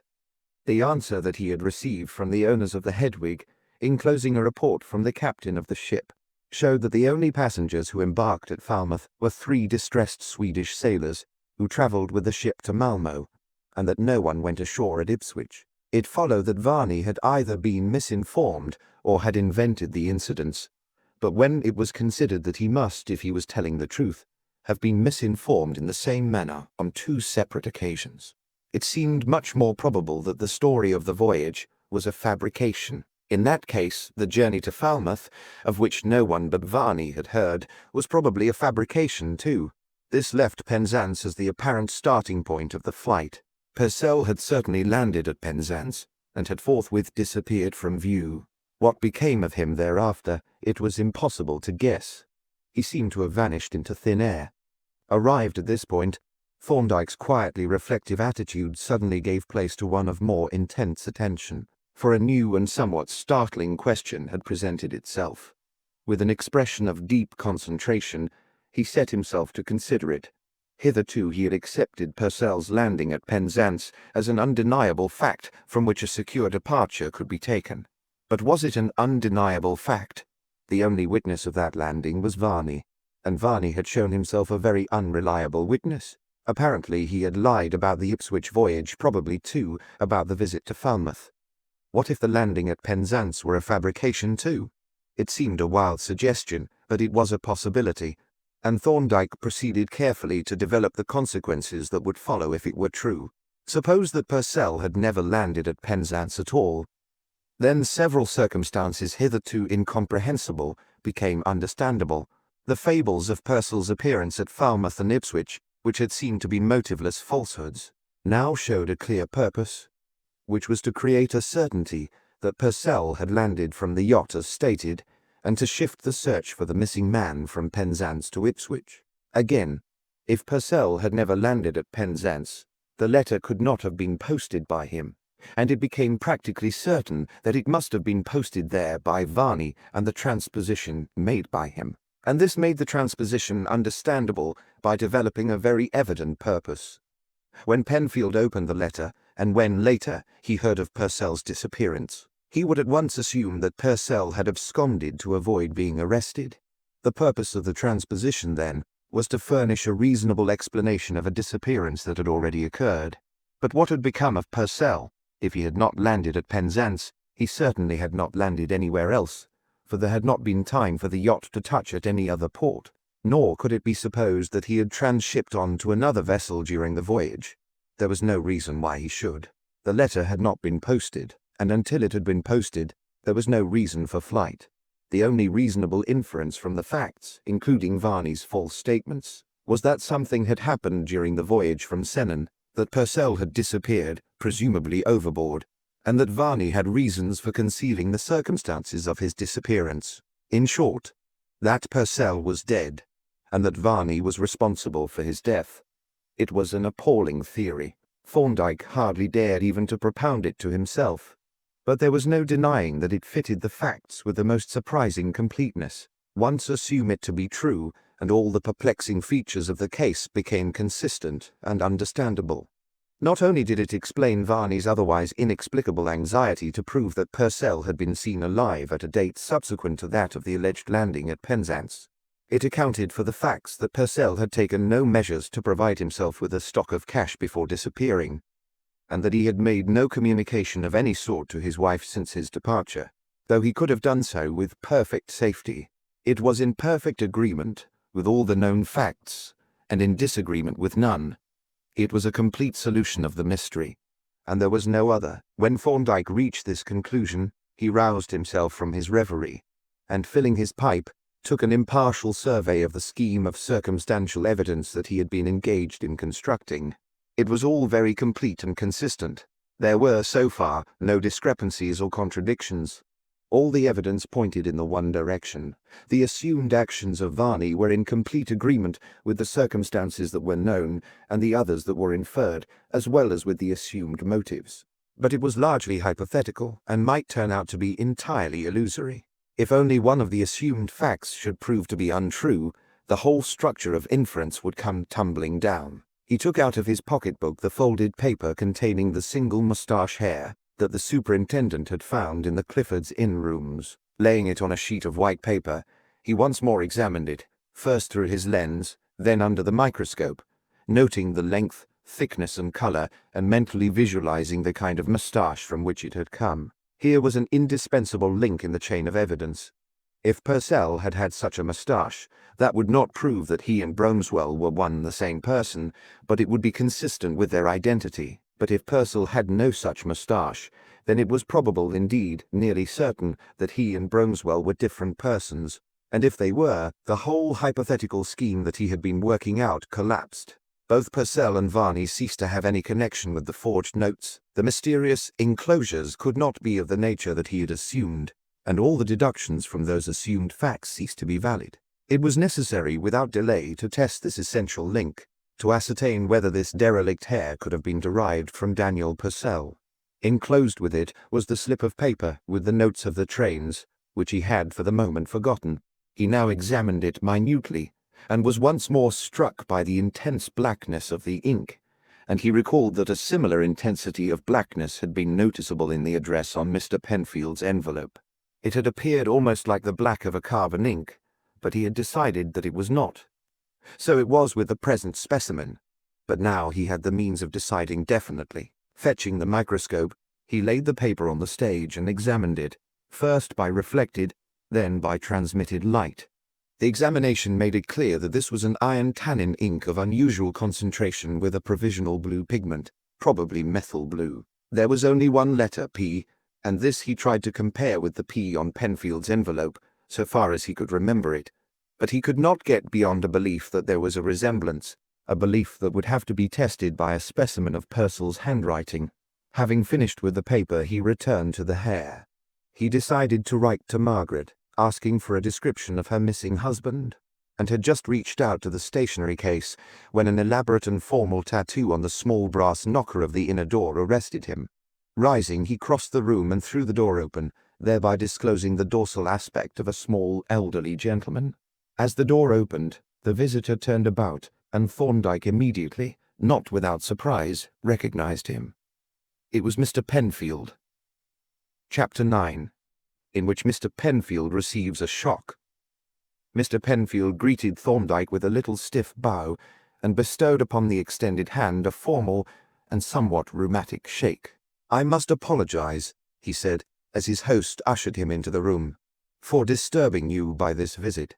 But I had a little matter to communicate to you and thought it better to make that communication personally, rather than by correspondence." "You are not disturbing me at all," Thorndyke replied. "On the contrary, I expect that your visit will save me the necessity of writing a letter." "To me?" asked Penfield. "No, to Mrs. Purcell. I was on the point of writing to her to ask for a description of her husband. As I have never met him, I thought it as well that I should get from her such details of his appearance as might be necessary for purposes of identification." "Quite so," said Mr. Penfield. "Very desirable indeed. Well, I think I can tell you all you want to know, unless you want very minute details. And it happens that your inquiry comes rather opportunely in respect of the matter that I have to communicate. Shall we dispose of your question first?" "If you please," replied Thorndyke. He took from a drawer a pad of ruled paper, and uncapping his fountain pen, looked at Mr. Penfield, whom he had inducted into an easy-chair. "May I offer you a cigar, Mr. Penfield?" he asked. "I thank you," was the reply, "but I am not a smoker. Perhaps—" here he held out his snuff-box tentatively. "No?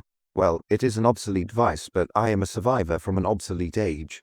He refreshed himself with a substantial pinch and continued, "With regard to Purcell, his person is easy to describe and should be easy to identify. He's a big lump of a man, about 6 feet or a fraction over. Massive, heavy but not fat, just elephantine. Rather slow in his movements but strong, active and not at all clumsy. As to his face, I would call it beefy, a full, red face with thick, bright red, crinkly ears and full lips, eyes, pale blue, hair, yellowish or light brown, cropped short. No beard or whiskers, but a little bristly, pale reddish moustache, cut short like a sandy toothbrush. Expression surly, manner short, brusque, taciturn, and rather morose. Big, thick purple hands that look, in spite of their size, capable, neat, and useful hands. In fact, the hands are an epitome of Purcell, a combination of massive strength and weight, with remarkable bodily efficiency. How will that do for you?" "Admirably," replied Thorndyke, inwardly somewhat surprised at the old solicitor's powers of observation. "It is a very distinctive picture, and quite enough for what we may call prima facie identification. I take it that you know him pretty well?" "I have seen a good deal of him since his marriage, when his wife introduced him to me, and I have managed his legal business for some years. But I know very little of his private affairs. Very few people do, I imagine. I never met a less communicative man. And now, if we have done with his appearance, let us come to the question of his present whereabouts. Have you any information on the subject?" "There is a vague report that he was seen some months ago at Ipswich. It is quite unconfirmed, and I attach no importance to it." "It is probably correct, though," said Penfield. "I have just had a letter from him, and the postmark shows that it came from that very locality." "There is no address on the letter, then?" "No, and I am invited to reply by advertisement. The occasion of the letter was this. A client of mine, a Mrs. Catford, who is a relative of Mrs. Purcell's, had recently died, leaving a will of which I am the executor and residuary legatee. By the terms of that will, Mrs. Purcell and her husband each benefits to the extent of £1,000. Now, as Mrs. Catford's death occurred subsequently to Purcell's disappearance, it became necessary to establish his survival of the testatrix, or the contrary, in order that the will might be administered.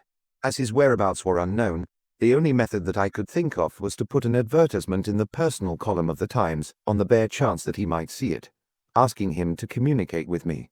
By a lucky chance, he did see it, and did communicate with me. But he gave no address, and any further communication from me will have to be by advertisement, as he suggests. That, however, is of no importance to me. His letter tells me all I want to know, that he is alive at a date subsequent to the death of the testatrix, and that the bequest in his favour can consequently take effect. I am not concerned with his exact whereabouts. That matter is in your province." As he concluded, punctuating his conclusion with a pinch of snuff, The old lawyer looked at Thorndyke with a sly and slightly ironical smile. Thorndyke reflected rapidly on Mr. Penfield's statement. The appearance of this letter was very remarkable, and the more so coming as it did on top of the confirmatory evidence respecting the moustache hair. It was now highly probable, almost certain, that Bromswell and Purcell were one and the same person. But if that was so, all the probabilities went to show that Purcell must be dead. And yet here was a letter from him, not to a stranger, but to one who knew his handwriting well. It was very remarkable. Again, the report of Purcell's voyage from Falmouth to Ipswich was certainly untrue. But if it was untrue, there was no reason for supposing that Purcell had ever been at Ipswich at all. Yet here was a letter sent by Purcell from that very locality. That was very remarkable too. Clearly the matter called for further investigation, and that involved, in the first place, an examination of this letter that had come so mysteriously to confirm a report that was certainly untrue.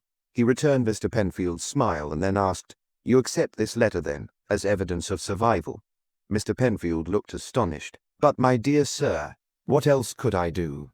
I may be insufficiently critical, and I have not your great special knowledge of this subject. But to my untrained intelligence, it would appear that the circumstance of a man's having written a letter affords good presumptive evidence that he was alive at the date when it was written. That is my own view, and I propose to administer the will in accordance with it. Do I understand that you dissent from it?" Thorndyke smiled blandly. He was beginning rather to like Mr. Penfield. "As you state the problem," said he, "you are probably right. At any rate, the administration of the will is your concern and not mine. As you were good enough to remark, my concern is with the person and the whereabouts of Mr. Purcell, and not with his affairs. Were you proposing to allow me to inspect the envelope of this letter?"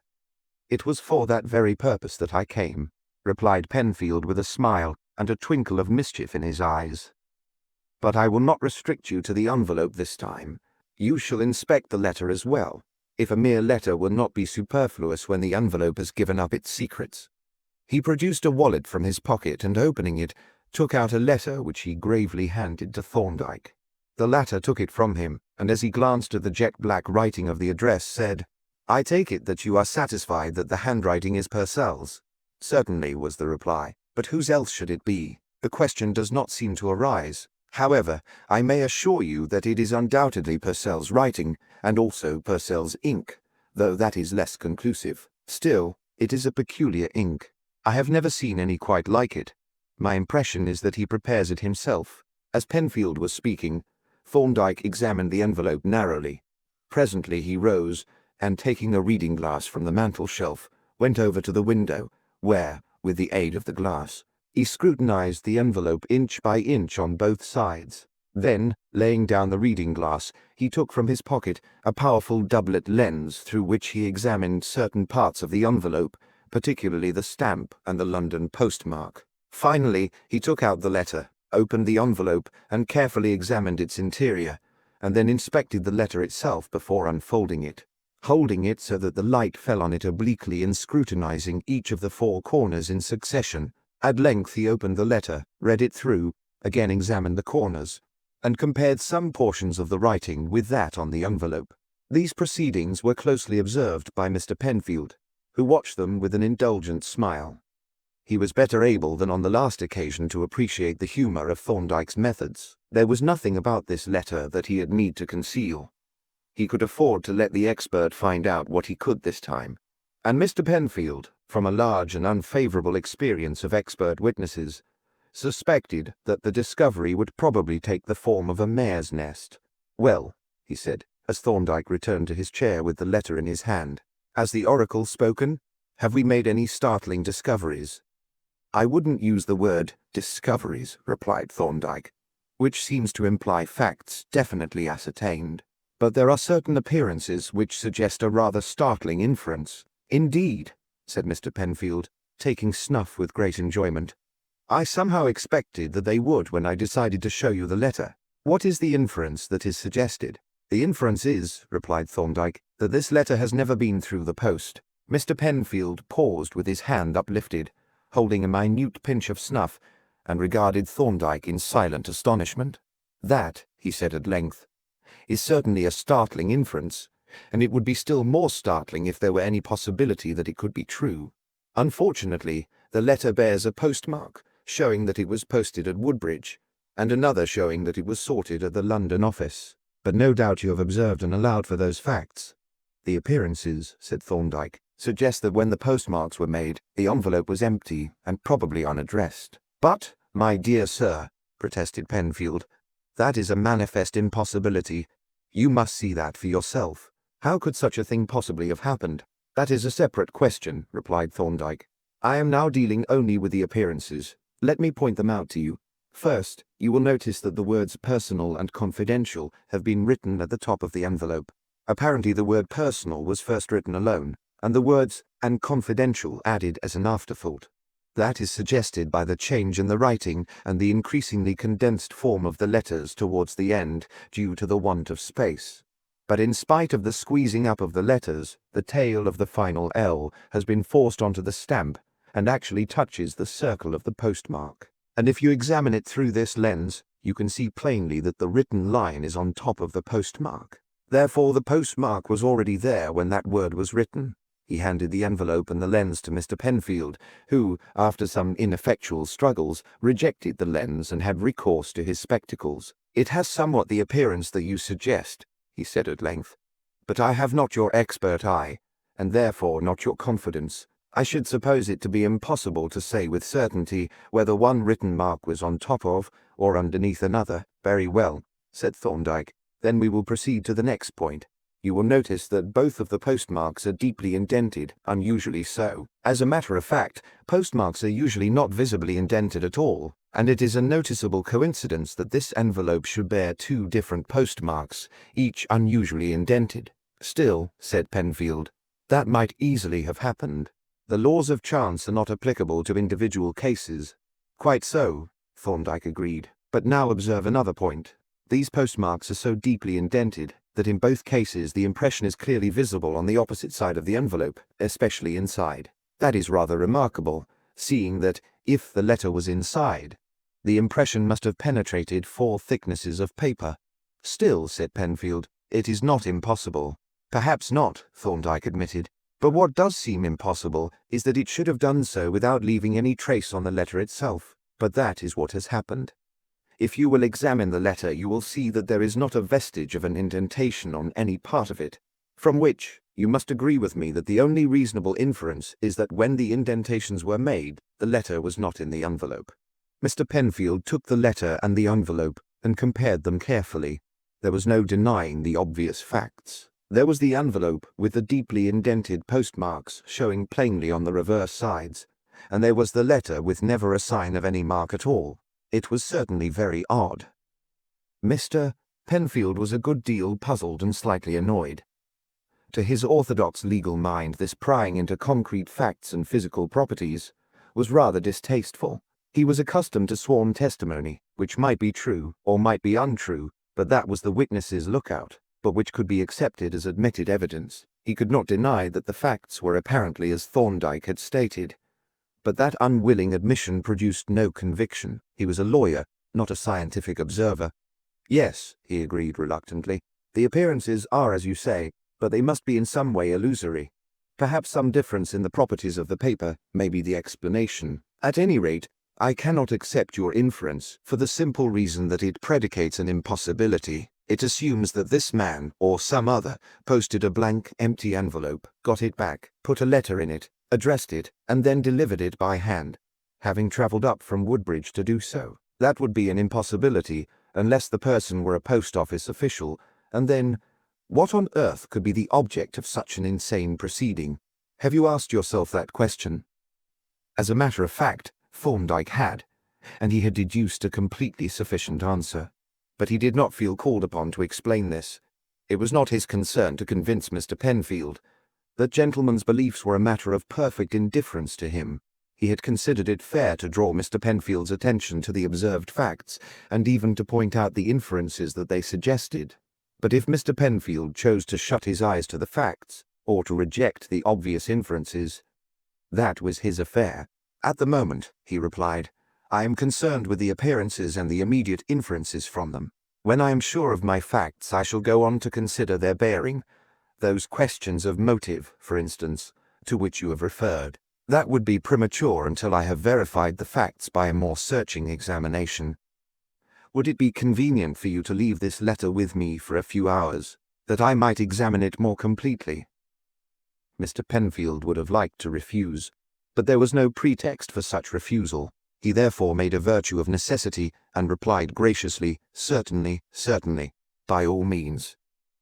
I will just take a copy, and then you can do as you please with the original, short of destroying it. But pray don't let it lead you astray." "In what respect?" "Well," said Penfield, taking a deprecating pinch of snuff, "it has sometimes seemed to me that the specialist has a tendency, just a tendency, mark you, to mislead himself. He looks for a certain thing which might be there and, well, he finds it. I cannot but remark your own unexpected successes in your search for the unusual, shall we say. On 2 occasions I have shown you an envelope. On both occasions you have made most surprising discoveries, involving the strangest aberrations of conduct on the part of Purcell and others. Today you have found unheard-of anomalies in the postmarks, from which you infer that Purcell or another has exerted immense ingenuity and overcome insuperable obstacles in order to behave like a fool. On the previous occasion you discovered that Purcell had been at the trouble of ungumming the envelope, which he had undoubtedly addressed with his own hand, for the express purpose of taking out the right contents which were already in it, and putting in the wrong ones. Perhaps you have made some other discoveries which you did not mention," Mr. Penfield added after a slight pause, and as Thorndyke only bowed slightly, which was not very explicit, he further added, "Would it be indiscreet or impertinent to inquire whether you did, in fact, make any further discoveries? Whether, for instance, you arrived at any opinion as to the nature of the enclosures, which were, I think, the objects of your investigations?" Thorndyke hesitated. For a moment he was disposed to take the old solicitor into his confidence, but experience had taught him, as it teaches most of us, that when the making or withholding of confidences are alternatives, he chooses the better part who keeps his own counsel. Nevertheless he gave Penfield a cautionary hint. "Those enclosures," said he, "have ceased to interest me. Any opinions that I formed as to their nature had be better left unstated. I seek no verification of them. Opinions held but not disclosed commit the holder to nothing, whereas actual knowledge has its responsibilities. I do not know what those enclosures were, and I do not want to know." For some moments after Thorndyke finished speaking, there was a slightly uncomfortable silence. Mr. Penfield's dry facetiousness evaporated rather suddenly, and he found himself reading a somewhat alarming significance into Thorndyke's ambiguous and even cryptic reply. He did not know, and he did not want to know. Now Mr. Penfield did know, and would have given a good deal to be without that knowledge, for to possess the knowledge was to be an accessory. Was that what Thorndyke meant? Mr. Penfield had a dark suspicion that it was. "Probably you are right," he said presently. "You know what opinions you formed, and I do not. But there is one point that I should like to have made clear. We are both acting in Mrs. Purcell's interest, but her husband is also my client. Is there any conflict in our purposes with regard to him?" "I think not," replied Thorndyke. "At any rate, I will say this much, that I should under no circumstances take any action that might be prejudicial to him without your concurrence, or at least without placing you in possession of all the facts. But I feel confident that no such necessity will arise. We are dealing with separate aspects of the case, but it would be foolish for us to get at cross purposes." "Exactly," said Mr. Penfield. "That is my own feeling. And with regard to this letter, if it should yield any further suggestions and you should consider them as being of any interest to me, perhaps you would be so good as to inform me of them." "I will, certainly," Thorndyke replied. "And by the way, what are you going to do? Shall you issue any further advertisement?" "I had not intended to," said Penfield. "But perhaps it would be well to try to elicit a further reply. I might ask Purcell to send a receipt for the legacy, which I shall pay into his bank. He knows the amount, so that I need not state it." "I think that would be advisable," said Thorndyke. "But my impression is that there will be no reply." "Well, we shall see," said Penfield, rising and drawing on his gloves. "If an answer comes, you shall see it, and if there is no answer, I will advise you to that effect. You will agree with me that we keep our own counsel about the matters that we have discussed."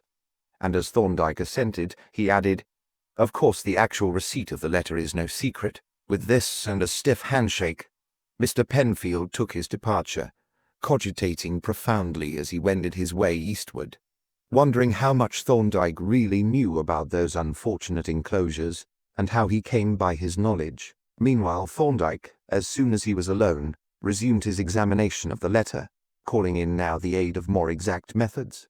Placing on the table a microscope specially constructed for examining documents, he laid the envelope on the stage, and inspected the postmark at the point where the tail of the L touched it. The higher magnification at once resolved any possible uncertainty. The written line was on top of the postmark beyond all doubt, but it also brought another anomaly into view. It was now evident that the indentation of the postmark did not coincide with the whole width of the printed line. The indented line was somewhat narrower. It consisted of a furrow, deepest in the middle, which followed the printed line but did not completely occupy it, and in one or two places strayed slightly outside it. On turning the envelope over and testing the other postmark, the same peculiarity was observable. The indentation was a thing separate from the printed mark, and had been produced by a separate operation, apparently with a bluntly pointed tool, which would account for its excessive depth.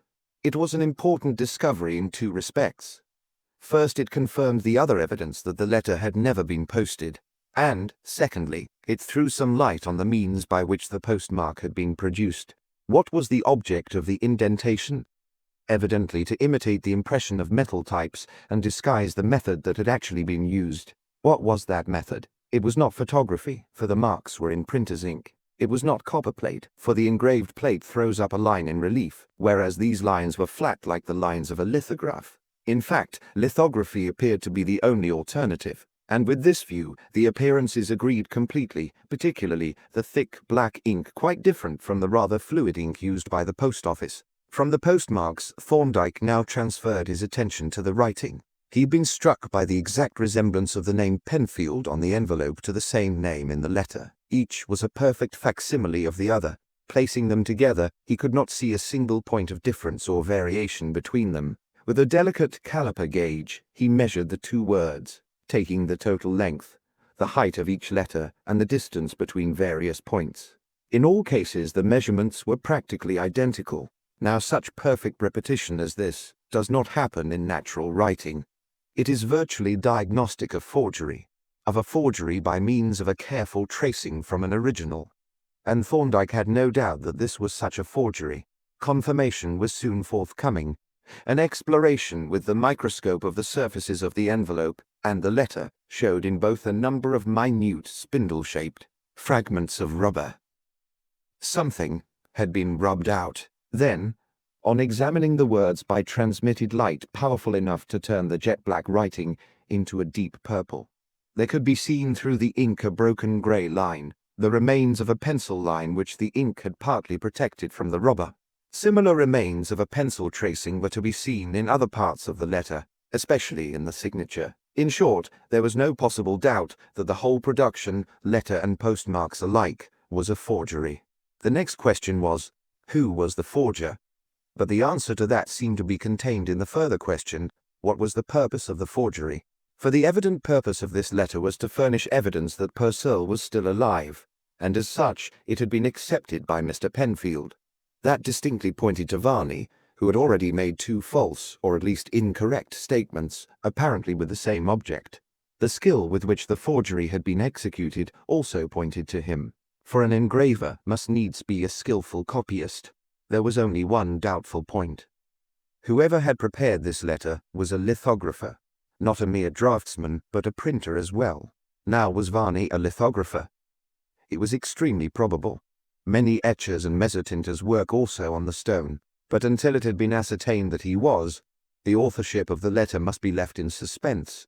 But assuming the letter to be Varney's work, it was evident that Mr. Penfield's visit had added materially to the body of circumstantial evidence. It had established that Purcell had worn a moustache, apparently identical in character with that of the elusive Bromswell, which, taken in conjunction with all the other known facts, made it nearly a certainty that Bromswell and Purcell were one and the same person. But that assumption had been seen to lead to the inference that Purcell was dead, and that Varney was responsible for, or implicated in, the circumstances of his death. Then there was this letter. It was a forged letter, and its purpose was to prove that Purcell was alive. But the fact that it was necessary to forge a letter to prove that he was alive was in itself presumptive evidence that he was not alive, subject to proof that Varney was a lithographer, and therefore capable of producing this forgery. The evidence that Mr. Penfield had brought furnished striking confirmation of the hypothesis that Thorndyke had formed as to what had become of Daniel Purcell. Chapter 10, in which Thorndyke sees a new light. "We shall only be 3 at dinner, after all," said Margaret. "Mr. Rodney will be detained somewhere, but he is coming in for a chat later in the evening." Varney received the news without emotion. He could do without Rodney. He would not have been desolated if the other guest had been a defaulter too. At any rate, he hoped that he would not be needlessly punctual, and thus shorten unduly the tete-a-tete with Margaret which he, Varney, had secured by exercising the privilege of an old friend to arrive considerably before his time. "You have only met Dr. Thorndyke once before, I think," said Margaret. "Yes, at Sennan. You know, the day that queer letter came from Mr. Penfield, and I didn't see much of him then. I remember that I was a little mystified about him. Couldn't quite make out whether he was a lawyer, a doctor, or a man of science. As a matter of fact, he is all 3. He is what is called a medical jurist, a sort of lawyer who deals with legal cases that involve medical questions. I understand that he is a great authority on medical evidence." "What legal cases do involve medical questions?" "I don't know much about it," replied Margaret, "but I believe they include questions of survivorship and cases of presumption of death." "Presumption of death," repeated Varney. "What on earth does that mean?" "I'm not very clear about it myself," she replied, "but from what I'm told, I gather that it is a sort of legal proceeding that takes place when a person disappears permanently, and there is uncertainty as to whether he or she is dead or alive. An application is made to the court for permission to presume that the person is dead, and if the court gives the permission, the person is then legally presumed to be dead, and his will can be administered and his affairs wound up. That is an instance of the kind of case that Dr. Thorndyke undertakes. He must have had quite a lot of experience of persons who have disappeared, and for that reason Mr. Rodney advised me to consult him about Dan." "Do you mean with a view to presuming his death?" asked Varney, inwardly anathematizing Dan for thus making his inevitable appearance in the conversation, but keenly interested nevertheless. "No," replied Margaret. "I consulted him quite soon after Dan went away.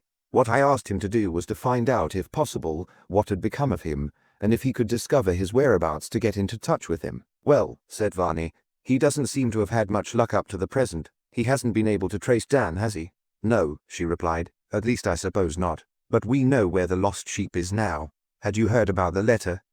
"The letter?" "Yes, from Dan. He wrote to Mr. Penfield a few days ago." "Did he, though?" said Varney with well-simulated surprise. "From somewhere abroad, I suppose?" "No. The postmark was Woodbridge. There was no address." And here Margaret briefly explained the circumstances. "It sounds rather as if he were afloat," said Varney. "That is an ideal coast for lurking about in a smallish yacht. There is endless cover in the rivers and the creeks off the Colne, the Roach, the Crouch, and the Blackwater. But it looks as if he had made more preparations for the flitting than we thought at the time." "He hasn't written to you?" Margaret shook her head. The affront was too gross for comment. "It was beastly of him," said Varney. "He might have sent you just a line. However, Dr. Thorndyke will have something to go on now. He will know whereabouts to look for him. As far as I am concerned," Margaret said coldly, "the affair is finished. This insult was the last straw. I have no further interest in him, and I hope I may never see him again. But," she added earnestly after a brief pause, "I should like to be rid of him completely. I want my freedom."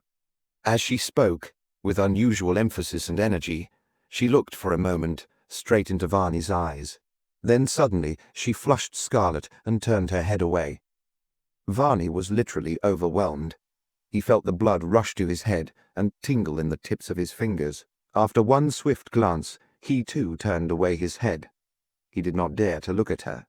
Nor for some seconds did he dare to trust his voice. At last it had come. In the twinkling of an eye, his dim hopes, more than half distrusted, had changed into realities.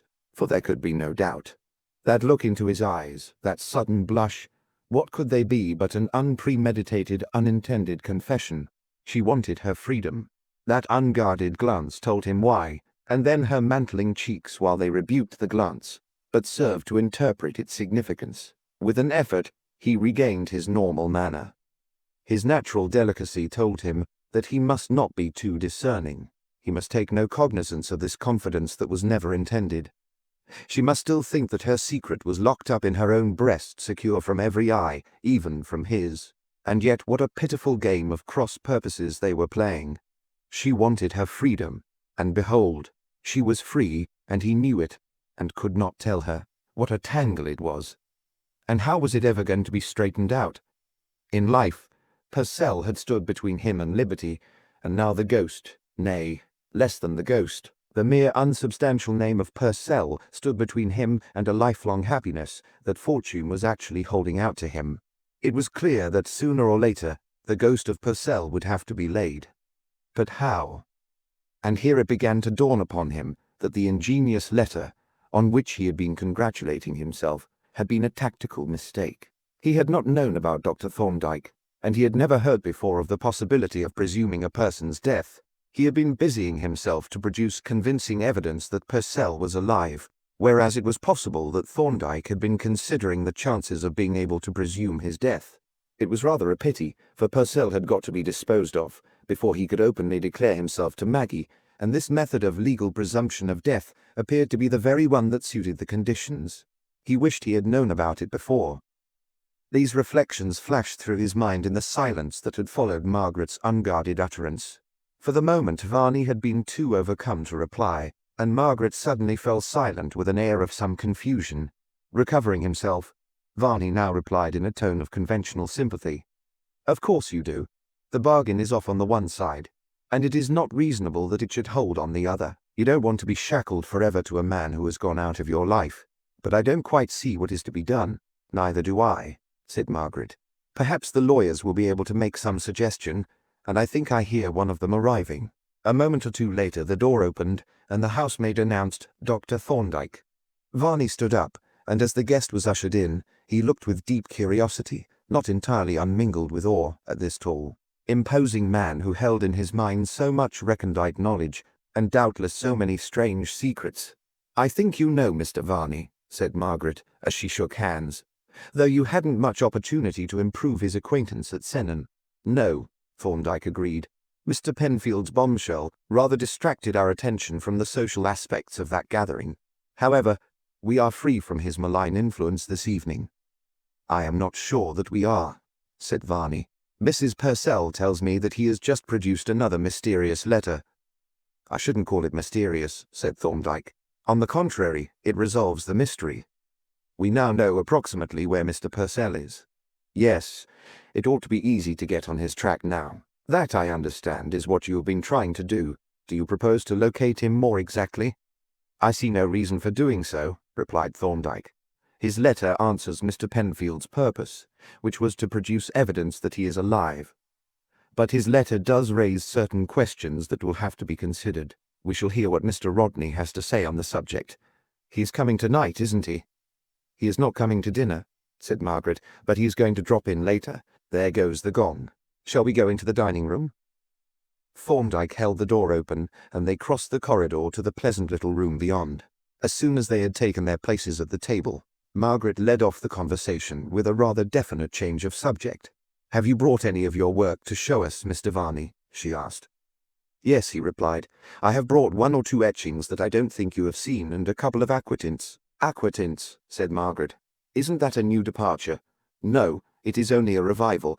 I used to do a good deal of aquatint work, but I have not done any for quite a long time until I attacked these two. I like a change of method now and again. But I always come back to etchings." "Do you work much with the dry point?" asked Thorndyke. "Not the pure dry point," was the reply. "Of course, I use it to do finishing work on my etchings, but that is a different thing. I have done very few dry points proper. I like the bitten line."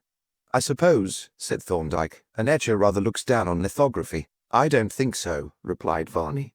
"I don't certainly. It is a fine process and an autograph process, like etching and mezzotint. The finished print is the artist's own work, every bit of it, as much as an oil painting." "Doesn't the printer take some of the credit?" Thorndyke asked. I am assuming that the artist does his own printing. If he doesn't, I should not call him a lithographer. He is only a lithographic draftsman. When I used to work at lithography, I always did my own printing. It is more than half the fun. I have the little press still. Then perhaps you will revive that process too one day? I don't think so, Varney replied. The flat surface of a lithograph is rather unsatisfying after the rich raised lines of an etching. I shall never go back to lithography except perhaps for some odd jobs. And here a spirit of mischievous defiance impelled him to add, I did a little lithograph only the other day, but I didn't keep it. It was a crude little thing. Thorndyke noted the statement with a certain grim appreciation. In spite of himself, he could not but like Varney, and this playful, sporting attitude in respect of a capital crime appeared to him as a new experience. It established him and Varney as opposing players in a sort of grim and tragic game, and it confirmed him in certain opinions that he had formed as to the antecedents and motives of the crime. For, as to the reality of the crime he now had no doubt. The statement that Varney had just made in all the insolence of his fancied security had set the keystone on the edifice that Thorndyke had built up. Circumstantial evidence has a cumulative quality. It advances by a sort of geometrical progression in which each new fact multiplies the weight of all the others. The theory that Varney had made away with Purcell involved the assumption that Varney was a lithographer who was able to print. It was now established that Varney was a lithographer and that he owned a press. Thus the train of circumstantial evidence was complete. It was a most singular situation. In the long pauses which tend to occur when good appetites coincide with a good dinner, the two men, confronting one another across the table, sat, each busy with his thoughts behind the closed shutters of his mind, each covertly observant of the other, and each the object of the other's meditations. To Varney had come once more that queer feeling of power that he had experienced at Sennan when Mr. Penfield's letter had arrived, the sense of an almost godlike superiority and omniscience. Here were these simple mortals, full of wonder, perplexity, and speculation as to the vanished Purcell, and they were all wrong, but he knew everything, and he was the motive power behind all their ineffectual movements. It was he who, by the pressure of a finger, had set this puppet show in motion, and he had but to tweak a string in his quiet studio, and they were all set dancing again. Every one of them was obedient to his touch, Maggie, Penfield, Rodney, even this strong-faced, inscrutable man, whose eye he had just met. All of them were the puppets whose movements, joint or separate, were directed by his guiding hand. Thorndyke's reflections were more complex. From time to time he glanced at Varney. He was too good an observer to need to stare, profoundly interested in his appearance. No man could look less like a murderer than this typical artist with his refined face, dreamy yet vivacious, and his suave, gentle manners. Yet that, apparently, was what he was. Moreover, he was a forger of banknotes, perhaps of other things too, as suggested by the very expert production of this letter, and had almost certainly uttered the forged notes. That was, so to speak, the debit side of his moral account, and there was no denying that it was a pretty heavy one. On the other hand, he was evidently making a serious effort to earn an honest living. His steady industry was clear proof of that. It was totally unlike a genuine criminal to work hard and with enthusiasm for a modest income, yet that was what he was evidently doing. It was a very singular contradiction. His present mode of life, which was evidently adapted to his temperament, seemed totally irreconcilable with his lurid past. There seemed to be two Varneys, the criminal Varney, practicing felonies and not stopping short of murder, and the industrious, artistic Varney, absorbed in his art and content with the modest returns that it yielded. Which of them was the real Varney? As he debated this question, Thorndyke turned to the consideration of the other partner in the criminal firm, and this seemed to throw an appreciable light on the question. Purcell had clearly been the senior partner. The initiative must have been his. The starting point of the banknote adventure must have been the theft of the note molds at Maidstone. That had been Purcell's exploit, probably a lucky chance of which he had taken instant advantage. But the molds were of no use to him without an engraver, so he had enlisted Varney's help. Now, to what extent had that help been willingly given? It was, of course, impossible to say, but it was possible to form a reasonable opinion by considering the characters of the two men. On the one hand, Varney, a gentle, amiable, probably pliable man. On the other, Purcell, a strong, masterful bully, brutal, selfish, unscrupulous, ready to trample ruthlessly on any rights or interests that conflicted with his own desires. That was, in effect, the picture of him that his wife had painted, the wife whom he had married, apparently against her inclination, by putting pressure on her father who was his debtor. Purcell was a moneylender, a usurer, and even at that, a hard case, as Mr. Levy's observations seemed to hint. Now, a usurer has certain affinities with a blackmailer. Their methods are somewhat similar. Both tend to fasten on their victim and bleed him continuously. Both act by getting a hold on the victim and putting on the screw when necessary, and both are characterized by a remorseless egoism. Now Purcell was clearly of the stuff of which blackmailers are made. Was it possible that there was an element of blackmail in his relations with Varney? The appearances strongly suggested it. Here were two men jointly engaged in habitual crime. Suddenly one of them is eliminated by the act of the other, and forthwith the survivor rids himself of the means of repeating the crime and settles down to a life of lawful industry. That was what had happened. The instant Varney had got rid of Purcell, he had proceeded to get rid of the paper blanks by sending them to Mr. Penfield, instead of printing them and turning them into money, and by thus denouncing the firm, had made it impossible, in any case, to continue the frauds. Then he had settled down to regular work in his studio. That seemed to be the course of events. It was extremely suggestive. Purcell's disappearance coincided with the end of the criminal adventure and the beginning of a reputable mode of life. That seemed to supply the motive for the murder, if it had been a murder. It suggested that no escape from the life of crime had been possible so long as Purcell was alive. That Purcell had obtained some kind of hold on Varney, which enabled him to compel the latter to continue in the criminal partnership, and that Varney had taken the only means that were possible to rid himself of his parasite. That was what it looked like. Of course, this was mere guesswork. No proof was possible. But it agreed with all the facts, and it made Varney's apparent dual personality understandable. The real and essential Varney appeared to be the artist, not the criminal. He appeared to be a normal man who had committed a murder under exceptional circumstances. With the banknote business, Thorndyke was not concerned, and he had no knowledge of its circumstances. But the murder was his concern, and he set himself to consider it. The hypothesis was that Purcell had been, in effect, a blackmailer, and that Varney had been his victim. Now, it must be admitted that Thorndyke held somewhat unconventional views on the subject of blackmail. He considered that a blackmailer acts entirely at his own risk, and that the victim, since the law can afford him but a very imperfect protection, is entitled to take any available measures for his own protection, including the elimination of the blackmailer. But if the blackmailer acts at his own risk, so does the victim who elects to make away with him. Morally, the killing of a blackmailer may be justifiable homicide, but it has no such legal status. In law, self-defense means defense against bodily injury. It does not include defense against moral injury. Whoever elects to rid himself of a blackmailer by killing him accepts the risk of a conviction on a charge of murder. But that appeared to be Varney's position. He had accepted the risk. It was for him to avoid the consequences if he could. As to Thorndyke himself, though he might, like the clerk of arraigns at the Old Bailey, wish the offender a good deliverance, his part was to lay bare the hidden facts. He and Varney were players on opposite sides. He would play impersonally, without malice, and with a certain goodwill to his opponent. But he must play his own hand, and leave his opponent to do the same. These reflections passed swiftly through his mind, in the intervals of a very desultory conversation. As he reached his conclusion, he once more looked up at Varney, and then he received something like a shock. At the moment, no one was speaking, and Varney was sitting with his eyes somewhat furtively fixed on Margaret's downcast face.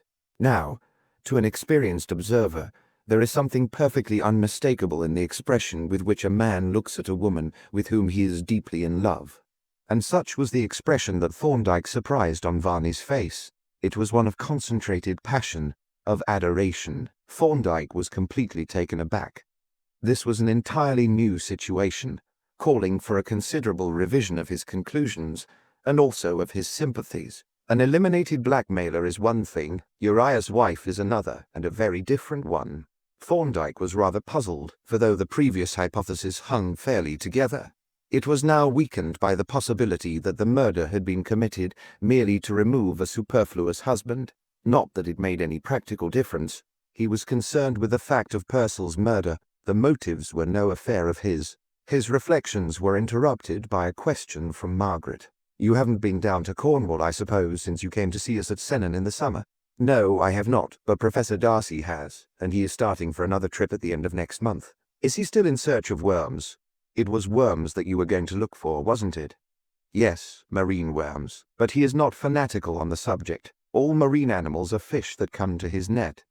"You are using the word net in a metaphorical sense, I presume," said Varney. "Or does he actually use a net?" "Sometimes," replied Thorndyke. "A good many specimens can be picked up by searching the shore at low tide, but the most productive work is done with the dredge. Many species are found only below low water mark." "Is there anything particularly interesting about marine worms?" Margaret asked. "There always seems something rather disgusting about a worm, but I suppose that is only vulgar prejudice." "It is principally unacquaintance with worms," replied Thorndyke. "They are a highly interesting group of animals, both in regard to structure and habits. You ought to read Darwin's fascinating book on earthworms, and learn what an important part they play in the fashioning of the Earth's surface. But the marine worms are not only interesting, some of them are extraordinarily beautiful creatures." "That was what Philip Rodney used to say," said Margaret. "But we didn't believe him, and he never showed us any specimens." "I don't know that he ever got any," said Varney. "He made great preparations in the way of bottles and jars, and then he spent most of his time sailing his yacht or line fishing from a lugger. The only tangible result of his preparations was that remarkable jury button that he fixed on Dan's oilskin coat. You remember that button, Mrs. Purcell?" "I remember something about a button, but I have forgotten the details. What was it?" "Why, Dan lost the top button from his oiler and never got it replaced. One day he lent the coat to Philip to go home in the wet, and as Phil was going out line fishing the next day and his own oilers were on the yacht, he thought he would take Dan's. So he proceeded to fix on a temporary button, and a most remarkable job he made of it. It seems that he hadn't got either a button or a needle and thread, so he extemporized. He took the cork out of one of his little collecting bottles. It was a flat cork, waterproofed with paraffin wax, and it had a round label inscribed "Marine Worms." Well, as he hadn't a needle or thread, he bored 2 holes through the cork with a little marlin spike in his pocket knife, passed through them the remains of a fiddle string that he had in his pocket, made 2 holes in the oilskin, threaded the catgut through them, and tied a reef knot on the inside. "And did it answer?" asked Margaret.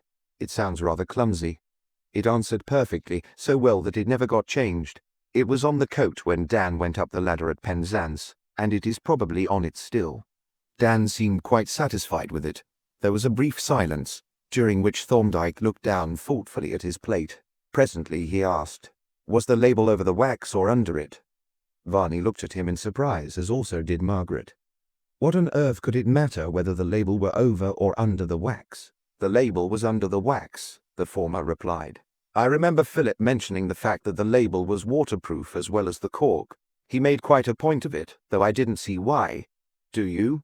"If he regarded the label as a decorative adjunct," replied Thorndyke, "he would naturally make a point of the impossibility of its getting washed off, which was the object of the waxing." "I suppose he would," Varney agreed in an absent tone, and still looking curiously at Thorndyke. He had a feeling that the latter's mildly facetious reply was not quite in key with the very definite question. Why had that question been asked? Had Thorndyke anything in his mind? Probably not. What could he have? At any rate, it was of no consequence to him, Varney, in which he was, perhaps, mistaken. Thorndyke had been deeply interested in the history of the button. Here was one of those queer, incalculable trivialities which so often crop up in the course of a criminal trial. By this time, no doubt, that quaint button was detached and drifting about in the sea, or lying unnoticed on some lonely beach among the high-water jetsam. The mere cork would be hardly recognizable, but if the label had been protected by the wax, it would be identifiable with absolute certainty. And, if ever it should be identified, its testimony would go to prove the improbability that Daniel Purcell ever went ashore at Penzance. Chapter 11. In which Varney has an inspiration. The adjournment to the drawing-room was the signal for Varney to fetch his portfolio and exhibit his little collection, which he did with a frank interest and pleasure in his works that was yet entirely free from any appearance of vanity. Thorndyke examined the proofs with a curiosity that was not wholly artistic. Varney interested him profoundly. There was about him a certain reminiscence of Benvenuto Cellini, a combination of the thoroughgoing rascal with the sincere and enthusiastic artist. But Thorndyke could not make up his mind how close the parallel was. From Cellini's grossness, Varney appeared to be free. But how about the other vices? Had Varney been forced into wrongdoing by the pressure of circumstances on a weak will? Or was he a criminal by choice and temperament? That was what Thorndyke could not decide. An artist's work may show only one side of his character, but it shows that truthfully and unmistakably. A glance through Varney's works made it clear that he was an artist of no mean talent.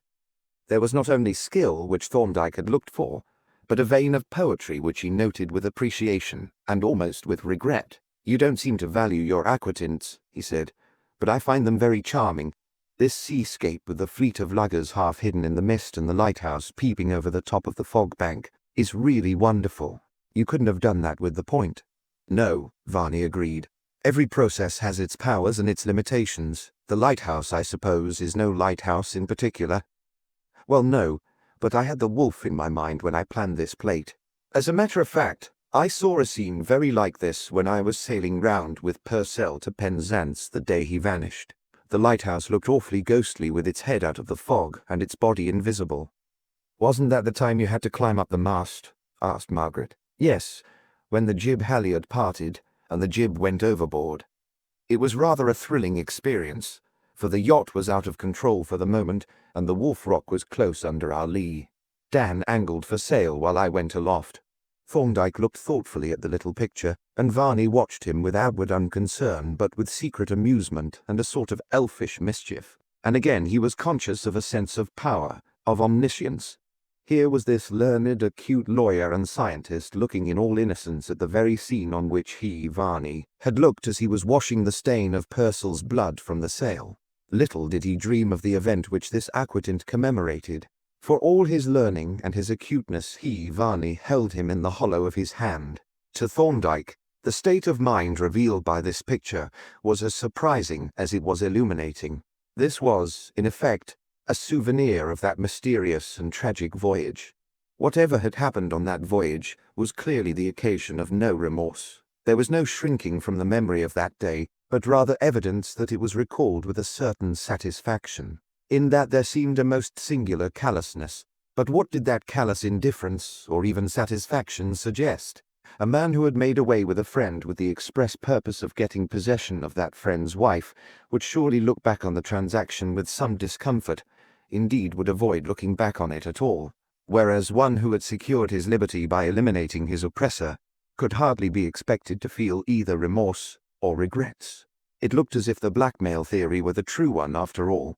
"That will be Mr. Rodney," Margaret said, looking expectantly at the door. "I didn't hear the bell," said Varney. Neither had Thorndyke heard it, but he had not been listening, whereas Margaret apparently had, which perhaps accounted for the slightly preoccupied yet attentive air that he had noticed once or twice when he had looked at her.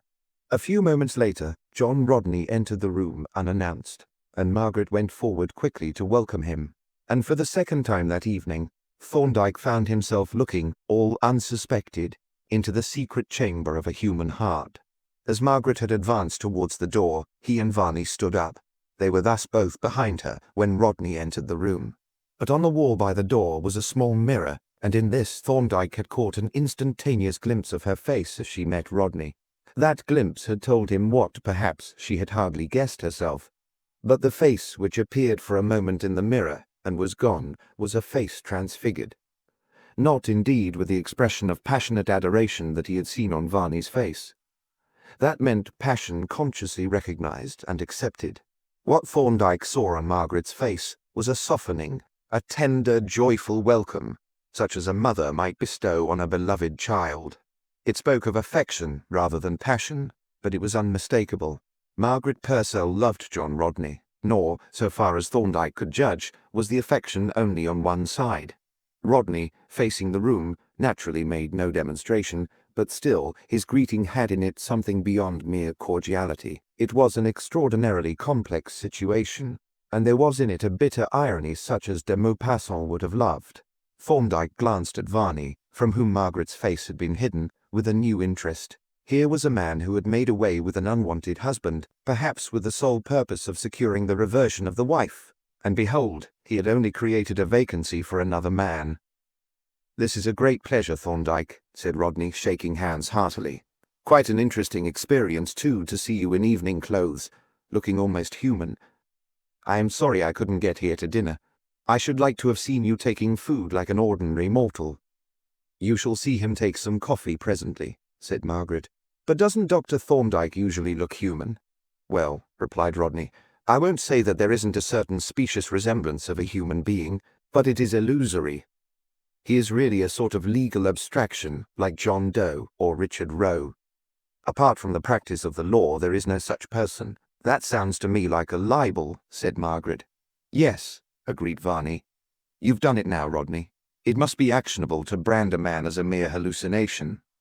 There will be wigs on the green, barristers' wigs, when Dr. Thorndyke begins to deal out writs." "Then I shall plead justification," said Rodney, "and I shall cite the present instance. For what do these pretenses of customary raiment and food consumption amount to? They are mere camouflage, designed to cover a legal inquiry into the disappearances from his usual places of resort of one Daniel Purcell." "Now you are only making it worse," said Margaret, "for you are implicating me. You are implying that my little dinner party is nothing more than a camouflaged legal inquisition." "And you are implicating me too," interposed Varney, "as an accessory before, during, and after the fact. You had better be careful, Rodney. It will be a joint action, and Dr. Thorndyke will produce scientific witnesses who will prove anything he tells them to." "I call this intimidation," said Rodney. "The circumstances seem to call for the aid of tobacco. I see the permission has been given to smoke." "And perhaps a cup of coffee might help," said Margaret, as the maid entered with the tray. "Yes, that will clear my brain for the consideration of my defense. But still, I must maintain that this is essentially a legal inquisition. We have assembled primarily to consider the position which is created by this letter that Penfield has received." "Nothing of the kind," said Margaret. "I asked you primarily that I might enjoy the pleasure of your society, and secondly that you might enjoy the pleasure of one another's." "And yours." "Thank you. But as to the letter, I don't see that there is anything to discuss. We now know where Dan is, but that doesn't seem to alter the situation." "I don't agree with you in either respect," said Rodney.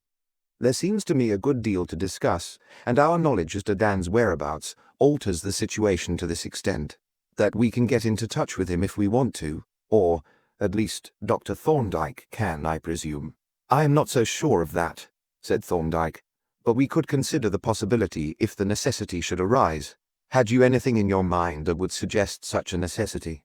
"What I have in my mind," replied Rodney, "is this. Purcell has left his wife for reasons known only to himself. He has never sent a word of excuse, apology, or regret. Until this letter arrived, it was possible to suppose that he might be dead, or have lost his memory, or in some other way be incapable of communicating with his friends. Now we know that he is alive, that he has all his faculties, except the faculty of behaving like a decent and responsible man, and that he has gone away and is staying away of his own free will and choice. If there was ever any question as to his coming back, there is none now, and if there could ever have been any excuse or extenuation of his conduct, there is now none. We see that, although he has never sent a message of any kind to his wife, yet, when the question of a sum of money arises, he writes to his solicitor with the greatest promptitude. That letter is a gross and callous insult to his wife." Thorndyke nodded. "That seems to be a fair statement of the position," said he, "and I gather that you consider it possible to take some action." "My position is this," said Rodney. "Purcell has deserted his wife. He has shaken off all his responsibilities as a husband, but he has left her with all the responsibilities and disabilities of a wife. He has taken to himself the privileges of a bachelor, but she remains a married woman. That is an intolerable position. My contention is that, since he has gone for good, the tow rope ought to be cut. He should be set adrift finally and completely, and she should be liberated." "I agree with you entirely and emphatically," said Thorndyke.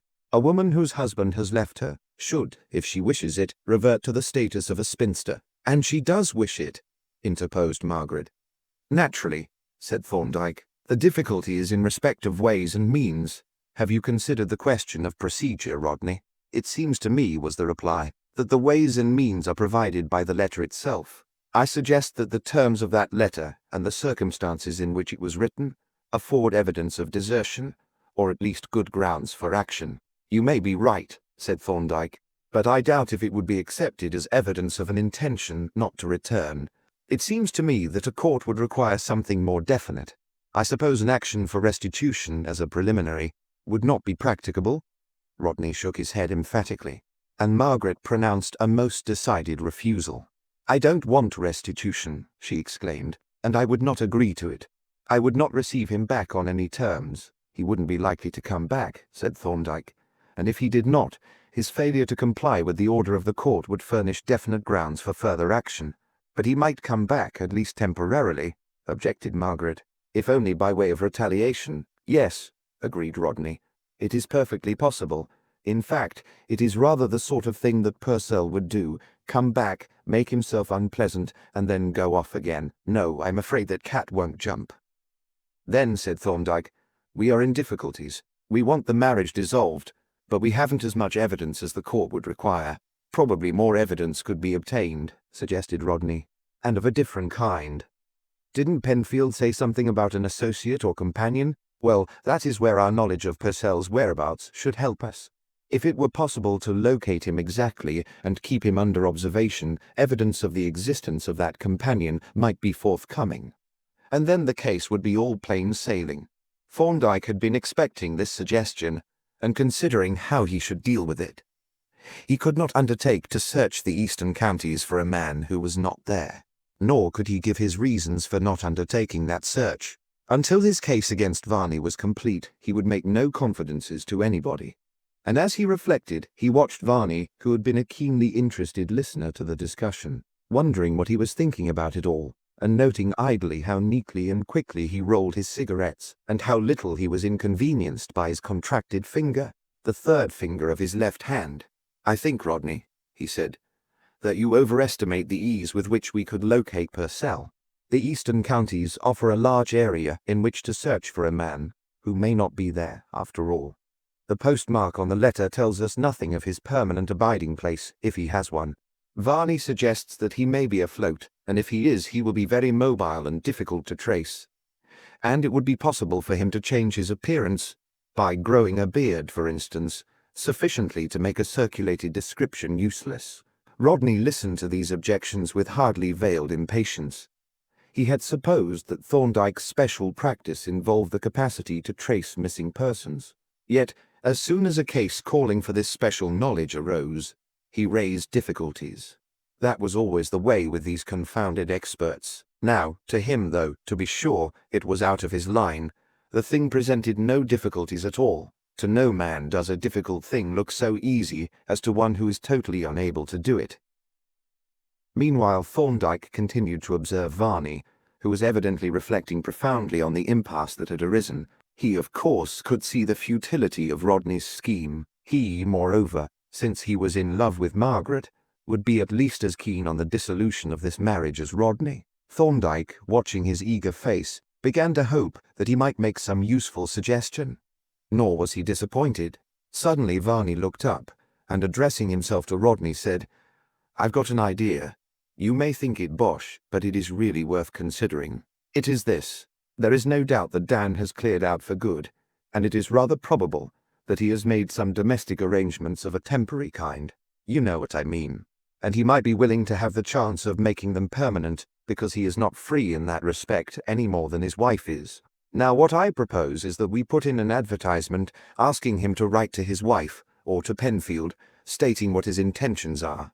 It is quite possible that he might, in his own interests, send a letter that would enable you to get a divorce without any other evidence. It is really worth trying." Rodney laughed scornfully. "You've missed your vocation, Varney," said he. "You oughtn't to be tinkering about with etchings. You ought to be in the law. But I'm afraid the mackerel wouldn't rise to your sprat." Thorndyke could have laughed aloud, but he did not. On the contrary, he made a show of giving earnest consideration to Varney's suggestion, and finally said, "I am not sure that I agree with you, Rodney. It doesn't seem such a bad plan." In this he spoke quite sincerely, but then he knew, which Rodney did not, that if the advertisement were issued, there would certainly be a reply from Purcell, and, moreover, that the reply would be of precisely the kind that would be most suitable for their purpose. "Well," said Rodney, "it seems to me rather a wildcat scheme. You are proposing to ask Purcell to give himself away completely. If you knew him as well as I do, you would know that no man could be less likely to comply. Purcell is one of the most secretive men I have ever known, and you can see for yourself that he has been pretty secret over this business." "Still," Thorndyke persisted, "it is possible, as Varney suggests, that it might suit him to have the tow rope cut as you express it. What do you think, Mrs. Purcell?" "I am afraid I agree with Mr. Rodney. Dan is as secret as an oyster, and he hasn't shown himself at all well disposed. He wouldn't make a statement for my benefit. As to the question of another woman, I have no doubt that there is one, but my feeling is that Dan would prefer to have a pretext for not marrying her." "That is exactly my view," said Rodney. "Purcell is the sort of man who will get as much as he can, and give as little in exchange." "I don't deny that," said Varney, "but I still think that it would be worth trying. If nothing came of it, we should be no worse off." "Exactly," agreed Thorndyke. "It is quite a simple proceeding. It commits us to nothing, and it is very little trouble, and if by any chance it succeeded, see how it would simplify matters. In place of a crowd of witnesses collected at immense trouble and cost, you would have a letter which could be put in evidence, and which would settle the whole case in a few minutes." Rodney shrugged his shoulders, and secretly marvelled how Thorndyke had got his great reputation. "There is no answering a determined optimist," said he. "Of course Purcell may rise to your bait. He may even volunteer to go into the witness box and make a full confession and offer to pay our costs, but I don't think he will." "Neither do I," said Thorndyke. "But it is bad practice to reject a plan because you think it probably will not succeed, when it is possible and easy to give it a trial. Have you any objection to our carrying out Mr. Varney's suggestion?" "I have no objection to your carrying it out," replied Rodney, "and I don't suppose Mrs. Purcell has, but I don't feel inclined to act on it myself." Thorndyke looked interrogatively at Margaret. "What do you say, Mrs. Purcell?" he asked. "I am entirely in your hands," she replied. "It is very good of you to take so much trouble, but I fear you will have your trouble for nothing." "We shan't lose much on the transaction even then," Thorndyke rejoined. "So we will leave it that I insert the advertisement in the most alluring terms that I can devise. If anything comes of it, you will hear before I shall." This brought the discussion to an end. If Rodney had any further ideas on the subject, he reserved them for the benefit of Margaret or Mr. Penfield, having reached the conclusion that Thorndyke was a pure specialist, and probably overrated at that, whose opinions and judgment on general law were not worth having. The conversation thus drifted into other channels, but with no great vivacity, for each of the four persons was occupied inwardly with the subject that had been outwardly dismissed. Presently Varney, who had been showing signs of restlessness, began to collect his etchings in preparation for departure. Thereupon Thorndyke also rose to make his farewell. "I have had a most enjoyable evening, Mrs. Purcell," he said as he shook his hostess's hand, and he spoke quite sincerely. He had had an extremely enjoyable evening, and he hoped that the entertainment was even now not quite at an end. "May we hope that our plottings and schemings may not be entirely unfruitful?" "You can hope as much as you like," said Rodney, "if hopefulness is your specialty, but if anything comes of this plan of Varney's, I shall be the most surprised man in London." "And I hope you will give the author of the plan all the credit he deserves," said Thorndyke. "He has got that now," Rodney replied with a grin. "I doubt if he has," retorted Thorndyke, "but we shall see. Are we walking the same way, Varney?" "I think so," replied Varney, who had already decided for his own special reasons that they were, in which he was in complete, though unconscious, agreement with Thorndyke. "Rodney seems a bit cocksure," the former remarked as they made their way towards the Brompton Road. "But it is no use taking things for granted. I think it quite possible that Purcell may be willing to cut his cable. At any rate, it is reasonable to give him the chance." "Undoubtedly," agreed Thorndyke. "There is no greater folly than to take failure for granted and reject an opportunity. Now, if this plan of yours should by any chance succeed, Mrs. Purcell's emancipation is as good as accomplished." "Is it really?" Varney exclaimed eagerly. "Certainly," replied Thorndyke. "That is, If Purcell should send a letter the contents of which should disclose a state of affairs which would entitle his wife to a divorce. But that is too much to hope for, unless Purcell also would like to have the marriage dissolved. I think it quite possible that he would, you know, said Varney. He must have had strong reasons for going off in this way, and we know what those strong reasons usually amount to. But would a simple letter, without any witnesses, be sufficient to satisfy the court? Undoubtedly, replied Thorndyke. A properly attested letter is good evidence enough. It is just a question of what it contains. Let us suppose that we have a suitable letter. Then our procedure is perfectly simple. We produce it in court, and it is read and put in evidence. We say to the judge, "Here is a letter from the respondent to the petitioner," or her solicitor, as the case may be. It is in answer to an advertisement, also read and put in evidence. The handwriting has been examined by the petitioner, by her solicitor, and by the respondent's banker, and each of them swears that the writing and the signature are those of the respondent. In that letter, the respondent clearly and definitely states that he has left his wife for good, that under no circumstances would he ever return to her, that he refuses hereafter to contribute to her support, and that he has transferred his affections to another woman who is now living with him as his wife. On that evidence, I think we should have no difficulty in obtaining a decree. Varney listened eagerly. He would have liked to make a few notes, but that would hardly do, though Thorndyke seemed to be a singularly simple-minded and confiding man, and he was amazingly easy to pump. "I don't suppose Purcell would give himself away to that extent," he remarked, "unless he was really keen on a divorce." "It is extremely unlikely in any case," Thorndyke agreed, "but we have to bear in mind that if he writes at all, it will be with the object of stating his intentions as to the future and making his position clear. I shall draft the advertisement in such a way as to elicit this information, if possible. If he is not prepared to furnish the information, he will not reply. If he replies, it will be because, for his own purposes, he is willing to furnish the information." "Yes, that is true, so that he may really give more information than one might expect.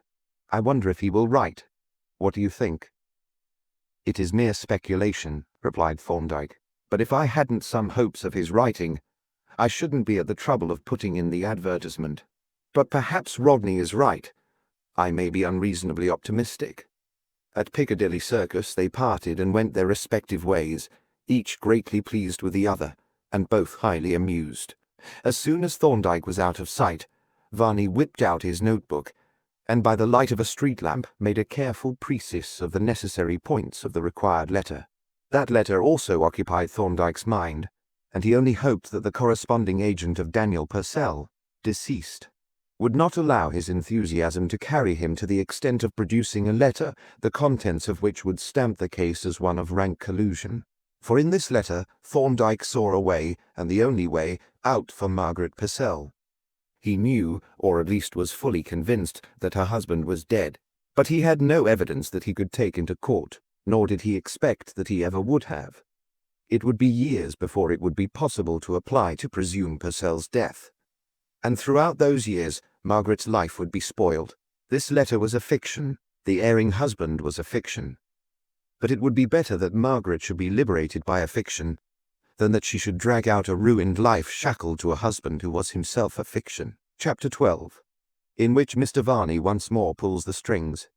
For the second time, in connection with the death of Daniel Purcell, Mr. Varney found it necessary to give an attentive eye to the movements of the postman. He had ascertained from the post office the times at which letters were delivered in the neighbourhood of Margaret's flat, and now, in the gloom of a December evening, he lurked in the vicinity until he saw the postman approaching down the street and delivering letters at the other flats on his way. Then he entered the now familiar portals and made his way quietly up the stairs until he reached Margaret's outer door. Here he paused for a few moments, standing quite still and listening intently. If he had been discovered, he would have simply come to pay a call, but he was not, and the silence from within suggested that there was nobody in the hall. With a furtive look round, he drew a letter from his pocket and silently slipped it into the letter-box, catching the flap on his finger as it fell to prevent it from making any sound. Then he turned and softly stole down the stairs, and as he reached the ground floor, the postman walked into the entry.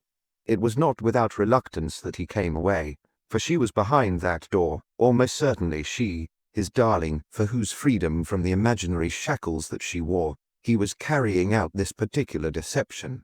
But his own guilty conscience made it seem to him that he had better not be present when the fabricated letter arrived. So he tore himself from the beloved precincts and went his way, thinking his thoughts and dreaming his dreams. Varney's surmise was correct. Margaret was within. But it was perhaps as well that he had refrained from paying a call, for she was not alone, and his visit would not have been entirely welcome. About half an hour before his arrival, Jack Rodney had ascended those stairs, and had been admitted in time to join Margaret at a somewhat belated tea. "My excuse for coming to see you," said Rodney, "is in my pocket, the front page of the Times." "I don't know what you mean by an excuse," Margaret replied. "You know perfectly well that I am always delighted to see you. But perhaps you mean an excuse to yourself for wasting your time in gossiping with me." "Indeed I don't," said he. "I count no time so profitably employed as that which I spend here." "I don't quite see what profit you get," she rejoined, "unless it is the moral benefit of doing a kindness to a lonely woman. I should like to take that view if I honestly could. But the fact is that I come here for the very great pleasure of seeing you and talking to you, and the profit that I get is that very great pleasure. I only wish the proprieties allowed me to come oftener." "So do I," she said frankly. "But you know that too. And now tell what there is in the front page of the Times that gave you this sorely needed excuse." Rodney laughed in a boisterous schoolboy fashion as he drew from his pocket a folded leaf of the newspaper. "It's the great advertisement," said he. "The Thorndyke Varney or Varney Thorndyke advertisement. It came out yesterday morning. Compose yourself to listen and I'll read it out to you." He opened the paper out, refolded it into a convenient size, and with a portentous preliminary ahem, read aloud in a solemn sing-song. "Purcell, D. is earnestly requested to communicate to M. or her solicitor his intentions with regard to the future. If his present arrangements are permanent, she would be grateful if he would notify her to that effect, in order that she may make the necessary modifications in her own."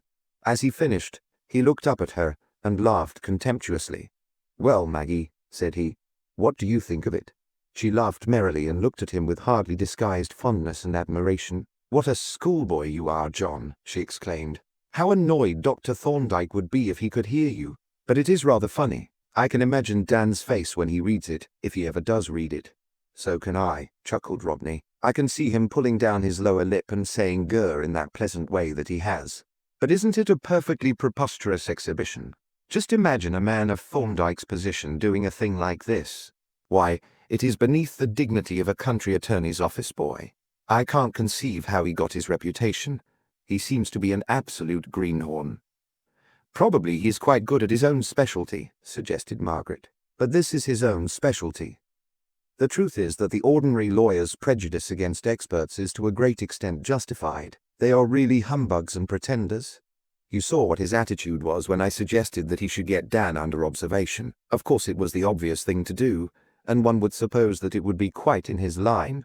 Yet as soon as I made the suggestion, he raised all sorts of difficulties, whereas a common private inquiry agent would have made no difficulty about it at all." "Do you think not?" Margaret asked a little eagerly. "Perhaps it might be worthwhile to employ one. It would be such a blessed thing to get rid of Dan for good." "It would indeed," Rodney agreed heartily. "But perhaps we had better see if Thorndyke gets a bite. If he fails, we can try the other plan." Margaret was slightly disappointed. She wanted to see some progress made and was a little impatient of the law's delays. But the truth is that Rodney had been speaking rather at random. When he came to consider what information he had to give to a private detective, the affair did not look quite such plain sailing. "Perhaps," said Margaret, "Dr. Thorndyke was right in giving Mr. Varney's plan a trial. We are no worse off if it fails, and if it were by any chance to succeed, oh, what a relief it would be. Not that there is the slightest chance that it will." "Not a dog's chance," agreed Rodney. "And Thorndyke was an ass to have anything to do with the advertisement. He should have let Varney put it in. No one expects an artist to show any particular legal acumen." "Poor Mr. Varney," murmured Margaret, with a faint smile, and at this moment the housemaid entered the room with a couple of letters on a salver. Margaret took the letters, and having thanked the maid, laid them on the table by her side. "Won't you read your letters?" said Rodney. "You are not going to make a stranger of me, I hope." "Thank you," she replied.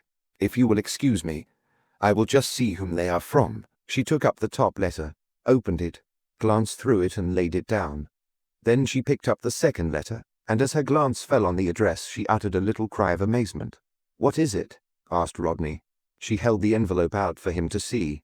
"It's from Dan," she exclaimed, and forthwith she tore it open and eagerly took out the letter. As she read it, Rodney watched her with mingled amusement, vexation, and astonishment. The utterly inconceivable thing had happened.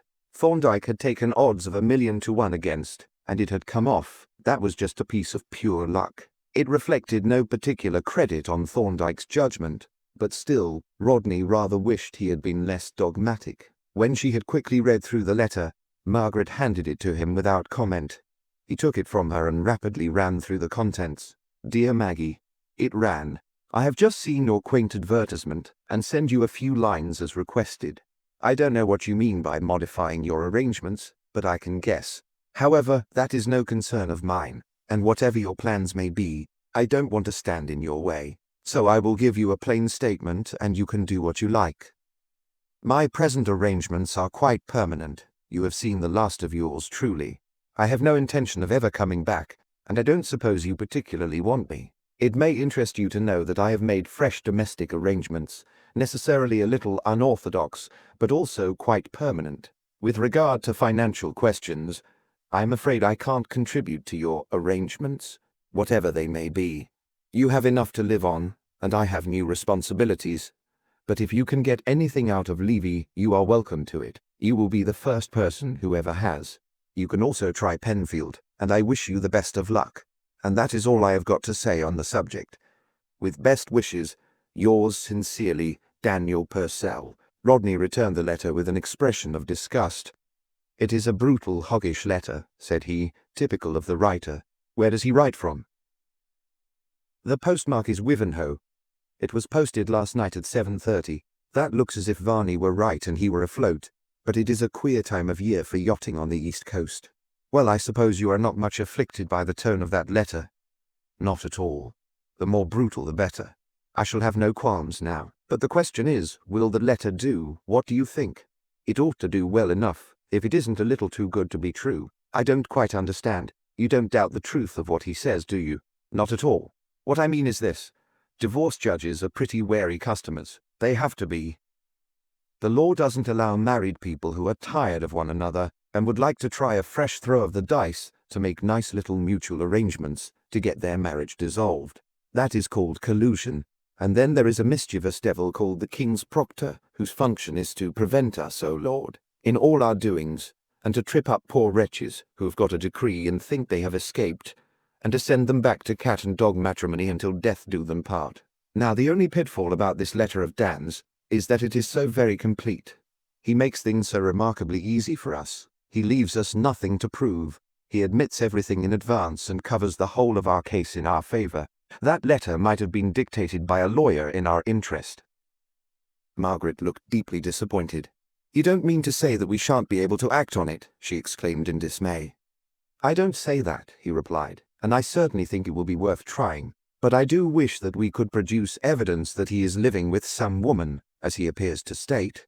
That would be so much more convincing. However, I will get an opinion from a counsel who has had extensive experience of divorce practice. A man like Barnby, for instance. I could show him a copy of the letter and hear what he thinks." "Why not Dr. Thorndyke?" said Margaret. "He was really right after all, and we shall have to show him the letter." "Yes, and he must see the original. But as to taking his opinion, well, we shall have to do that as a matter of courtesy. But I don't set much value on his judgment. You see, he chose to go double nap on this letter, and he happened to win.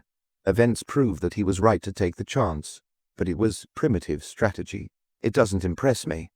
Margaret made no immediate rejoinder. She was not a lawyer, and to her the fact that the plan had succeeded was evidence that it was a good plan. Accordingly, her waning faith in Thorndyke was strongly revived.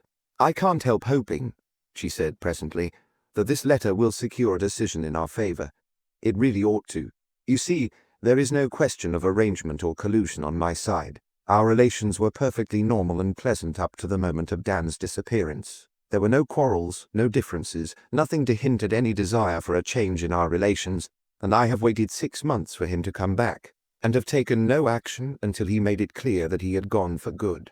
Don't you think that I have a fair chance of getting my freedom? Perhaps you are right, Maggie, he replied. I may be looking out for snags that aren't there. Of course you could call me and Philip and Varney to prove that all was normal up to the last, and Penfield and Thorndyke to give evidence of your efforts to trace Dan. Yes, perhaps it is a better case than I thought. But all the same, I will show the letter to Barnby when Thorndyke has seen it, and get his opinion without prejudice. He paused and reflected profoundly for a while. Suddenly he looked up at Margaret, and in his eyes there was a new light. Supposing, Maggie, he said in a low, earnest voice, you were to get this marriage dissolved. Then you would be free to marry. You know that, years ago, when you were free, I loved you. You know that, because I told you, and I thought, and I still think that you cared for me then. The fates were against us at that time, but in the years that have passed, there has been no change in me. You are the only woman I have ever wanted. Of course I have kept my feelings to myself. That had to be. But if we can win back your freedom, I shall ask you to be my wife, unless you forbid me. What shall you say to me, Maggie? Margaret sat with downcast eyes as Rodney was speaking. For a few moments she had appeared pale and agitated, but she was now quite composed, and nothing but a heightened colour hinted at any confusion. At the final question, she raised her head and looked Rodney frankly in the face. At present, John, she said quietly, I am the wife of Daniel Purcell, and as such have no right to contemplate any other marriage. But I will be honest with you. There is no reason why I should not be. You are quite right, John. I loved you in those days that you speak of, and if I never told you, you know why. You know how I came to marry Dan. It seemed to me then that I had no choice. Perhaps I was wrong, but I did what I thought was my duty to my father. In the years that have passed since then, the long grey years, I have kept my covenant with Dan loyally in every respect. If I have ever looked back with regret, it has been in secret. But through those years you have been a faithful friend to me, and of all my friends the best beloved. And so you are now. That is all I can say, John.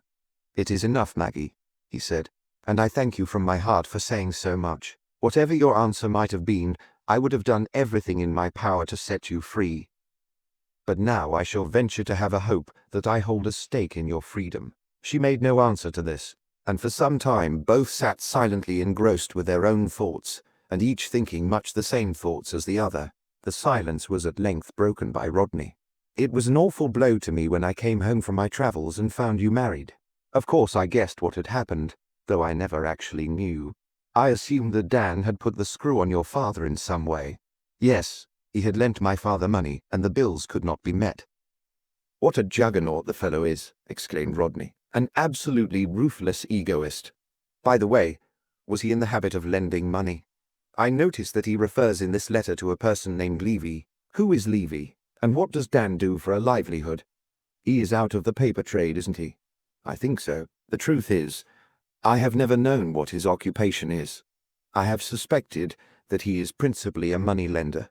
As to Mr. Levy, I have always thought he was a clerk or manager, but it rather looks as if he were a partner. We must find out, said Rodney. And there is another thing that we must look into. That mysterious letter that Penfield received from Dan. Did you ever learn what was in it? Never. Mr. Penfield refused to divulge the slightest hint of its contents, but I feel convinced that it was in some way connected with Dan's disappearance. You remember it arrived on the day after Dan went away. I think Dr. Thorndyke called on Mr. Penfield to see if he could glean any information, but I assume that he didn't succeed. We can take that for granted, said Rodney. I don't think Thorndyke would get much out of a wary old bird like Penfield. But we must find out what was in that letter. Penfield will have to produce it if we put him in the witness box, though he will be a mighty slippery witness. However, I will see Thorndyke and ask him about it when I have consulted Barnby. Perhaps I had better take charge of the letter. Margaret handed him the letter, which he put securely in his wallet, and, the plan of action being now settled, he stayed only for a little further gossip, and then took his leave.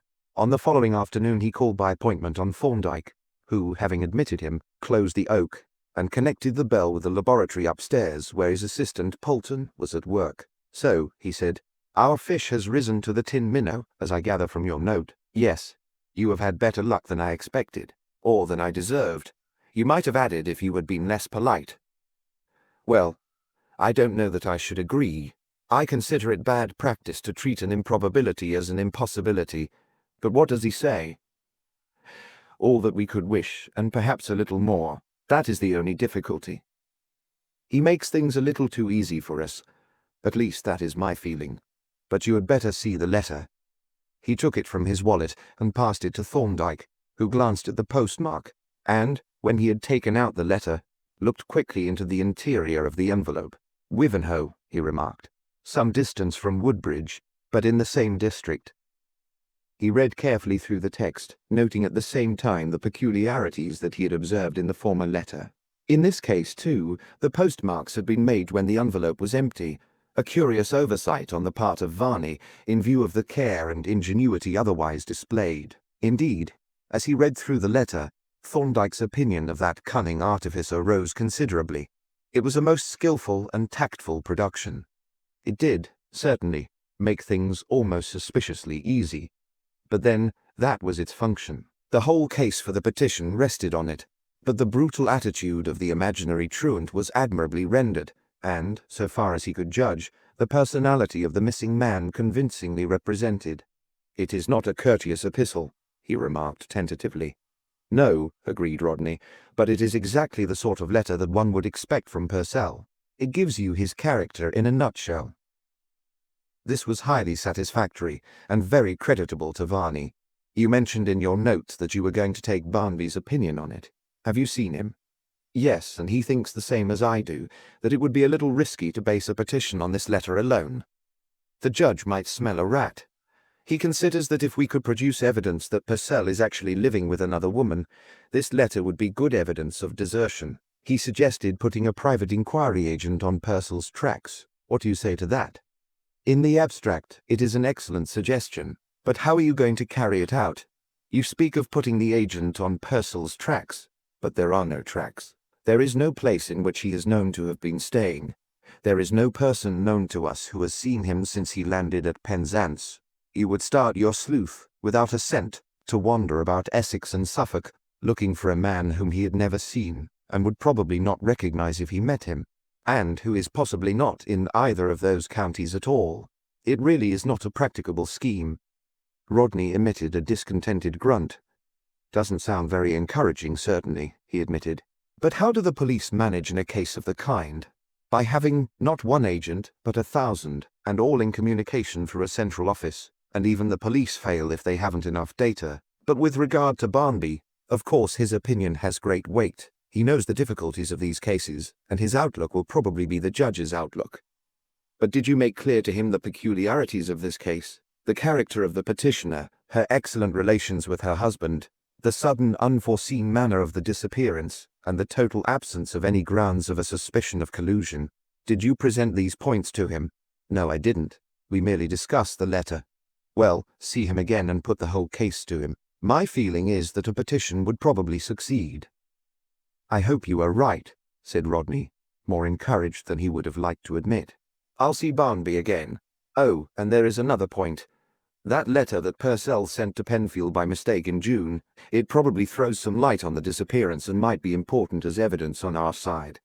I suppose Penfield did not tell you what was in it, or show it to you?" "No, he would say nothing about it, but he allowed me, at my request, to examine the envelope." Rodney grinned. "He might also have shown you the postman who delivered the letter. But if he won't tell us anything, we might put him in the witness box and make him disgorge his secret." "Yes, and you may have to, if the court demands to have the letter produced. But I strongly advise you to avoid doing so, if you can. I have the impression that the production of that letter would be very much the reverse of helpful, might in fact be fatal to the success of the case, and would in addition be very disagreeable to Mrs. Purcell." Rodney looked at him in astonishment. "Then you know what was in the letter," said he. "No, but I have formed certain opinions which I have no doubt are correct, but which I do not feel at liberty to communicate. I advise you to leave Mr. Penfield alone. Remember that he is a lawyer, that he is Mrs. Purcell's friend, that he does know what is in the letter, and that he thinks it best to keep his knowledge to himself. But he will have to be approached on the question as to whether he is willing to act for Mrs. Purcell against her husband. If you undertake that office, You can raise the question of the letter with him, but I would urge you most strongly not to force his hand." Rodney listened to this advice with a slightly puzzled expression.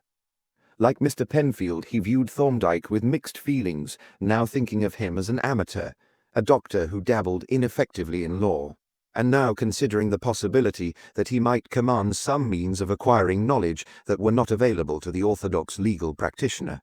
Here was a case in point. He had examined the envelope of that mysterious letter at his own request, and evidently for a specific purpose, and from that inspection he had in some unaccountable way formed a very definite opinion as to what the envelope had contained. That was very curious. Of course, he might be wrong, but he seemed to be pretty confident. Then there was the present transaction. Rodney himself had rejected Varney's suggestion with scorn, but Thorndyke had adopted it quite hopefully, and the plan had succeeded in the face of all probabilities. Could it be that Thorndyke had some unknown means of gauging those probabilities? It looked rather like it. "You are only guessing at the nature of that letter," he said tentatively, "and you may have guessed wrong." "That is quite possible," Thorndyke agreed. "But Penfield isn't guessing. Put the case to him, hear what he says and follow his advice. And if you see Varney again, it would be better to say nothing about that letter. Penfield will advise you to keep it out of the case if you can, and that is my advice too." When Rodney took his departure, which he did a few minutes later, he carried with him a growing suspicion that he had underestimated Thorndyke, that the latter, perhaps, played a deeper game than at first sight appeared, and that he played with pieces unknown to traditional legal practice. For some time after his visitor had left, Thorndyke remained wrapped in profound thought. In his heart he was sensible of a deep distaste for this case that he was promoting. If it were to succeed, it could only be by misleading the court. It is true that the parties were acting in good faith, that the falsities which they would present were falsities that they believed to be true. But the whole case was based on a fiction, and Thorndyke detested fictions. Nor was he satisfied with his own position in an ethical sense. He knew that the case was fictitious, that the respondent was a dead man, and that the documents to be produced in evidence were forgeries. He was, in fact, an accessory to those forgeries. He did not like it at all, and he was not so optimistic as to the success of the petition as he had led Rodney to believe, though he was not very uneasy on that score. What troubled him was that this was, in effect, a bogus case, and that he was lending it his support. But what was the alternative? His thoughts turned to Margaret, sweet-faced, sweet-natured, gracious-mannered, the perfect type of an English gentlewoman, and he thought of the fine, handsome, high-minded gentleman who had just gone away. These two loved one another, loved as only persons of character can love. Their marriage, if it could be achieved, would secure to them a lifelong happiness, in so far as such happiness is attainable by mortals. But between them and their happiness stood the fiction of Daniel Purcell. In order that they might marry, Purcell must either be proved to be dead or assumed to be alive. Could he be proved to be dead? If he could, that were the better way, because it would demonstrate the truth. But was it possible? In a scientific sense, it probably was. Science can accept a conclusion with reservations, but the law has to say yes or no without any reservations at all. This was not a case of death merely presumed. It was a death alleged to have occurred at a specific time and place, and in a specific manner, and inseparably bound up with it was a charge of murder. If Purcell was dead, Varney had murdered him, and the murder was the issue that would be tried. But no jury would entertain for a moment the guilt of the accused on such evidence as Thorndyke could offer, and an acquittal would amount to a legal decision that Purcell was not dead. On that decision, Margaret's marriage to Rodney would be impossible. Thus Thorndyke's reflections led him back, as they always did, to the conclusion that Purcell's death was incapable of legal proof, and must ever remain so, unless by some miracle, new and conclusive evidence should come to light. But to wait for a miracle to happen was an unsatisfactory policy. If Purcell could not be proved to be dead, and if such failure of proof must wreck the happiness of two estimable persons, then it would appear that it might be allowable to accept what was the actual legal position and assume that he was alive. So, once again, Thorndyke decided that he had no choice but to continue to share with Varney the secret of Purcell's death, and to hold his peace. And if this must be, the petition must take its course, aided and abetted, if necessary, by him. After all, nobody would be injured, and nothing done which was contrary either to public policy or private morals. There were only two alternatives, as matters stood. The fiction of Purcell as a living man would either keep Margaret and Rodney apart, as it was now doing, or it would be employed, with other fictions, to enable them to be united. And it was better that they should be united. Chapter 13, in which the medico-legal worm arrives. Romance lurks in unsuspected places. As we go our daily round, we are apt to look distastefully upon the scenes made dull by familiarity, and to seek distraction by letting our thoughts ramble far away into time and space, to ages and regions in which life seems more full of color. In fancy, perchance, we thread the ghostly aisles of some tropical forest, or linger on the white beach of some lonely coral island, where the coconut palms, shivering in the sea breeze, patter a refrain to the song of the surf, or we wander by moonlight through the narrow streets of some southern city, and hear the thrum of the guitar rise to the shrouded balcony. And behold, all the time romance is at our very doors. It was on a bright afternoon early in March that Thorndyke sat with Philip Rodney by his side, on one of the lower benches of the lecture theatre of the Royal College of Surgeons. Not a likely place, this, to encounter romance. Yet there it was, and tragedy too, lying unnoticed at present on the green baize cover of the lecturer's table, its very existence unsuspected. Meanwhile Thorndyke and Philip conversed in quiet undertones, for it still wanted some minutes to the hour at which the lecture would commence. "I suppose," said Philip, "you had no report from that private detective fellow. I forget his name. Bagwell." "No, excepting the usual weekly note stating that he is still unable to pick up any trace of Purcell." "Ah," commented Philip, "that doesn't sound encouraging. Must be costing a lot of money, too. I fancy my brother and Maggie Purcell are both beginning to wish they had taken your advice, and relied on the letter by itself. But Jack was overborne by Barnby's insistence on corroborative evidence, and Maggie let him decide. And now they are sorry they listened to Barnby. They hadn't bargained for all this delay." "Barnby was quite right as to the value of the additional evidence," said Thorndyke. "What he didn't grasp was the very great difficulty of getting it. But I think I hear the big wigs approaching." As he spoke, the usher threw open the lecturer's door. The audience stood up. The president entered, preceded by the mace-bearer and followed by the officers and the lecturer, and took his seat. The audience sat down, and the lecture began without further formalities. The theatre was nearly full. It usually was when Professor Darcy lectured, for that genial savant had the magnetic gift of infusing his own enthusiasm into the lecture, and so into his audience, even when, as on this occasion, his subject lay on the outside edge of medical science.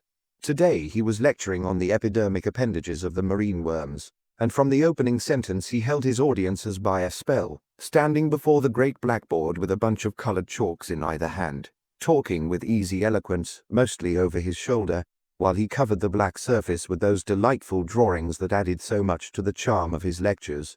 Philip watched his flying fingers with fascination and struggled frantically to copy the diagrams into a large notebook with the aid of a handful of coloured pencils, while Thorndyke, not much addicted to note-taking, listened and watched with concentrated attention, mentally docketing and pigeonholing any new or significant fact in what was to him a fairly familiar subject.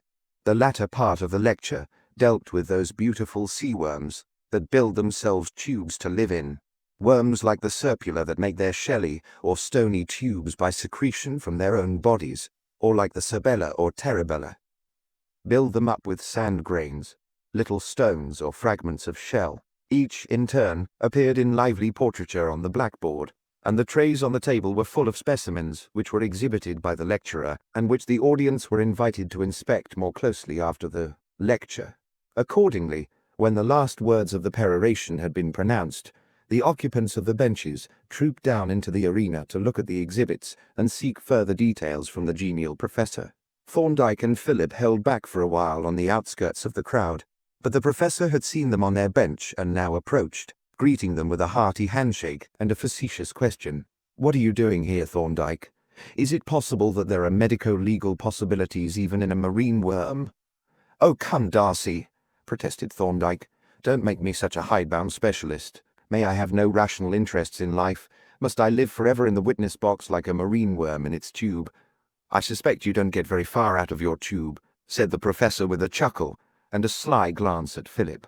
I got far enough out last summer, retorted Thorndyke, to come and aid and abet you in your worm hunting.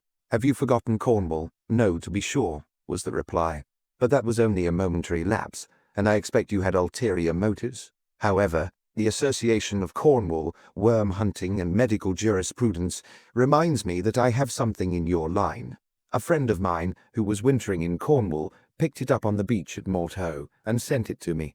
Now, where is it? It is on this table somewhere. It is a ridiculous thing, a small flat cork, evidently from a zoologist's collecting bottle, for it has a label stuck on it with the inscription marine worms. It seems that our zoologist was a sort of Robinson Crusoe, for he had bored a couple of holes through it and evidently used it as a button. But the most ludicrous thing about it is that a Terabella has built its tube on it, as if the worm had been prowling about, looking for lodgings and had read the label and forthwith engaged the apartments. Ah, here it is. He pounced on a little cardboard box and, opening it, took out the cork button and laid it in Thorndyke's palm. As the professor was describing the object, Philip looked at him with a distinctly startled expression and uttered a smothered exclamation. He was about to speak, but suddenly checked himself and looked at Thorndyke, who flashed at him a quick glance of understanding. "Isn't that a quaint coincidence?" chuckled the professor. "I mean that the worm should have taken up his abode and actually built his tube on the label." "Very quaint," replied Thorndyke, still looking with deep interest at the object that lay in his hand. "You realize," Philip said in a low voice as the professor turned away to answer a question, "that this button came from Purcell's oilskin coat?" "Yes, I remember the incident. I realized what it was as soon as Darcy described the button." He glanced curiously at Philip, wondering whether he too realized exactly what this queer piece of jetsam was. For to Thorndyke its message had been conveyed even before the professor had finished speaking. In that moment, it had been borne to him that the unlooked-for miracle had happened, and that Margaret Purcell's petition need never be filed.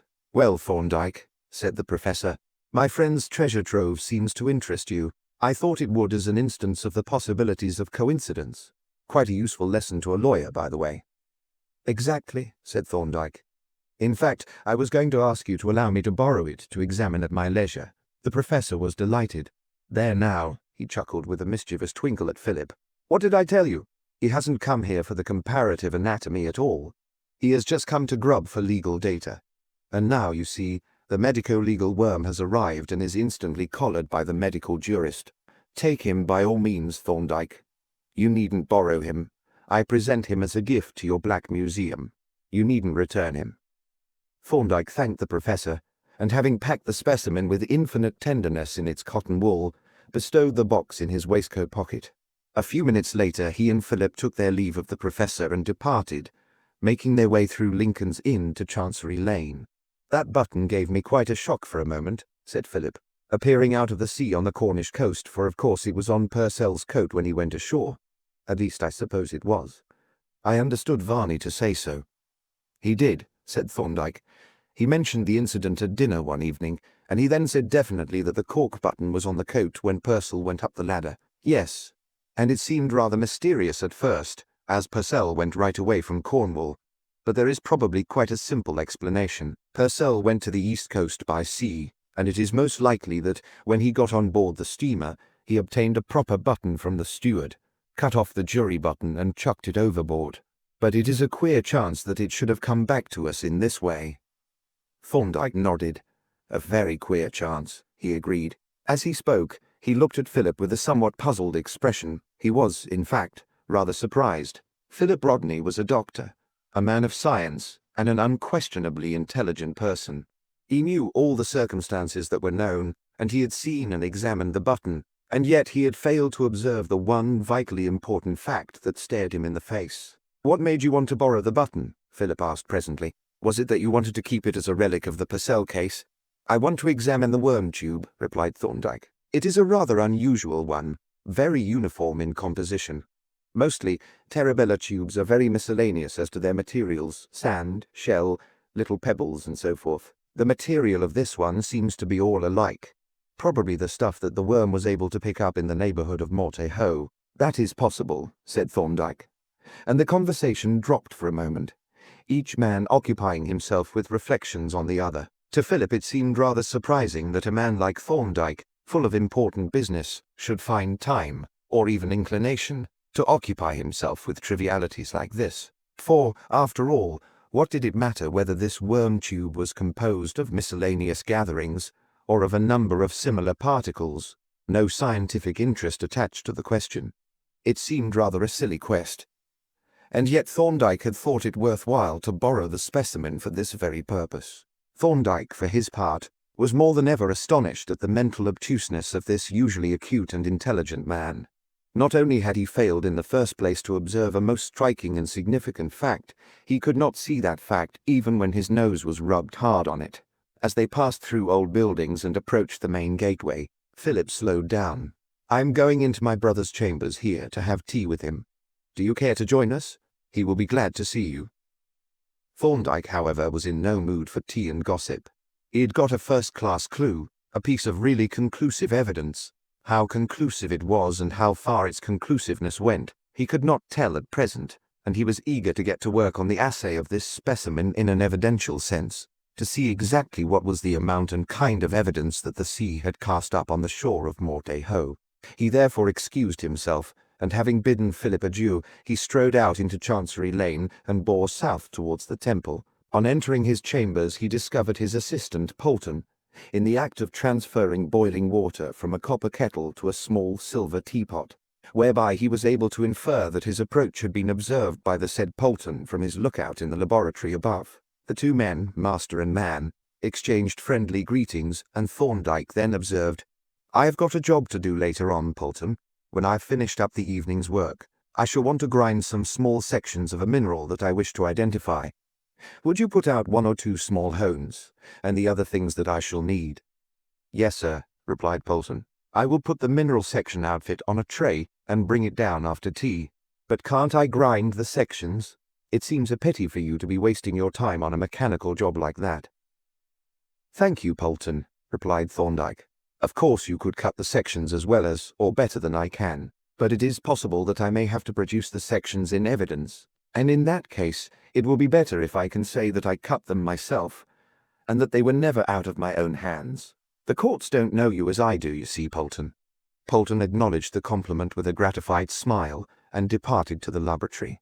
As soon as he was gone, Thorndyke brought forth the little cardboard box, and having taken out the button, carried it over to the window, where, with the aid of his pocket lens, he made a long and careful examination of the worm tube, the result of which was to confirm his original observation. The mineral particles of which the tube was built up were of various shapes and sizes, from mere sand grains up to quite respectable little pebbles, but so far as he could see, they were all of a similar material.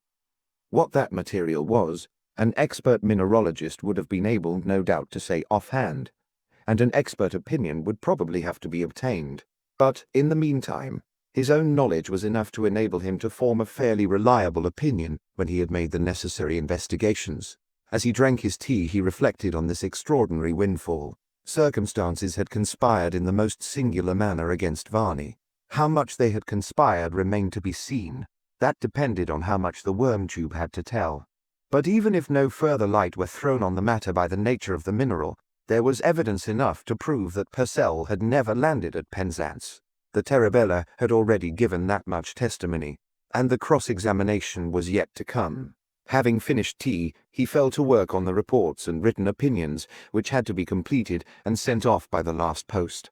And it was characteristic of the man that, though the button and its as yet half-read message lurked in the subconscious part of his mind as the engrossing object of interest, he was yet able to concentrate the whole of his conscious attention on the matters with which he was outwardly occupied. Twice during the evening Polton stole silently into the room, once to deposit on a side table the little tray containing the mineral section appliances, and the second time to place on a small table near the fire a larger tray, bearing the kind of frugal, informal supper that Thorndyke usually consumed when alone and at work. "If you wait a few moments, Polton, I shall have these letters ready for the post, then we shall both be free. I don't want to see anybody tonight unless it is something urgent." "Very well, sir," replied Polton. "I will switch the bell onto the laboratory and I'll see that you are not disturbed unnecessarily." With this, he took up the letters which Thorndyke had sealed and stamped, and reluctantly withdrew, not without a last wistful glance at the apparatus on the tray. As the door closed behind him, Thorndyke rose, and bringing forth the button from the drawer in which he had bestowed it, began operations at once. First, with a pair of fine forceps, he carefully picked off the worm tube, half a dozen of the largest fragments, and laid them on a glass slide. This he placed on the stage of the microscope, and having fitted on a 2-inch objective, made a preliminary inspection under various conditions of light, both transmitted and reflected. When he had got clearly into his mind the general character of the unknown rock, he fetched from a store cabinet in the office a number of shallow drawers filled with labelled specimens of rocks and minerals, and he also placed on the table in readiness for reference 1 or 2 standard works on geology and petrology. But before examining either the books or the specimens in the drawers, he opened out a geological chart of the British Isles, and closely scrutinized the comparatively small area with which the button was concerned, the Land's End and the north and south coasts of Cornwall. A very brief scrutiny of the map showed him that the inquiry could now be narrowed down to a quite small group of rocks, the majority of which he could exclude at once by his own knowledge of the more familiar types, which was highly satisfactory. But there was evidently something more than this. Anyone who should have been observing him as he pored over the chart would have seen, by a suddenly increased attention, with a certain repressed eagerness, that some really illuminating fact had come into view, and his next proceedings would make clear to such an observer that the problem had already changed from one search to a definite and particular identification. From the chart he turned to the drawers of specimens, running his eye quickly over their contents as if looking for some specific object, and this object he presently found in a little cardboard tray, a single fragment of a grey compact rock, which he pounced upon at once, and picking it out of its tray, laid it on the slide with the fragments from the worm tube. Careful comparison gave the impression that they were identical in character, but the great difference in the size of the fragments compared was a source of possible error. Accordingly, he wrapped the specimen lightly in paper, and with a hammer from the tool drawer struck it a sharp blow, which broke it into a number of smaller fragments, some of them quite minute.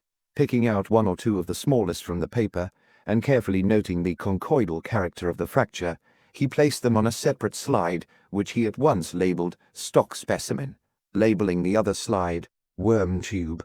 Having taken this precaution against possible confusion, he laid the 2 slides on the stage of the microscope, and once more made a minute comparison. And again the conclusion emerged that the fragments from the worm tube were identical in all their characters with the fragments of the stock specimen. It now remained to test this conclusion by more exact methods. 2 more labelled slides having been prepared, Thorndyke laid them, labelled downwards, on the table, and dropped on each a large drop of melted Canada balsam. In one drop, while it was still soft, he immersed 2 or 3 fragments from the worm tube, in the other a like number of fragments of the stock specimen. Then he heated both slides over a spirit lamp to liquefy the balsam, and completely immersed the fragments, and laid them aside to cool while he prepared the appliances for grinding the sections. This process was, as Polton had hinted, a rather tedious one. It consisted in rubbing the 2 slides backwards and forwards upon a wetted turkey stone until the fragments of rock were ground to a flat surface. The flattened surfaces had then to be polished upon a smoother stone, and when this had been done, the slides were once more heated over the spirit lamp, the balsam liquefied, and each of the fragments neatly turned over with a needle on its flat side. When the balsam was cool and set hard, the grinding process was repeated until each of the fragments was worn down to a thin plate or film with parallel sides. Then the slides were again heated, a fresh drop of balsam applied, and a cover glass laid on top. The specimens were now finished and ready for examination. On this, the final stage of the investigation, he bestowed the utmost care and attention. The 2 specimens were examined exhaustively and compared again and again by every possible method, including the use of the polariscope and the spectroscope, and the results of each observation were at once written down. Finally, Thorndyke turned to the books of reference, and selecting a highly technical work on petrology, checked his written notes by the very detailed descriptions that it furnished of rocks of volcanic origin, and once again the results were entirely confirmatory of the opinion that he had at first formed. no doubt whatever was left in his mind, as to the nature of the particles of rock of which the worm had built its tube. But if his opinion was correct, he held evidence producible in a court of law that Daniel Purcell had never landed at Penzance, that in fact his dead body was even now lying at the bottom of the sea. As he consumed his frugal supper, Thorndyke turned over the situation in his mind. He had no doubts at all. But it would be necessary to get his identification of the rock confirmed by a recognized authority who could be called as a witness, and whose statement would be accepted by the court as establishing the facts. There was no difficulty about that. He had a friend who was connected with the Geological Museum, and who was recognized throughout the world as a first-class authority on everything relating to the physical and chemical proprieties of rocks and minerals. He would take the specimens tomorrow to this expert and ask him to examine them, and when the authoritative opinion had been pronounced, he would consider what procedure he should adopt. Already there was growing up in his mind a doubt as to the expediency of taking action on purely scientific evidence, and in answer to that doubt, a new scheme began to suggest itself. But for the moment, he put it aside. The important thing was to get the expert identification of the rock, and so put his evidence on the basis of established fact. The conversion of scientific into legal evidence was a separate matter that could be dealt with later. And having reached this conclusion, he took a sheet of notepaper from the rack and wrote a short letter to his friend at the museum, making an appointment for the following afternoon. A few minutes later, he dropped it into the box of the Fleet Street post office, and for the time being dismissed the case from his mind. Chapter in which Mr. Varney is disillusioned. Thorndyke's visit to the Geological Museum was not a protracted affair, for his friend Mr. Burston made short work of the investigation. "You say you have examined the specimens yourself," said he. "Well, I expect you know what they are. Just come to me for an official confirmation. However, don't tell me what your conclusion was. I may as well start with an open mind. Write it down on this slip of paper and lay it on the table face downwards. And now let us have the specimens." Thorndyke produced from his pocket a cigar case from which he extracted a pillbox and the labelled microscope slide. "There are 2 little water-worn fragments in the pillbox," he explained, "and 3 similar ones which I have ground into sections. I am sorry the specimens are so small, but they are the largest I had." Mr. Burston took the pillbox and, tipping the 2 tiny pebbles into the palm of his hand, inspected them through a Coddington lens. "Yes," said he. "I don't think it will be very difficult to decide what this is. I think I could tell you offhand. But I won't. I'll put it through the regular tests and make quite sure of it, and meanwhile you had better have a browse around the museum." He bustled off to some inner sanctum of the curator's domain, and Thorndyke adopted his advice by straying out into the galleries. But he had little opportunity to study the contents of the cases, for in a few minutes Mr. Burston returned with a slip of paper in his hand.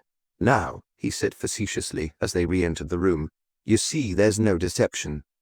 He laid his slip of paper on the table beside Thorndyke's and invited the latter to turn up the cards. Thorndyke accordingly turned over the 2 slips of paper. Each bore the single word, "Funnelite."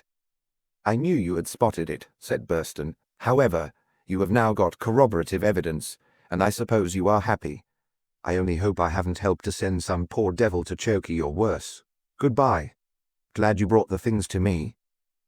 He restored the pillbox and slide, and having shaken hands heartily, returned to his lair, while Thorndyke went forth into Jermyn Street and took his way thoughtfully eastward. In a scientific sense, the Purcell case was now complete, but the more he thought about it, the more did he feel the necessity for bringing the scheme of evidence into closer conformity with traditional legal practice. Even to a judge, a purely theoretical train of evidence might seem inconclusive. To a jury who had been well pounded by a persuasive counsel, it would probably appear quite unconvincing. It would be necessary to obtain corroboration along different lines, and in a new direction. And the direction in which it would be well to explore in the first place was the ancient precinct of Lincoln's Inn, where, at old buildings, Mr. John Rodney had his professional chambers.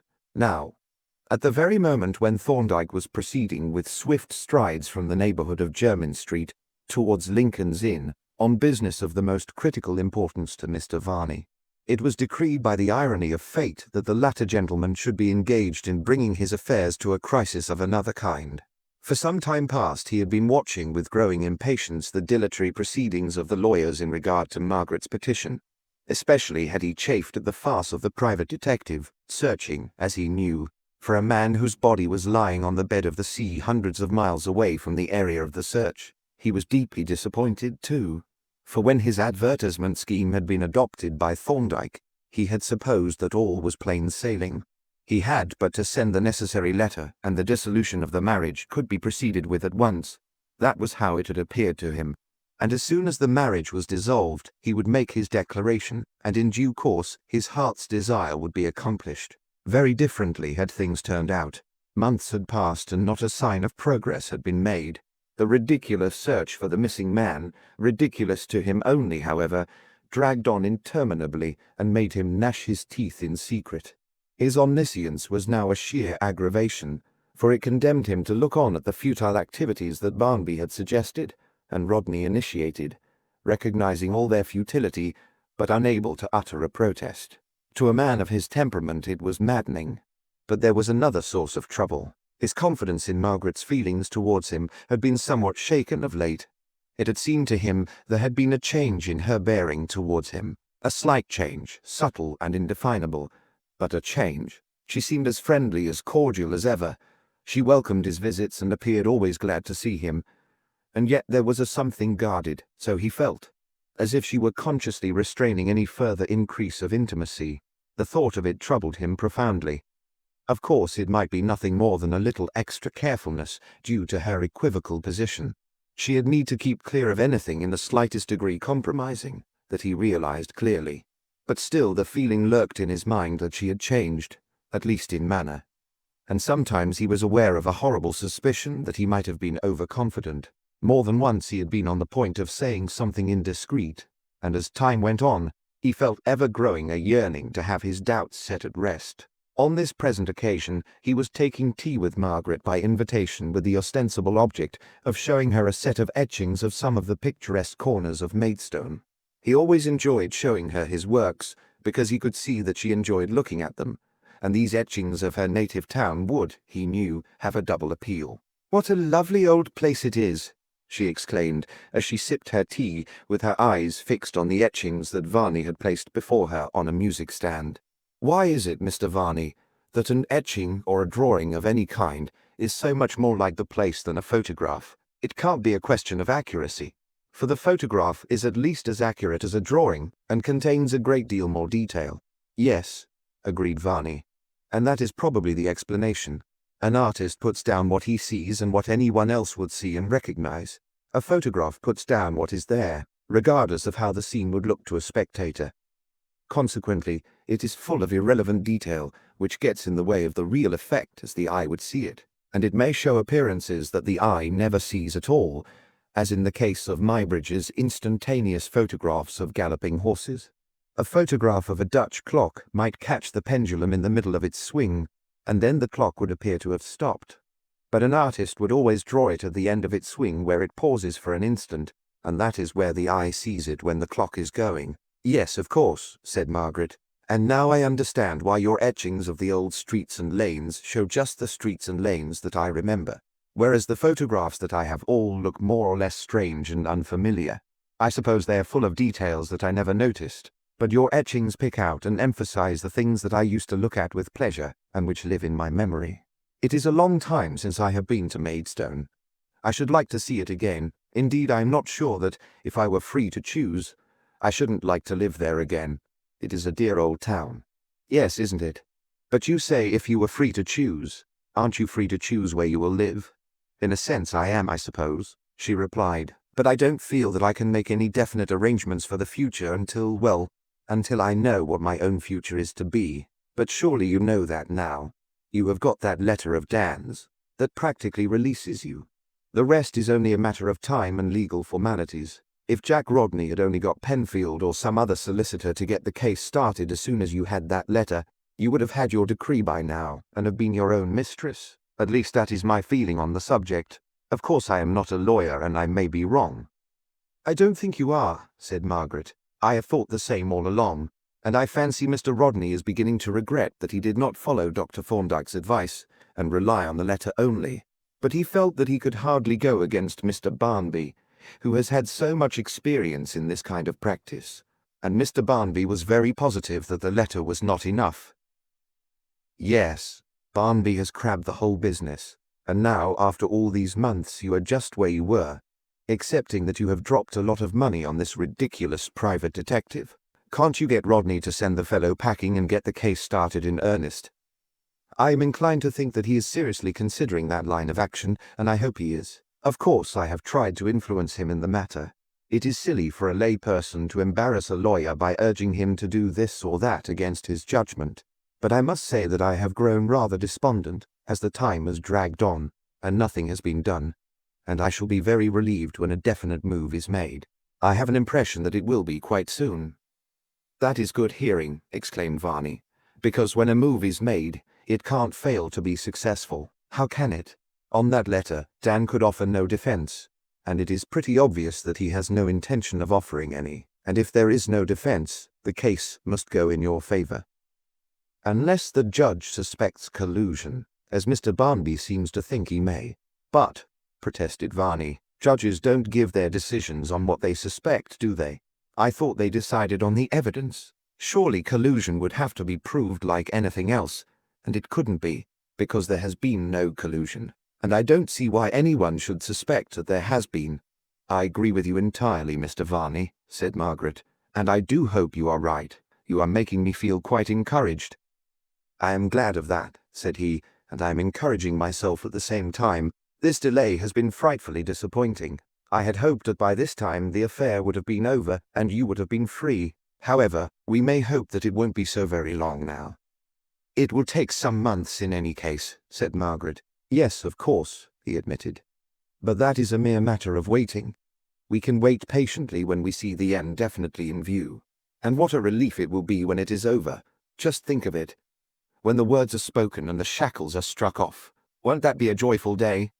As Varney was speaking, Margaret watched him furtively and a little uneasily, for there had come into his face an expression that she had seen more than once of late, an expression that filled her gentle soul with forebodings of trouble for this impulsive, warm-hearted friend. And now the note of danger was heightened by something significant in the words that he had used, something that expressed more than mere friendly solicitude. It will certainly be a relief when the whole business is over, she said quietly, and it is most kind and sympathetic of you to take such a warm interest in my future. It isn't kind at all, he replied, nor particularly sympathetic. I feel that I am an interested party. In a sense, your future is my future.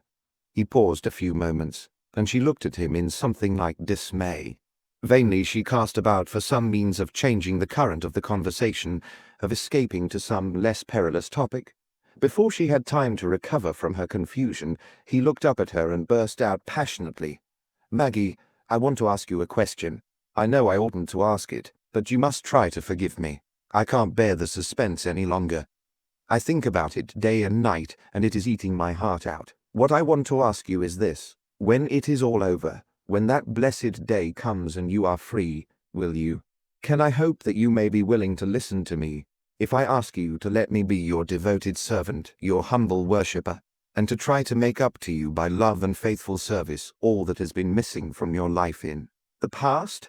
For years, for many years, Maggie, I have been your friend, a friend far more loving and devoted than you have ever guessed.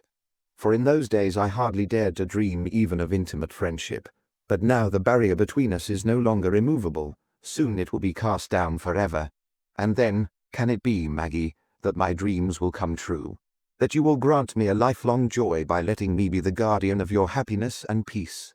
For a moment there had risen to Margaret's face a flush of resentment, but it faded almost instantly and was gone, extinguished by a deep sense of the tragedy of this unfortunate but real and great passion. She had always liked Varney, and she had recognized and valued his quiet, unobtrusive friendship, and the chivalrous deference with which he had been used to treat her. And now she was going to make him miserable, to destroy his cherished hopes of a future made happy in the realization of his great love for her. The sadness of it left no room for resentment, and her eyes filled as she answered unsteadily, You know, Mr. Varney, that as a married woman I have no right to speak or think of the making of a new marriage, but I feel that your question must be answered. And I wish, dear Mr. Varney, I wish from my heart that it could be answered differently. I have always valued your friendship with very good reason, and I value your love and am proud to have been thought worthy of it. But I cannot accept it. I can never accept it. It is dreadful to me, dear friend, to make you unhappy, you whom I like and admire so much. But it must be so. I have nothing but friendship to offer you, and I shall never have. Why do you say you will never have, Maggie? He urged. May it not be that you will change, that the other will come if I wait long enough. And I will wait patiently, wait until I am an old man if need be, so that only the door is not shut.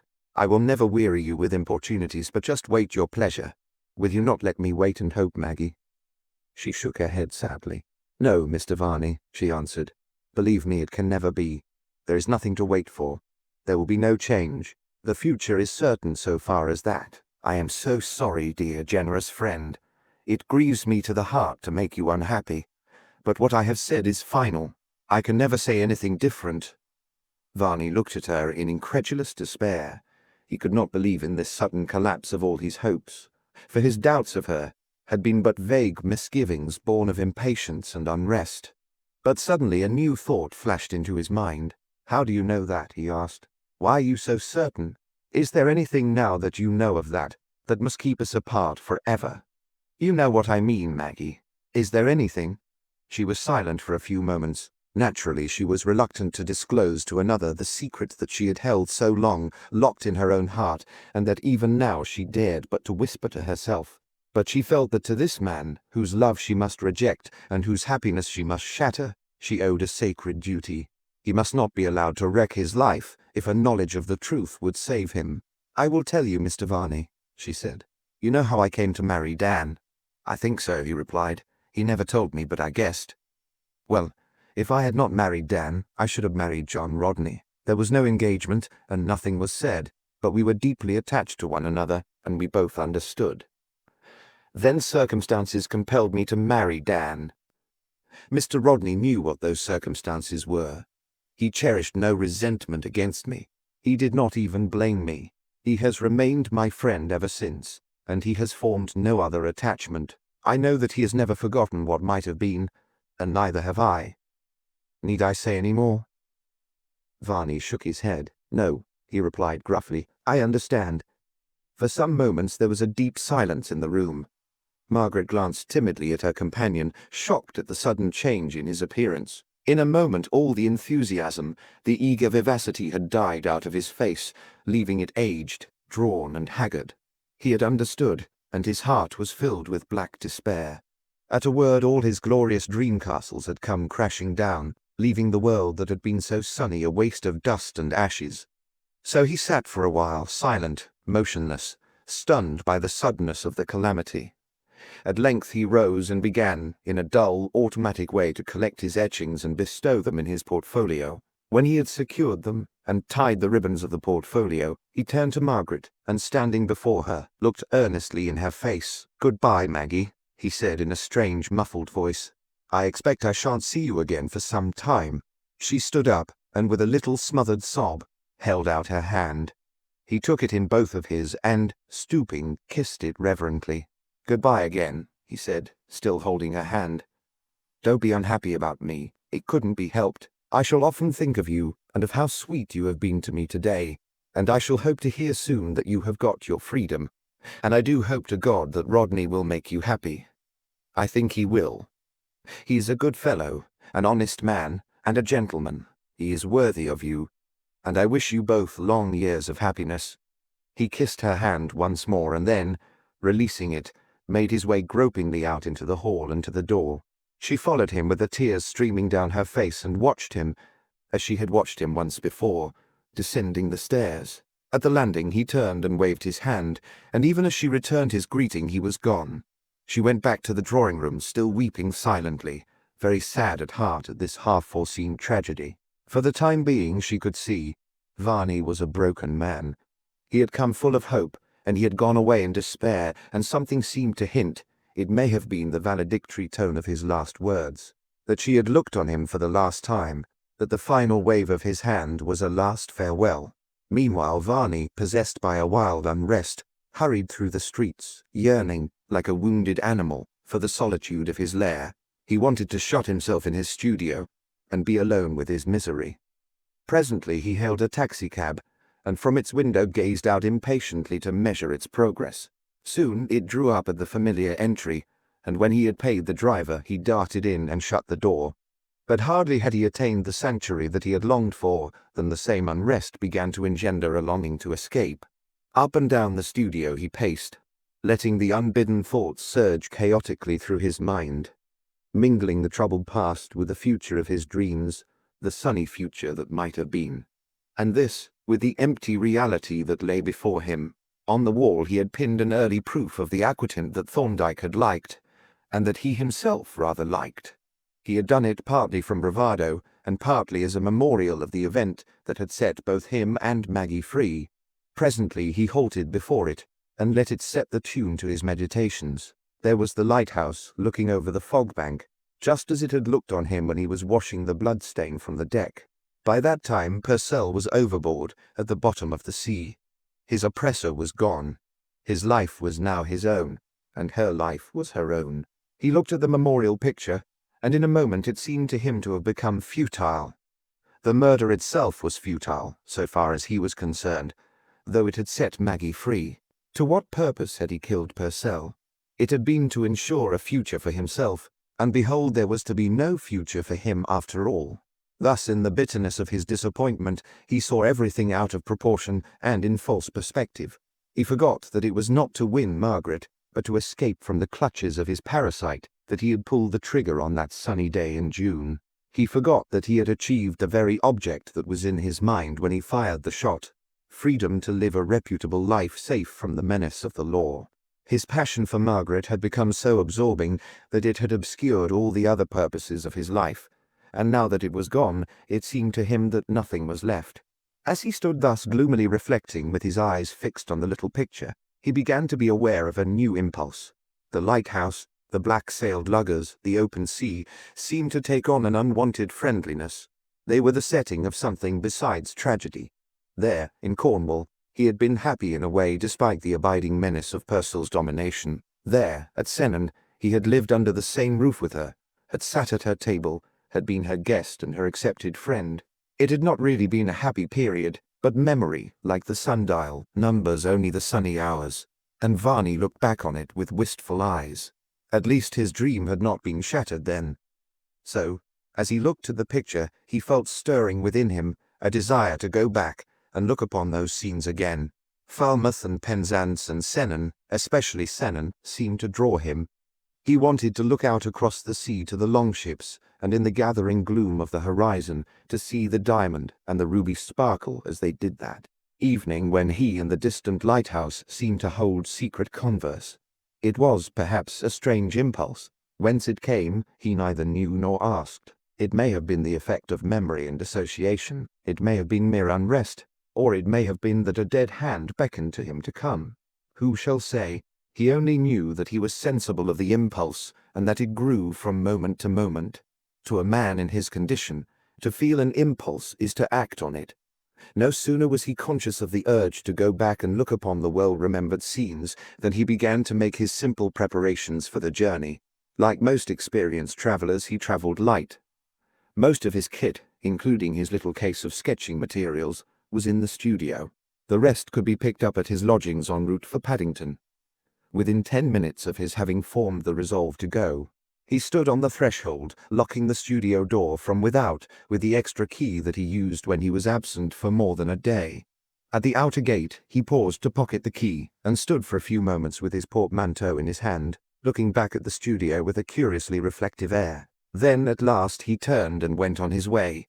But if he could have looked, as the clairvoyant claims to look, through the bricks and mortar of London, he might at this very time have seen Dr. John Thorndyke striding up Chancery Lane from Fleet Street, might have followed him to the great gateway of Lincoln's Inn, on the masonry whereof tradition has it that Ben Jonson worked as a bricklayer, and seen him pass through into the little square beyond, and finally plunge into the dark and narrow entry of one of the ancient red brick houses that have looked down upon the square for some 3 or 4 centuries, an entry on the jamb of which was painted the name of Mr. John Rodney. But Varney was not a clairvoyant, and neither was Thorndyke, and so it befell that each of them went his way unconscious of the movements of the other. Chapter, in which Thorndyke opens the attack.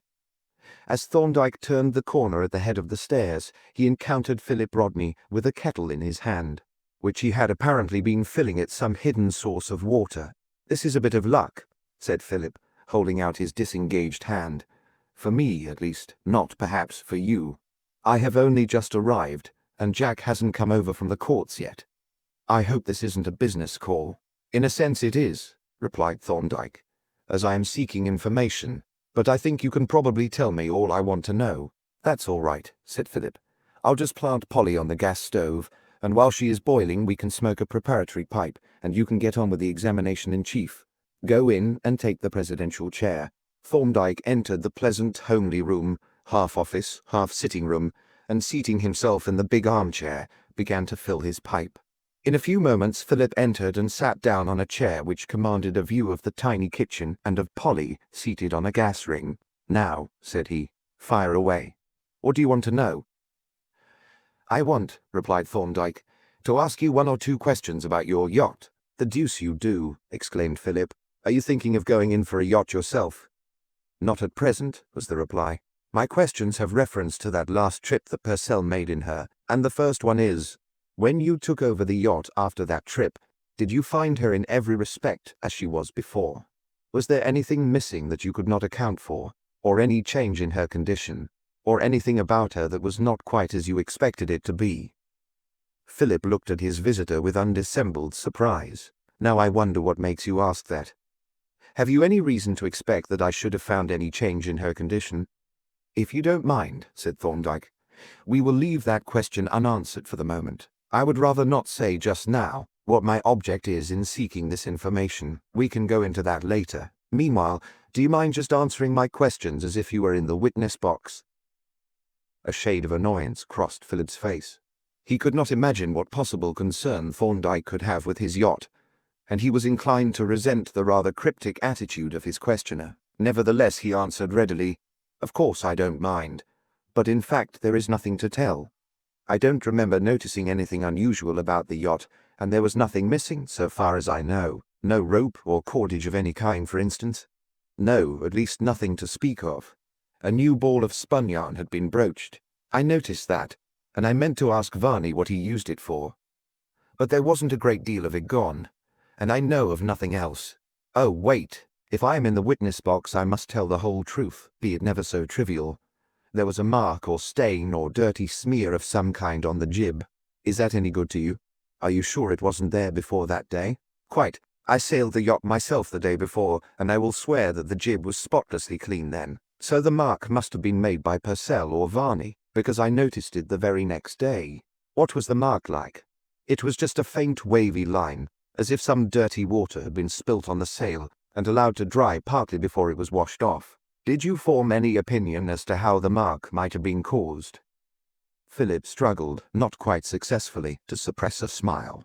To him, there seemed something extremely ludicrous in this solemn interrogation concerning these meaningless trifles, but he answered as gravely as he could. "I could only make a vague guess. I assumed that it was caused in some way by the accident that occurred. You may remember that the jib halyard broke, and the sail went overboard and got caught under the yacht's forefoot. That is when it must have happened. Perhaps the sail may have picked some dirt off the keel. Usually a dirty mark on the jib means mud on the fluke of the anchor, but it wasn't that. The anchor hadn't been down since it was scrubbed. The yacht rode at moorings in Sennan Cove. However, there was the mark. How it came there you are as well able to judge as I am. And that is all you know, this mark on the sail and the spun yarn. There was no other cordage missing." "No, not so far as I know, and there is nothing else missing. No iron fittings or heavy objects of any kind." "Good Lord, no. How should there be? You don't suspect Purcell of having hooked off with one of the anchors in his pocket, do you?" Thorndyke smiled indulgently, but persisted in his questions. "Do you mean that you know there was nothing missing, or only that you are not aware of anything being missing?" The persistence of the questions impressed Philip with a sudden suspicion that Thorndyke had something definite in his mind, that he had some reason for believing that something had been removed from the yacht. He ventured to suggest this to Thorndyke, who answered frankly enough, "You are so far right, Philip, that I am not asking these questions at random. I would rather not say more than that just now." "Very well," said Philip. "I won't press you for an explanation, but I may say that we dismantled the yacht in rather a hurry and hadn't time to check the inventory, so I can't really say whether there was anything missing or not. But you have come at a most opportune time, for it happens that we had arranged to go over to the place where she is laid up at Battersea tomorrow afternoon for the very purpose of checking the inventory and generally overhauling the boat and the gear. If you care to come over with us, or meet us there, we can settle your questions quite definitely. How will that suit you?"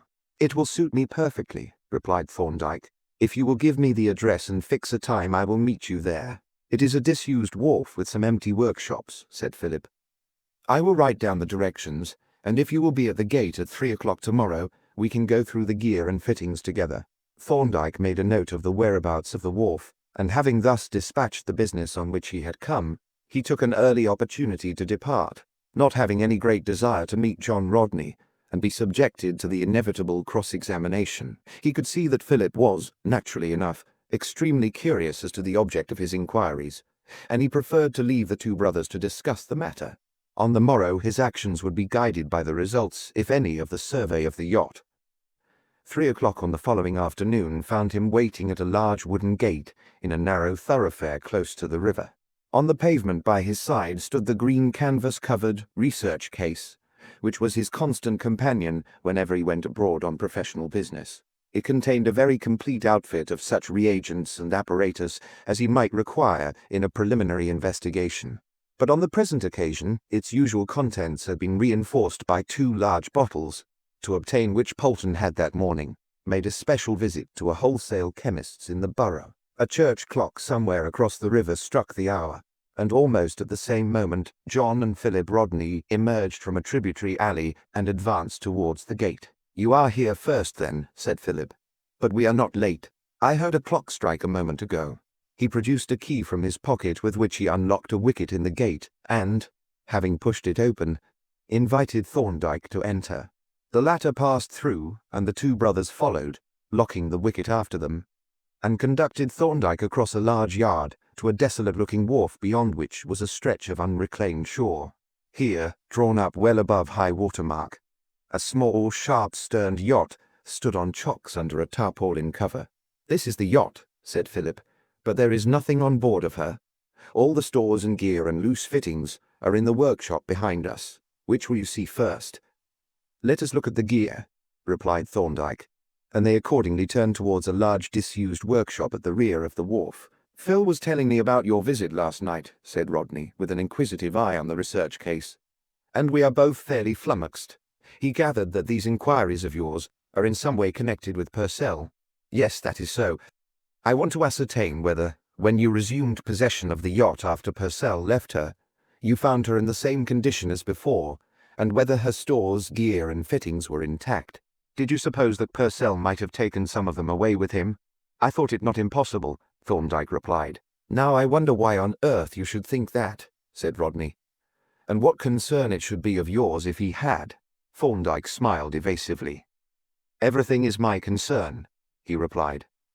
"I am an autolycus of the law, a collector of miscellaneous trifles of evidence and unclassifiable scraps of information." "Well," said Rodney with a somewhat sour smile, "I have no experience of legal curiosity shops and oddment repositories, but I don't know what you mean by evidence." "Evidence of what?" "Of whatever it may chance to prove," Thorndyke replied blandly. "What did you suppose Purcell might have taken with him?" Rodney asked, with a trace of irritability in his tone. "I had thought it possible that there might be some cordage missing and perhaps some iron fittings or other heavy objects. But of course that is mere surmise. My object is, as I have said, to ascertain whether the yacht was in all respects in the same condition when Purcell left her as when he came on board." Rodney gave a grunt of impatience, but at this moment Philip, who had been wrestling with a slightly rusty lock, threw open the door of the workshop, and they all entered. Thorndyke looked curiously about the long, narrow interior with its prosaic contents, so little suggestive of the tragedy which his thoughts associated with them. Overhead the yacht's spars rested on the tie-beams, from which hung bunches of blocks. On the floor reposed a long row of neatly painted half-hundredweights, a pile of chain cable, 2 anchors, a stove and other oddments such as water breakers, buckets, mops, etc., and on the long benches at the side, folded sails, locker cushions, side light lanterns, the binnacle, the cabin lamp, and other more delicate fittings. After a long look round, in the course of which his eye travelled along the row of ballast weights, Thorndyke deposited his case on a bench and asked, "Have you still got the broken jib halyard that Philip was telling me about last night?" "Yes," answered Rodney. "It is here under the bench." He drew out a coil of rope, and flinging it on the floor began to uncoil it, when it separated into 2 lengths. "Which are the broken ends?" asked Thorndyke. "It broke near the middle," replied Rodney, "where it chafed on the cleat when the sail was hoisted. This is the one end you see, frayed out like a brush in breaking, and the other—" He picked up the second half, and passing it rapidly through his hands, held up the end. He did not finish the sentence, but stood, with a frown of surprise, staring at the rope in his hand. "This is queer," he said after a pause. "The broken end has been cut off. Did you cut it off, Phil?" "No," replied Philip. "It is just as I took it from the locker where I suppose you or Varney stowed it." "I wonder," said Thorndyke, "how much has been cut off? Do you know what the original length of the rope was?" "Yes," replied Rodney. 42 feet. It is down in the inventory, but I remember working it out. Let us see how much there is here." He laid the 2 lengths of rope along the floor, and with Thorndyke's spring tape carefully measured them. The combined length was exactly 31 feet. "So," said Thorndyke, "there are 11 feet missing without allowing for the lengthening of the rope by stretching." The 2 brothers glanced at one another, and both looked at Thorndyke with very evident surprise. "Well," said Philip, "you seem to be right about the cordage. But what made you go for the jib halyard in particular?" "Because if any cordage had been cut off, it would naturally be taken from a broken rope in preference to a whole one." "Yes, of course. But I can't understand how you came to suspect that any rope was missing at all." "We will talk about that presently," said Thorndyke. "The next question is as to the iron fittings, chain, and so forth." "I don't think any of those can be missing," said Rodney. "You can't very well cut a length of chain off with your pocket knife." "No," agreed Thorndyke. "But I thought you might have some odd pieces of chain among the ballast." "We have no chain except the cable. Our only ballast is in the form of half-hundred weights. They are handier to stow than odd stuff." "How many half-hundred weights have you?" 24, replied Rodney. "There are only 23 in that row," said Thorndyke. "I counted them as we came in and noted the odd number." The 2 brothers simultaneously checked Thorndyke's statement and confirmed it. Then they glanced about the floor of the workshop, under the benches and by the walls. But the missing weight was nowhere to be seen, nor was there any place in which an object of this size could have got hidden. "It is very extraordinary," said Philip. "There is certainly 1 weight missing, and no one has handled them but Jack and I. We hired a barrow and brought up all the gear ourselves." "There is just the chance," said Thorndyke, "that one of them may have been overlooked and left in the yacht's hold." "It is very unlikely," replied Philip, "seeing that we took out the floorboard so that you can see the whole of the bilges from end to end. But I will run down and make sure." He ran out, literally, and crossing the wharf, disappeared over the edge. In a couple of minutes he was back, breathing fast and evidently not a little excited. "It isn't there," he said. "Of course it couldn't be. But the question is, what has become of it? It is a most mysterious affair." "It is," agreed Rodney. "And what is still more mysterious is that Thorndyke seemed to suspect that it was missing, even before he came here. Now, didn't you, Thorndyke?" "I suspected that some heavy object was missing, as I mentioned," was the reply, "and a ballast weight was a likely object. By the way, can you fix a date on which you know that all the ballast weights were in place?" "Yes, I think I can," replied Philip. "A few days before Purcell went to Penzance, we beached the yacht to give her a scrape. Of course we had to take out the ballast, and when we launched her again, I helped to put it back. I'm certain that all the weights were there then, because I counted them after they were stowed in their places. Then," said Thorndyke, "it is virtually certain that they were all on board when Purcell and Varney started from Sennan." "I should say it is absolutely certain," said Philip. Thorndyke nodded gravely and appeared to reflect a while. But his reflections were broken in upon by John Rodney. "Look here, Thorndyke, we have answered your questions and given you facilities for verifying certain opinions that you held, and now it is time that you were a little less reserved with us. You evidently connected the disappearance of this rope and this weight in some way with Purcell. Now we are all interested in Purcell. You have got something up your sleeve, and we should like to know what that something is. It is perfectly obvious that you don't imagine that Purcell, when he went up the pier ladder at Penzance, had a couple of fathoms of rope and a 100 weight concealed about his person. As a matter of fact, said Thorndyke, I don't imagine that Purcell ever went up the ladder at Penzance at all. But Varney saw him go up, protested Philip. Varney says he saw him go up, Thorndyke corrected. I do not accept Mr. Varney's statement. Then what on earth do you suggest? Demanded Philip. And why should Varney say what isn't true? Let us sit down on this bench, said Thorndyke, and thrash the matter out. I will put my case to you, and you can give me your criticisms on it. I will begin by stating that some months ago I came to the conclusion that Purcell was dead. Both the brothers started and gazed at Thorndyke in utter astonishment. Then Rodney said, You say some months ago. You must mean within the last 3 months. No, replied Thorndyke. I decided that he died on the R&D of last June before the yacht reached Penzance. An exclamation burst simultaneously from both of his hearers, and Rodney protested impatiently, But this is sheer nonsense, if you will pardon me for saying so. Have you forgotten that 2 persons have received letters from him less than 4 months ago? I suggest that we waive those letters and consider the other evidence. But you can't waive them, exclaimed Rodney. They are material evidence of the most conclusive kind. I may say that I have ascertained that both those letters were forgeries. The evidence can be produced if necessary, as both the letters are in existence. But I don't propose to produce it now. I ask you to accept my statement for the time being, and to leave the letters out of the discussion. It is leaving out a good deal, said Rodney. I find it very difficult to believe that they were forgeries, or to imagine who on earth could have forged them. However, we won't contest the matter now. When did you come to this extraordinary conclusion? A little over 4 months ago, replied Thorndyke. And you never said anything to any of us on the subject, said Rodney. And what is more astonishing, you actually put in an advertisement, addressed to a man whom you believed to be dead, and got an answer from him, added Philip, with a derisive smile. Exactly, said Thorndyke. It was an experiment, and it was justified by the result. But let us get back to the matter that we have been investigating. I came to the conclusion, as I have said, that Purcell met his death during that voyage from Sennan to Penzance, and that Varney, for some reason, had thought it necessary to conceal the occurrence, but I decided that the evidence in my possession would not be convincing in a court of law. I have no doubt that you were perfectly right in that, Rodney remarked dryly.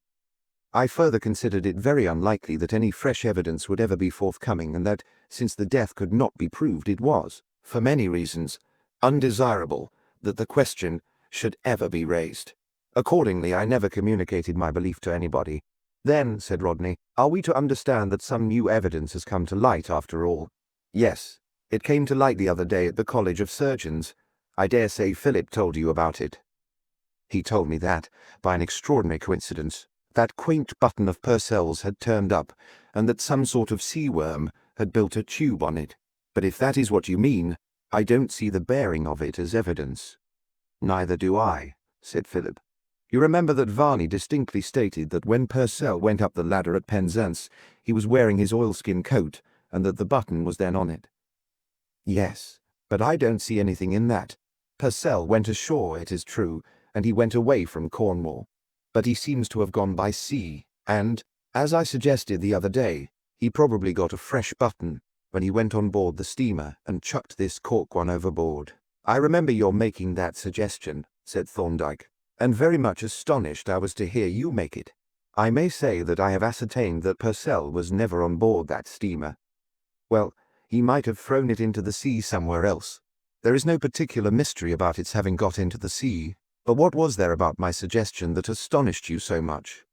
It was, replied Thorndyke, that you completely overlooked a most impressive fact, which was staring you in the face and shouting aloud for recognition. Indeed, said Philip. What fact was it that I overlooked? Just consider, replied Thorndyke, what it was that Professor Darcy showed us. It was a cork button with a Terabella tube on it. Now, an ordinary cork, if immersed long enough, will soak up water until it is waterlogged and then sink to the bottom. But this one was impregnated with paraffin wax. It could not get waterlogged, and it could not sink. It would float forever. Well, queried Philip. But it had sunk. It had been lying at the bottom of the sea for months, long enough for a Terabella to build a tube on it. Then, at last, it had broken loose, risen to the surface and drifted ashore. You are taking the worm tube as evidence, said John Rodney, that the button had sunk to the bottom. Is it impossible? I am no naturalist, but is it impossible that the worm could have built its tube while the button was floating about in the sea? It is quite impossible, replied Thorndyke. In the case of this particular worm, since the tube is built up of particles of rock gathered by the worm from the sea bottom. You will bear me out in that, Philip? Oh, certainly, replied Philip. There is no doubt that the button has been at the bottom for a good many months. The question is how the deuce it can have got there, and what was holding it down. You are not overlooking the fact that it is a button, said Thorndyke. I mean that it was attached to a garment.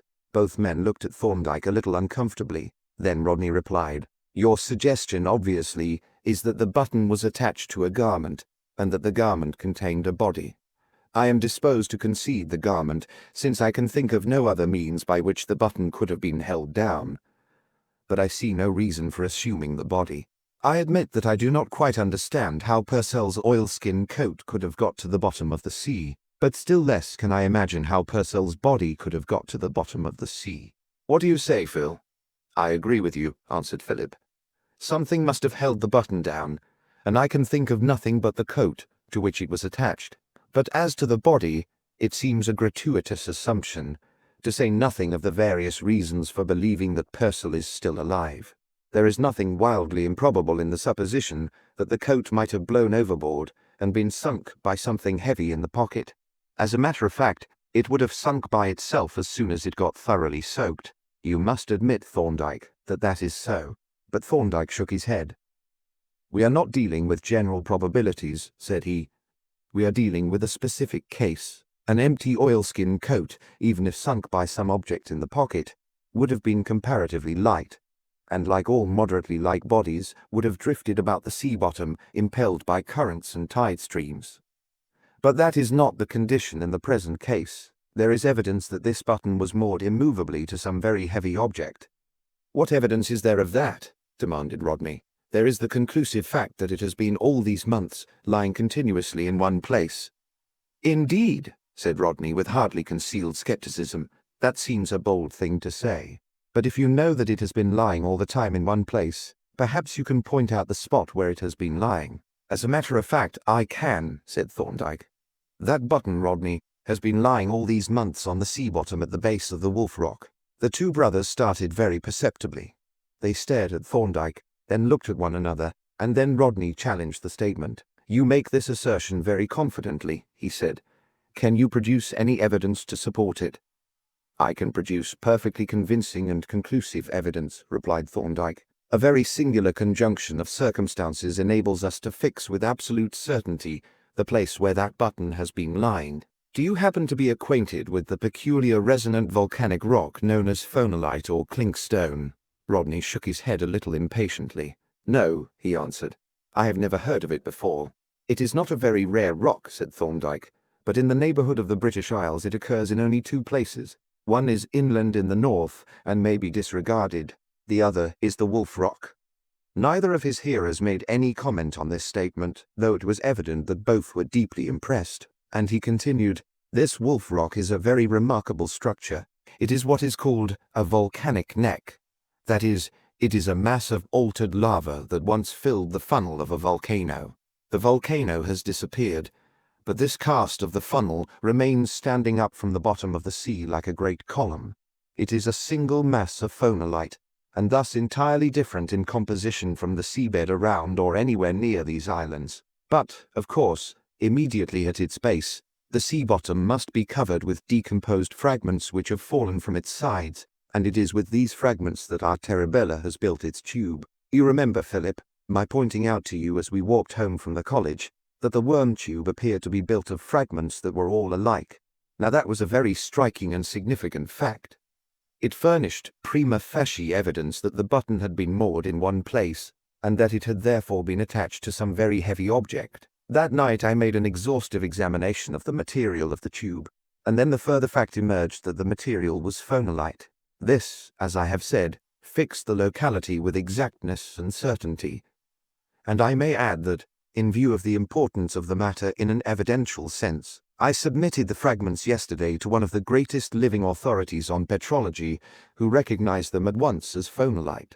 For some time after Thorndyke had finished speaking, the two brothers sat wrapped in silent reflection. Both were deeply impressed, but each in a markedly different way. To John Rodney, the lawyer, accustomed to sworn testimony and documentary evidence, this scientific demonstration appeared amazingly ingenious, but somewhat fantastic and unconvincing. In the case of Philip, the doctor, it was quite otherwise. Accustomed to acting on inferences from facts of his own observing, he gave full weight to each item of evidence, and his thoughts were already stretching out to the as yet unstated corollaries. John Rodney was the first to speak. "What inference," he asked, "do you wish us to draw from this very ingenious theory of yours?" "It is rather more than a theory," said Thorndyke, "but we will let that pass. The inference I leave to you, but perhaps it would help you if I were to recapitulate the facts." "Perhaps it would," said Rodney. "Then," said Thorndyke, "I will take them in their order. This is the case of a man who was seen to start on a voyage for a given destination in company with one other man. His start out to sea was witnessed by a number of persons. From that moment he was never seen again by any person excepting his one companion. He is said to have reached his destination, but his arrival there rests upon the unsupported verbal testimony of one person, the said companion. Thereafter he vanished utterly, and since then has made no sign of being alive. He has drawn no checks, though he has a considerable balance at his bank. He has communicated with no one, and he has never been seen by anybody who could recognize him." "Is that quite correct?" interposed Philip. "He is said to have been seen at Falmouth and Ipswich, and then there are those letters. His alleged appearance embarking at Falmouth and disembarking at Ipswich," replied Thorndyke, "rest, like his arrival at Penzance, upon the unsupported testimony of one person, his sole companion on the voyage. That statement I can prove to be untrue. He was never seen either at Falmouth or at Ipswich. As to the letters, I can prove them both to be forgeries, and for the present I ask you to admit them as such, pending the production of proof. But if we exclude the alleged appearances and the letters, what I have said is correct. From the time when this man put out to sea from Sennen, he has never been seen by anyone but Varney, and there has never been any corroboration of Varney's statement that he landed at Penzance. Some 8 months later, a portion of this man's clothing is found. It bears evidence of having been lying at the bottom of the sea for many months, so that it must have sunk to its resting place within a very short time of the man's disappearance. The place where it has been lying is one over, or near, which the man must have sailed in the yacht.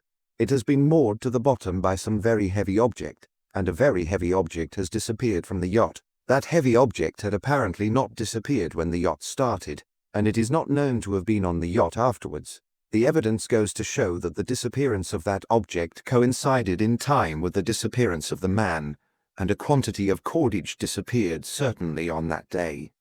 Those are the facts at present in our possession with regard to the disappearance of Daniel Purcell, to which we may add that the disappearance was totally unexpected, that it has never been explained or accounted for excepting in a letter which is a manifest forgery, and that even in the latter, apart from the fictitious nature of the letter, the explanation is utterly inconsistent with all that is known of the missing man in respect of his character, his habits, his intentions, and his circumstances. Chapter 16, in which John Rodney is convinced. Once more, as Thorndyke concluded, there was a long, uncomfortable silence, during which the two brothers cogitated profoundly and with a very disturbed expression. At length Rodney spoke. "There is no denying, Thorndyke, that the body of circumstantial evidence that you have produced, and expounded so skillfully and lucidly, is extraordinarily complete. Of course it is subject to your being able to prove that Varney's reports as to Purcell's appearance at Falmouth and Ipswich were false reports, and that the letters which purported to be written and sent by Purcell were in fact not written or sent by him. If you can prove those assertions, there will undoubtedly be a very formidable case against Varney, because those reports and those letters would then be evidence that someone was endeavoring to prove, falsely, that Purcell is alive. But this would amount to presumptive evidence that he is not alive, and that someone has reasons for concealing the fact of his death. But we must look to you to prove what you have asserted. You could hardly suggest that we should charge a highly respectable gentleman of our acquaintance with having murdered his friend and made away with the body, for that is obviously your meaning. On a mass of circumstantial evidence which is, you must admit, rather highly theoretical. I agree with you completely, replied Thorndyke. The evidence respecting the reports and the letters is obviously essential, but in the meantime, it is of the first importance that we carry this investigation to an absolute finish. It is not merely a question of justice or our duty on grounds of public policy to uncover a crime and secure the punishment of the criminal.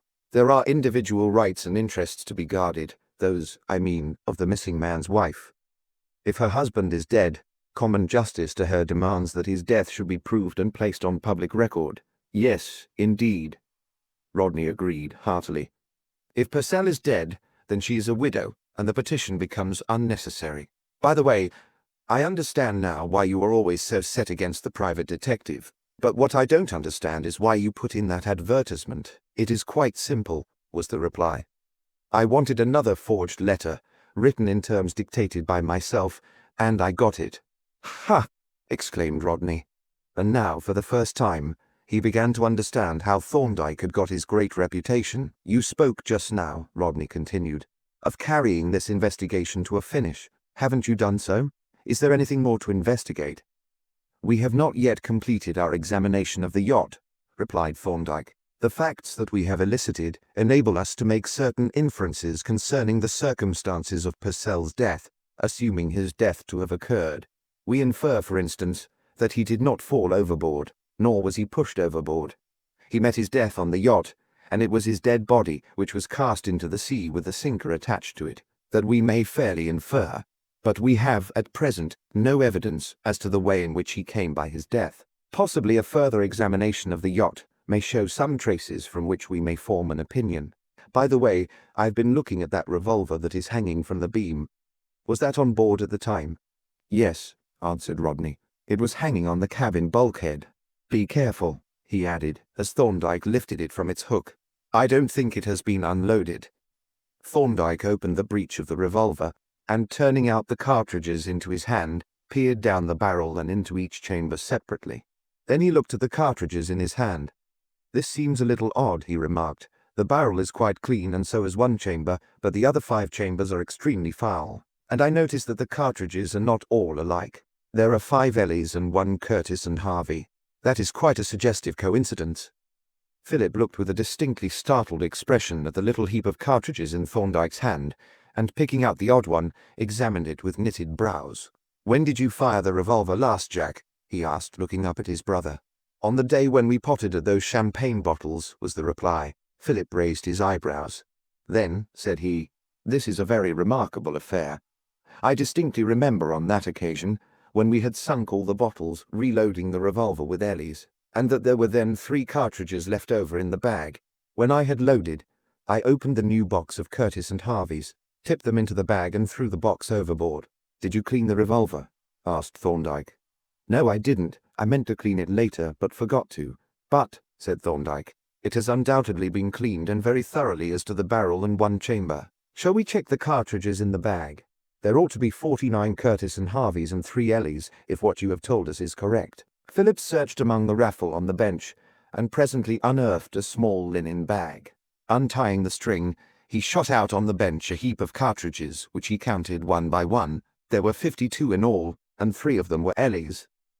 Then, said Thorndyke, it comes to this: since you used that revolver, it has been used by someone else. That someone fired only a single shot, after which he carefully cleaned the barrel and the empty chamber, and reloaded. Incidentally, he seems to have known where the cartridge bag was kept, but he did not know about the change in the make of cartridges, or that the revolver had not been cleaned.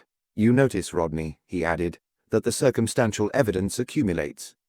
I do indeed, Rodney replied gloomily. Is there anything else that you wish to examine? Yes, there is the sail. Philip mentioned a stain on the jib. Shall we see if we can make anything of that?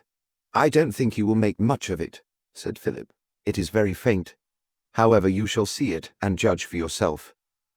He picked out one of the bundles of white duck, and while he was unfolding it, Thorndyke dragged an empty bench into the middle of the floor under the skylight. Over this, The sail was spread so that the mysterious mark was in the middle of the bench. It was very inconspicuous, just a faint grey-green wavy line, like the representation of an island on a map. The three men looked at it curiously for a few moments. Then Thorndyke asked, "Would you mind if I made a further stain on the sail? I should like to apply some reagents." "Of course you must do what is necessary," said Rodney. "The evidence is more important than the sail." On this, Thorndyke opened his research case and brought forth the 2 bottles that Polton had procured from the borough, of which one was labelled Tinct, Guiaci Dill, and the other Ether Ozone. As they emerged from the case, Philip read the labels with evident surprise, remarking, "I shouldn't have thought that the Garcon test would be of any use after all these months, especially as the sail seems to have been scrubbed." "It will act, I think, if the pigment or its derivatives are there," said Thorndyke, and as he spoke, he poured a quantity of the tincture on the middle of the stained area. The pool of liquid rapidly spread considerably beyond the limits of the stain, growing paler as it extended. Then Thorndyke cautiously dropped small quantities of the ozonic ether at various points around the stained area, and watched closely as the 2 liquids mingled in the fabric of the sail. Gradually the ether spread towards the stain, and, first at one point and then at another, approached and finally crossed the wavy grey line. And at each point the same change occurred. First the faint grey line turned into a strong blue line, and then the colour extended to the enclosed space until the entire area of the stain stood out a conspicuous blue patch. Philip and Thorndyke looked at one another significantly, and the latter said, "You understand the meaning of this reaction, Rodney? This is a bloodstain, and a very carefully washed bloodstain." "So I supposed," Rodney replied, and for a while no one spoke. There was something very dramatic and solemn, they all felt, in the sudden appearance of this staring blue patch on the sail with the sinister message that it brought. But what followed was more dramatic still. As they stood silently regarding the blue stain, the mingled liquids continued to spread, and suddenly, at the extreme edge of the wet area, they became aware of a new spot of blue. At first a mere speck, it grew slowly, as the liquid spread over the canvas, into a small oval, and then a second spot appeared by its side. At this point Thorndyke poured out a fresh charge of the tincture, and when it had soaked into the cloth, cautiously applied a sprinkling of ether. Instantly the blue spots began to elongate.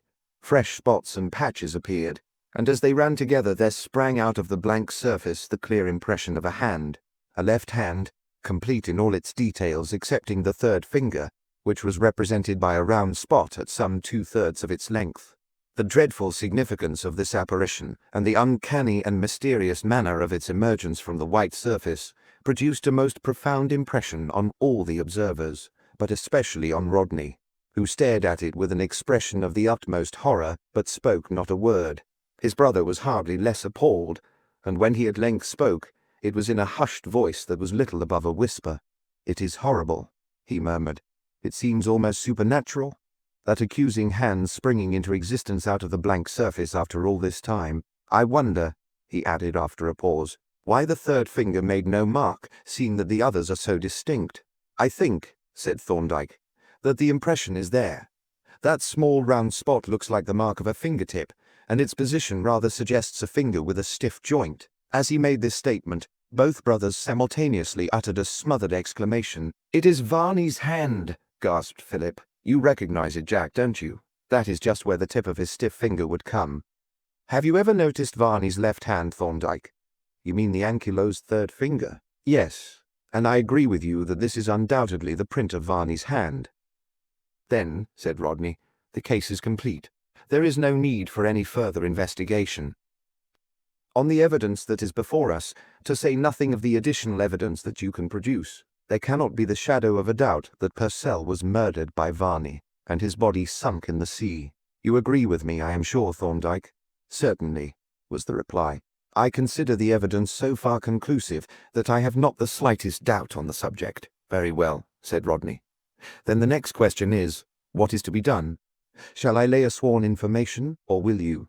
Or had we better go to the police together and make a joint statement?" "Whatever we do," replied Thorndyke, "don't let us be premature. The evidence, as you say, is perfectly convincing. It leaves us with no doubt as to what happened on that day last June. It would probably be, in an intellectual sense, quite convincing to a judge. It might even be to a jury. But would it be sufficient to secure a conviction? I think it extremely doubtful." "Do you really?" exclaimed Philip. "I should have thought it impossible that anyone who had heard the evidence could fail to come to the inevitable conclusion." "You are probably right," said Thorndyke. "But a jury who are trying an accused person on a capital charge have got to arrive at something more than a belief that the accused is guilty. They have got to be convinced that there is, humanly speaking, no possible doubt as to the prisoner's guilt. No jury would give an adverse verdict on a balance of probabilities, nor would any judge encourage them to do so." "But surely," said Philip, "this is something more than a mere balance of probabilities. The evidence all points in the same direction, and there is nothing to suggest a contrary conclusion." Thorndyke smiled dryly. "You might think differently after you have heard a capable counsel for the defense.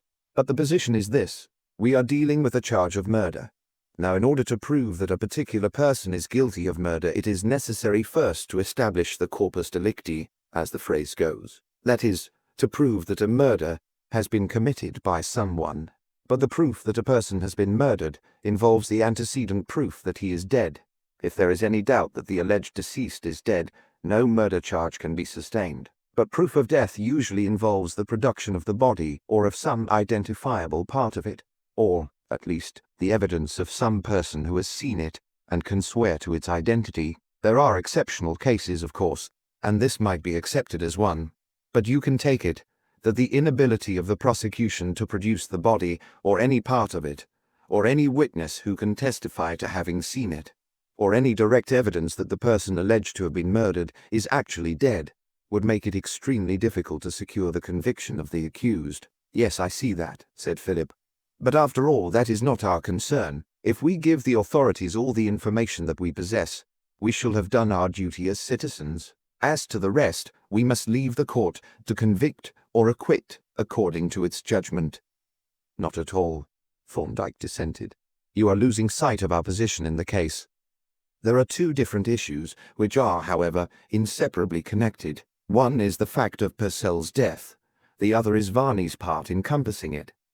Now it is the first issue that concerns us, or at least concerns me. If we could prove that Purcell is dead without bringing Varney into it at all, I should be willing to do so, for I strongly suspect that there were extenuating circumstances." "So do I," said Rodney. "Purcell was a brute, whereas Varney has always seemed to be a perfectly decent, gentlemanly fellow." "That is the impression that I have received," said Thorndyke. "And I feel no satisfaction in proceeding against Varney. My purpose, all along, has been, not to convict Varney, but to prove that Purcell is dead. And that is what we have to do now, for Margaret Purcell's sake. But we cannot leave Varney out of the case. For if Purcell is dead, he is dead because Varney killed him, and our only means of proving his death is to charge Varney with having murdered him. But if we charge Varney, we must secure a conviction. We cannot afford to fail. If the court is convinced that Purcell is dead, it will convict Varney, for the evidence of his death is evidence of his murder. But if the court acquits Varney, it can do so only on the ground that there is no conclusive evidence that Purcell is dead. Varney's acquittal would therefore leave Margaret Purcell still bound by law to a hypothetical husband, with the insecure chance of obtaining her release at some future time, either by divorce or presumption of death. That would not be fair to her. She is a widow, and she is entitled to have her status acknowledged." Rodney nodded gloomily. A consciousness of what he stood to gain by Varney's conviction lent an uncomfortable significance to Thorndyke's words. "Yes," he agreed, half reluctantly. "There is no denying the truth of what you say, but I wish it might have been the other way about. If Purcell had murdered Varney, I could have raised the hue and cry with a good deal more enthusiasm. I knew both the men well, and I liked Varney but detested Purcell. Still, one has to accept the facts." "Exactly," said Thorndyke, who had realized and sympathized with Rodney's qualms. "The position is not of our creating, and whatever our private sentiments may be, the fact remains that a man who elects to take the life of another must accept the consequences. That is Varney's position so far as we can see, and if he is innocent it is for him to clear himself." "Yes, of course," Rodney agreed, "but I wish the accusation had come through different channels." "So do I," said Philip. "It is horrible to have to denounce a man with whom one has been on terms of intimate friendship, but apparently Thorndyke considers that we should not denounce him at present. That is what I don't quite understand. You seem to imply, Thorndyke, that the case was not complete enough to warrant our taking action, and that some further evidence ought to be obtained in order to make sure of a conviction. But what further evidence is it possible to obtain? My feeling, replied Thorndyke, is that the case is at present, as your brother expressed it just now, somewhat theoretical, or rather hypothetical. The evidence is circumstantial from beginning to end. There is not a single item of direct evidence to furnish a starting point. It would be insisted by the defense that Purcell's death is a matter of mere inference, and that you cannot convict a man of the murder of another who may conceivably be still alive. We ought, if possible, to put Purcell's death on the basis of demonstrable fact. But how is that possible? Demanded Philip. The conclusive method of proving the death of a person is, as I have said, to produce that person's body, or some recognizable part of it. But Purcell's body is at the bottom of the sea. True, but we know its whereabouts. It is a small area with a lighthouse as a landmark. If that area were systematically worked over with a trawl or dredge, or, better still, with a set of creepers attached to a good-sized spar, there should be a very fair chance of recovering the body, or, at least, the clothing and the weight. Philip reflected for a few moments. I think you are right, he said at length.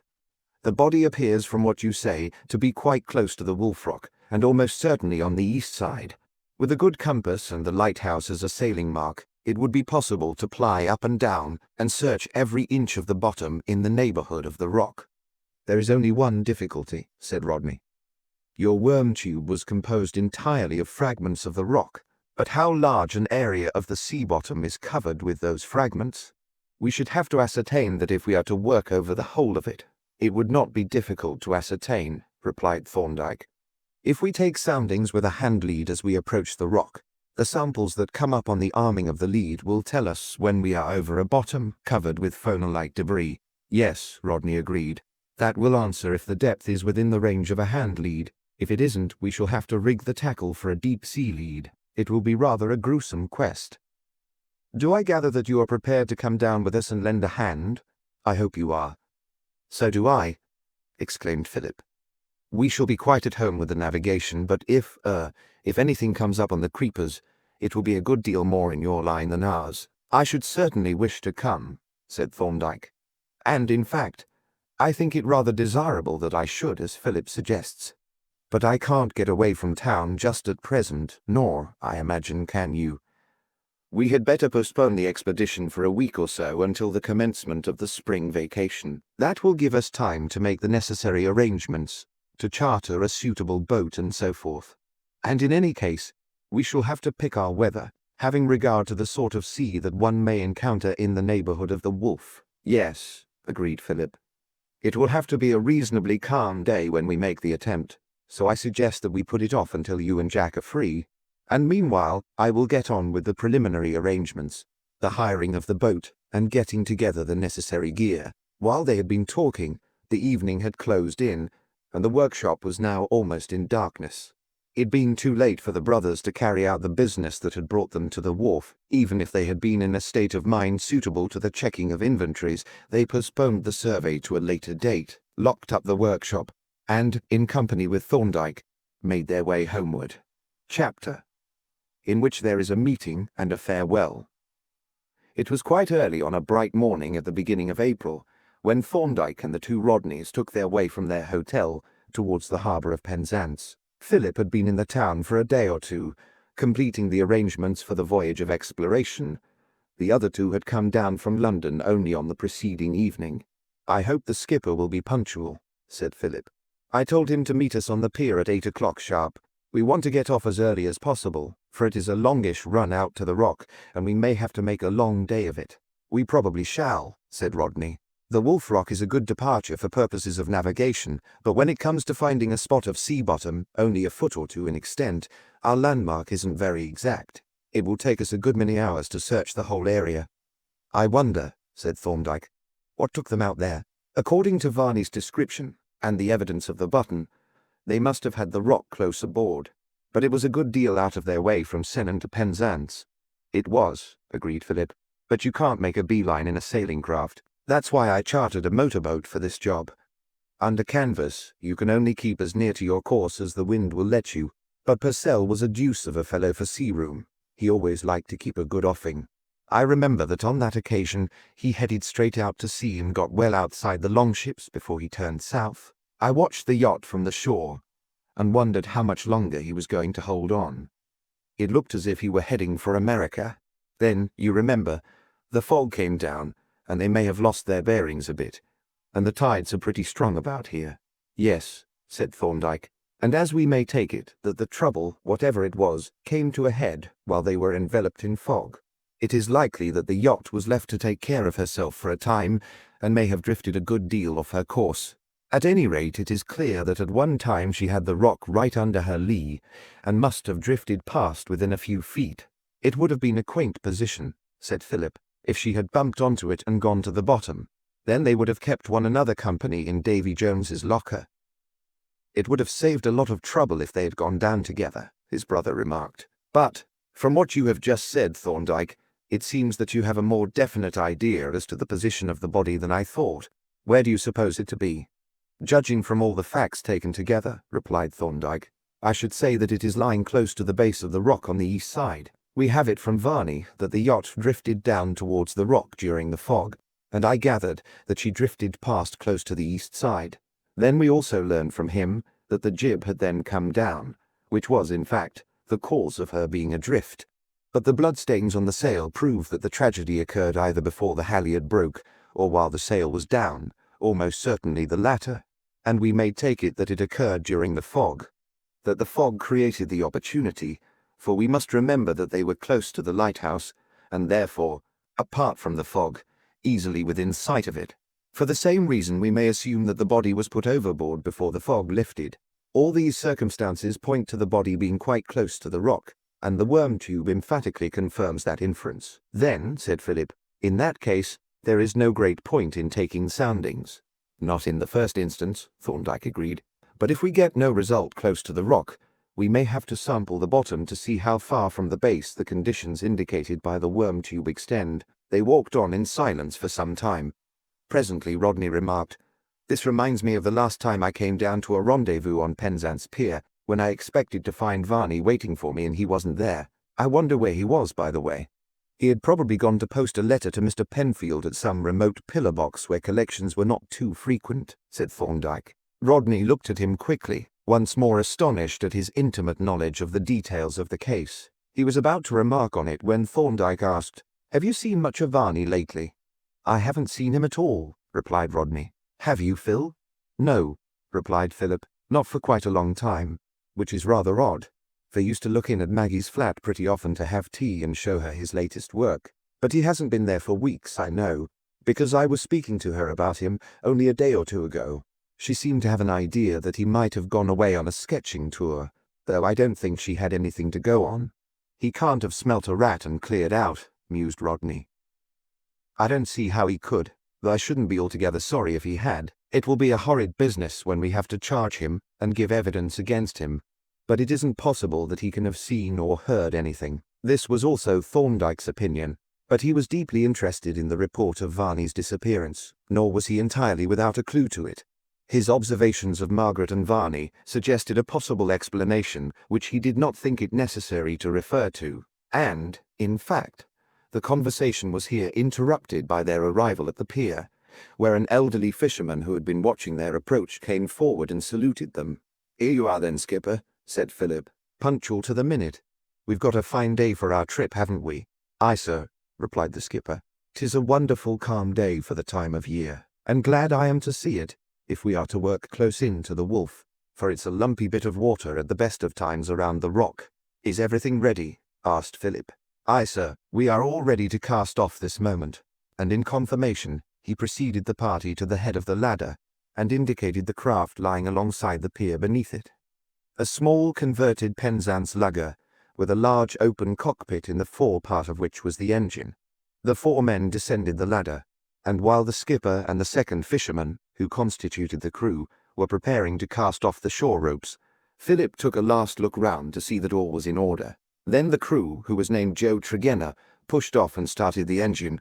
The skipper took the tiller, and the boat got under way. "You see," said Philip, as the boat headed out to sea, "we have got good strong tackle for the creeping operations." He pointed over the boat's side to a long, stout spar which was slung outside the bulwarks.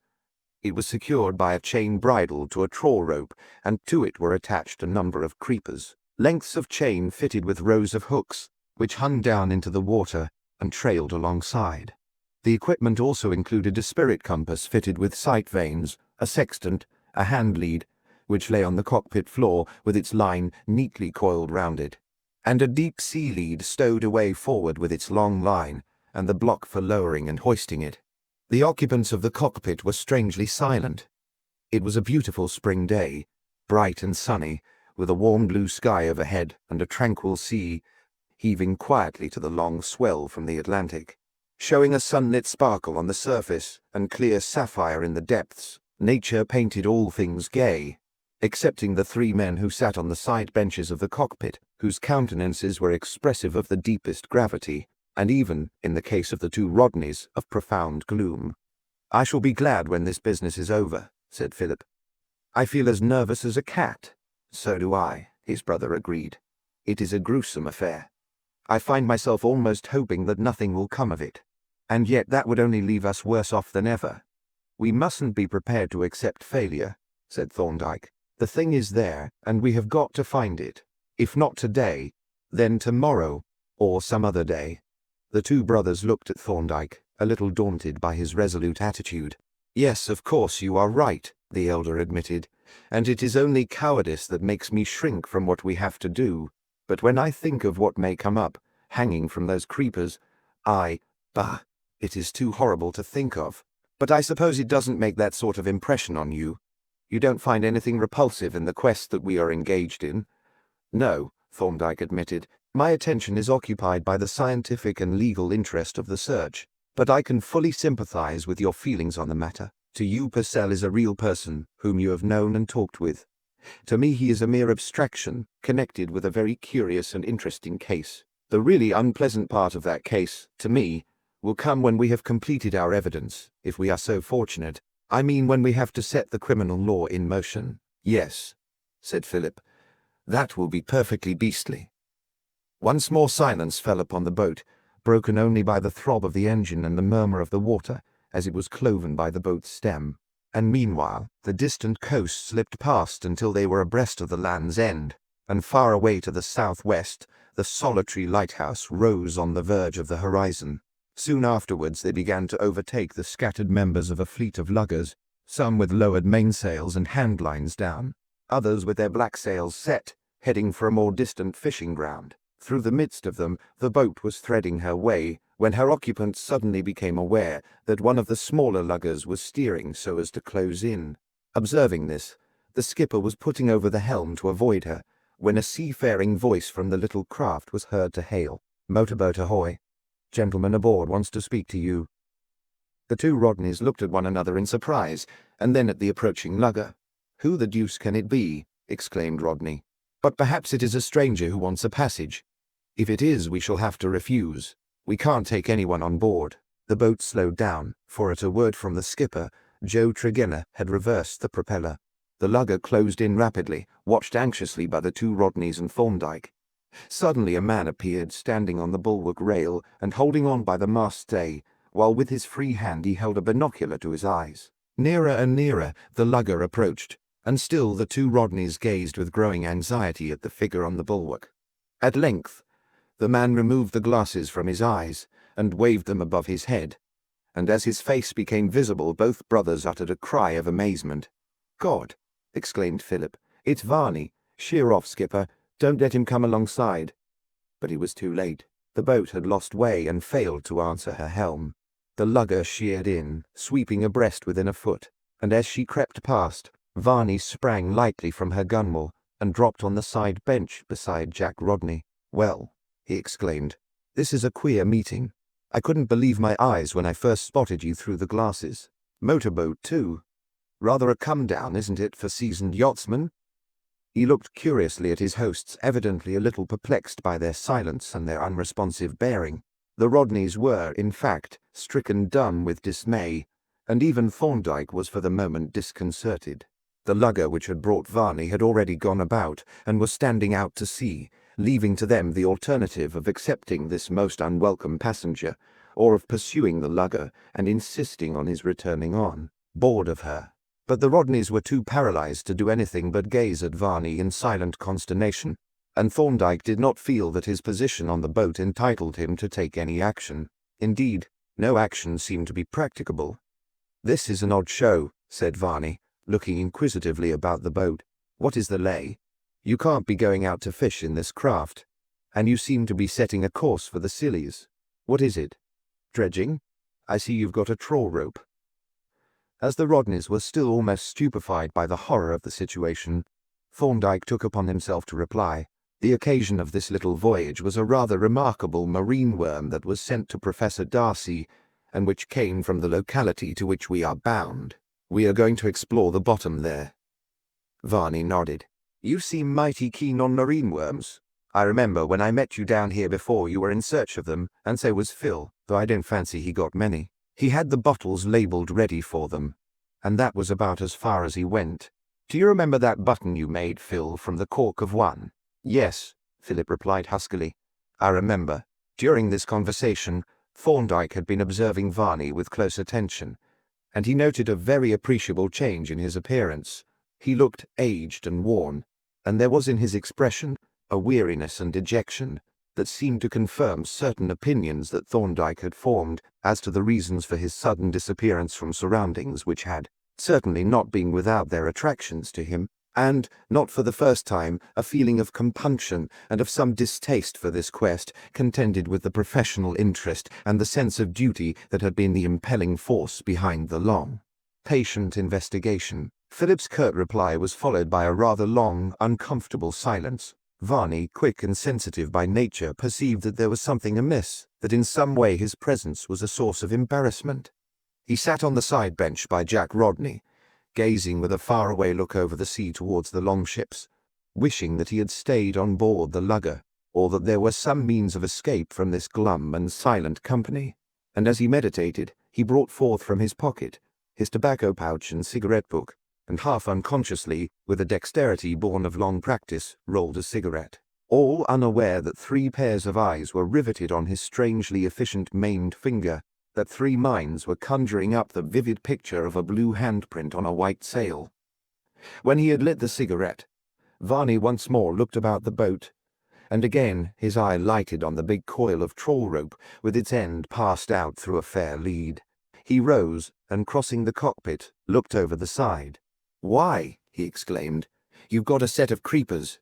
I thought you were going dredging. You won't pick up much with creepers, will you?" "They will pick up anything with weed attached to it," said Thorndyke. Varney went back to his seat with a thoughtful, somewhat puzzled expression.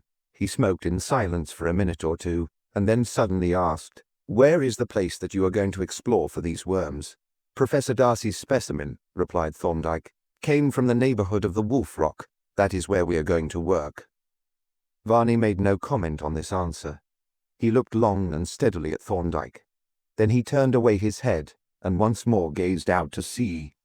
Evidently he was thinking hard, and his companions, who watched him furtively, could have little doubt as to the trend of his thoughts. Gradually, as the nature of the exploration dawned on him, his manner changed more and more. A horrible pallor overspread his face, and a terrible restlessness took possession of him. He smoked furiously cigarette after cigarette.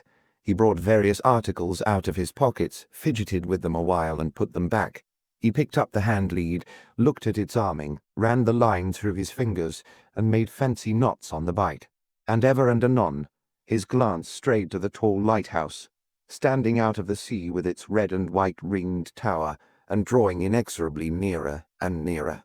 So the voyage went on until the boat was within half a mile of the rock, when Philip, having caught a glance and a nod from Thorndyke, gave the order to stop the engine and lower the creepers. The spar was cast loose and dropped into the water with a heavy splash. The trawl rope ran out through the fair lead, and meanwhile Jack Rodney took a pair of cross bearings on the lighthouse and a point of the distant land. Then the engine was restarted, the boat moved forward at half speed, and the search began.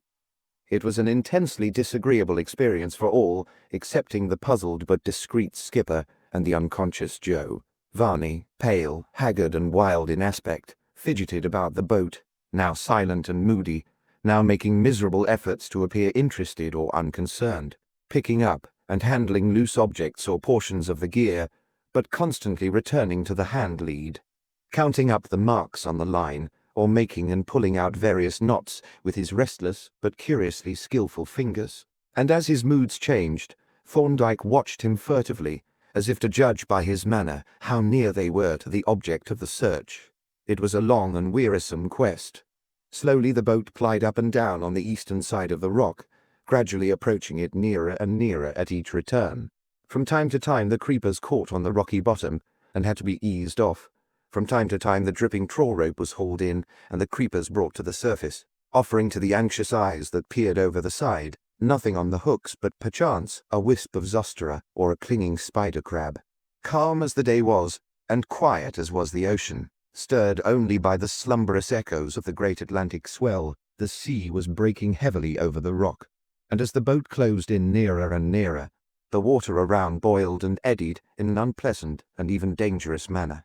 The lighthouse keepers, who had for some time past been watching from the gallery the movements of the boat, now began to make warning signs, and one of them bellowed through a megaphone to the searchers to keep farther away. "What do you say?" Rodney asked in a low voice. "We can't go any nearer. We shall be swamped or stove in. Shall we try another side?" "Better try one more cast this side," said Thorndyke, and he spoke so definitely that all the others, including Varney, looked at him curiously, but no one answered. And as the skipper made no demur, the creepers were dropped for a fresh cast still nearer the rock. The boat was then to the north of the lighthouse, and the course set was to the south, so as to pass the rock again on the east side.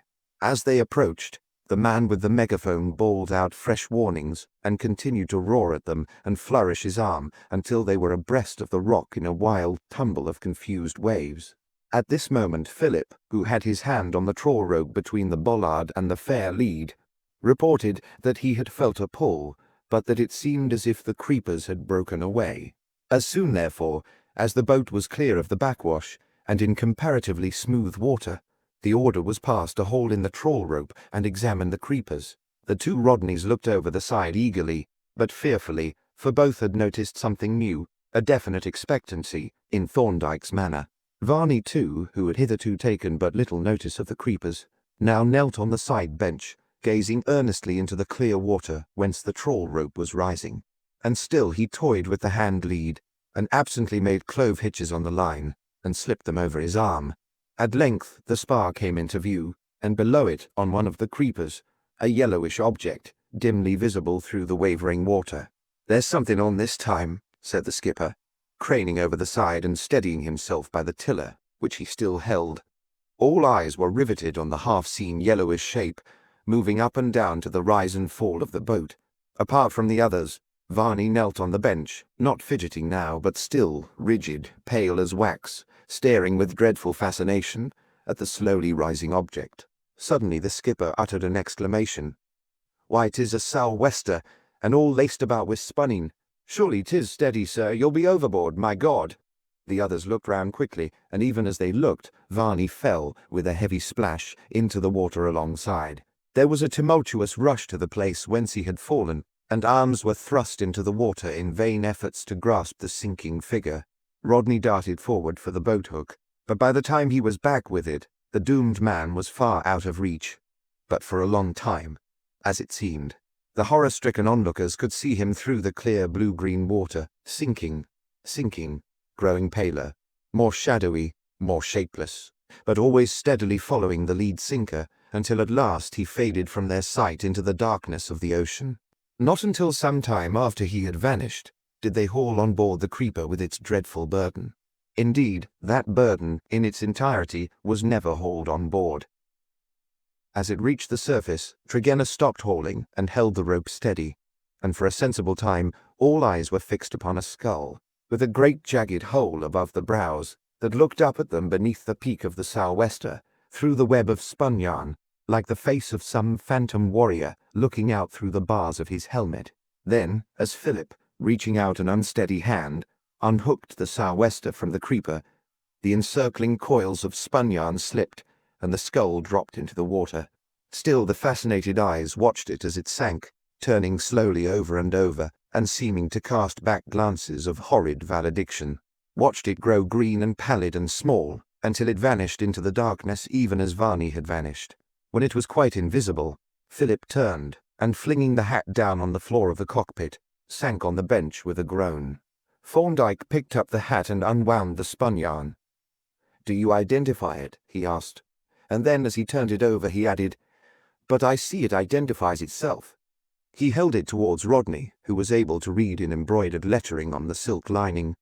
"Dan Purcell." Rodney nodded. "Yes," he said, "but of course there was no doubt.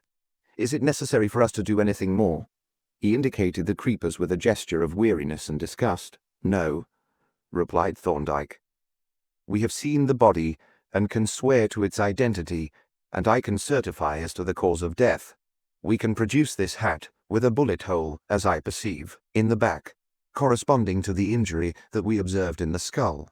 I can also certify as to the death of Varney, and can furnish a sworn declaration of the facts that are within my knowledge. That may possibly be accepted by the authorities, having regard to the circumstances, as rendering any further inquiry unnecessary.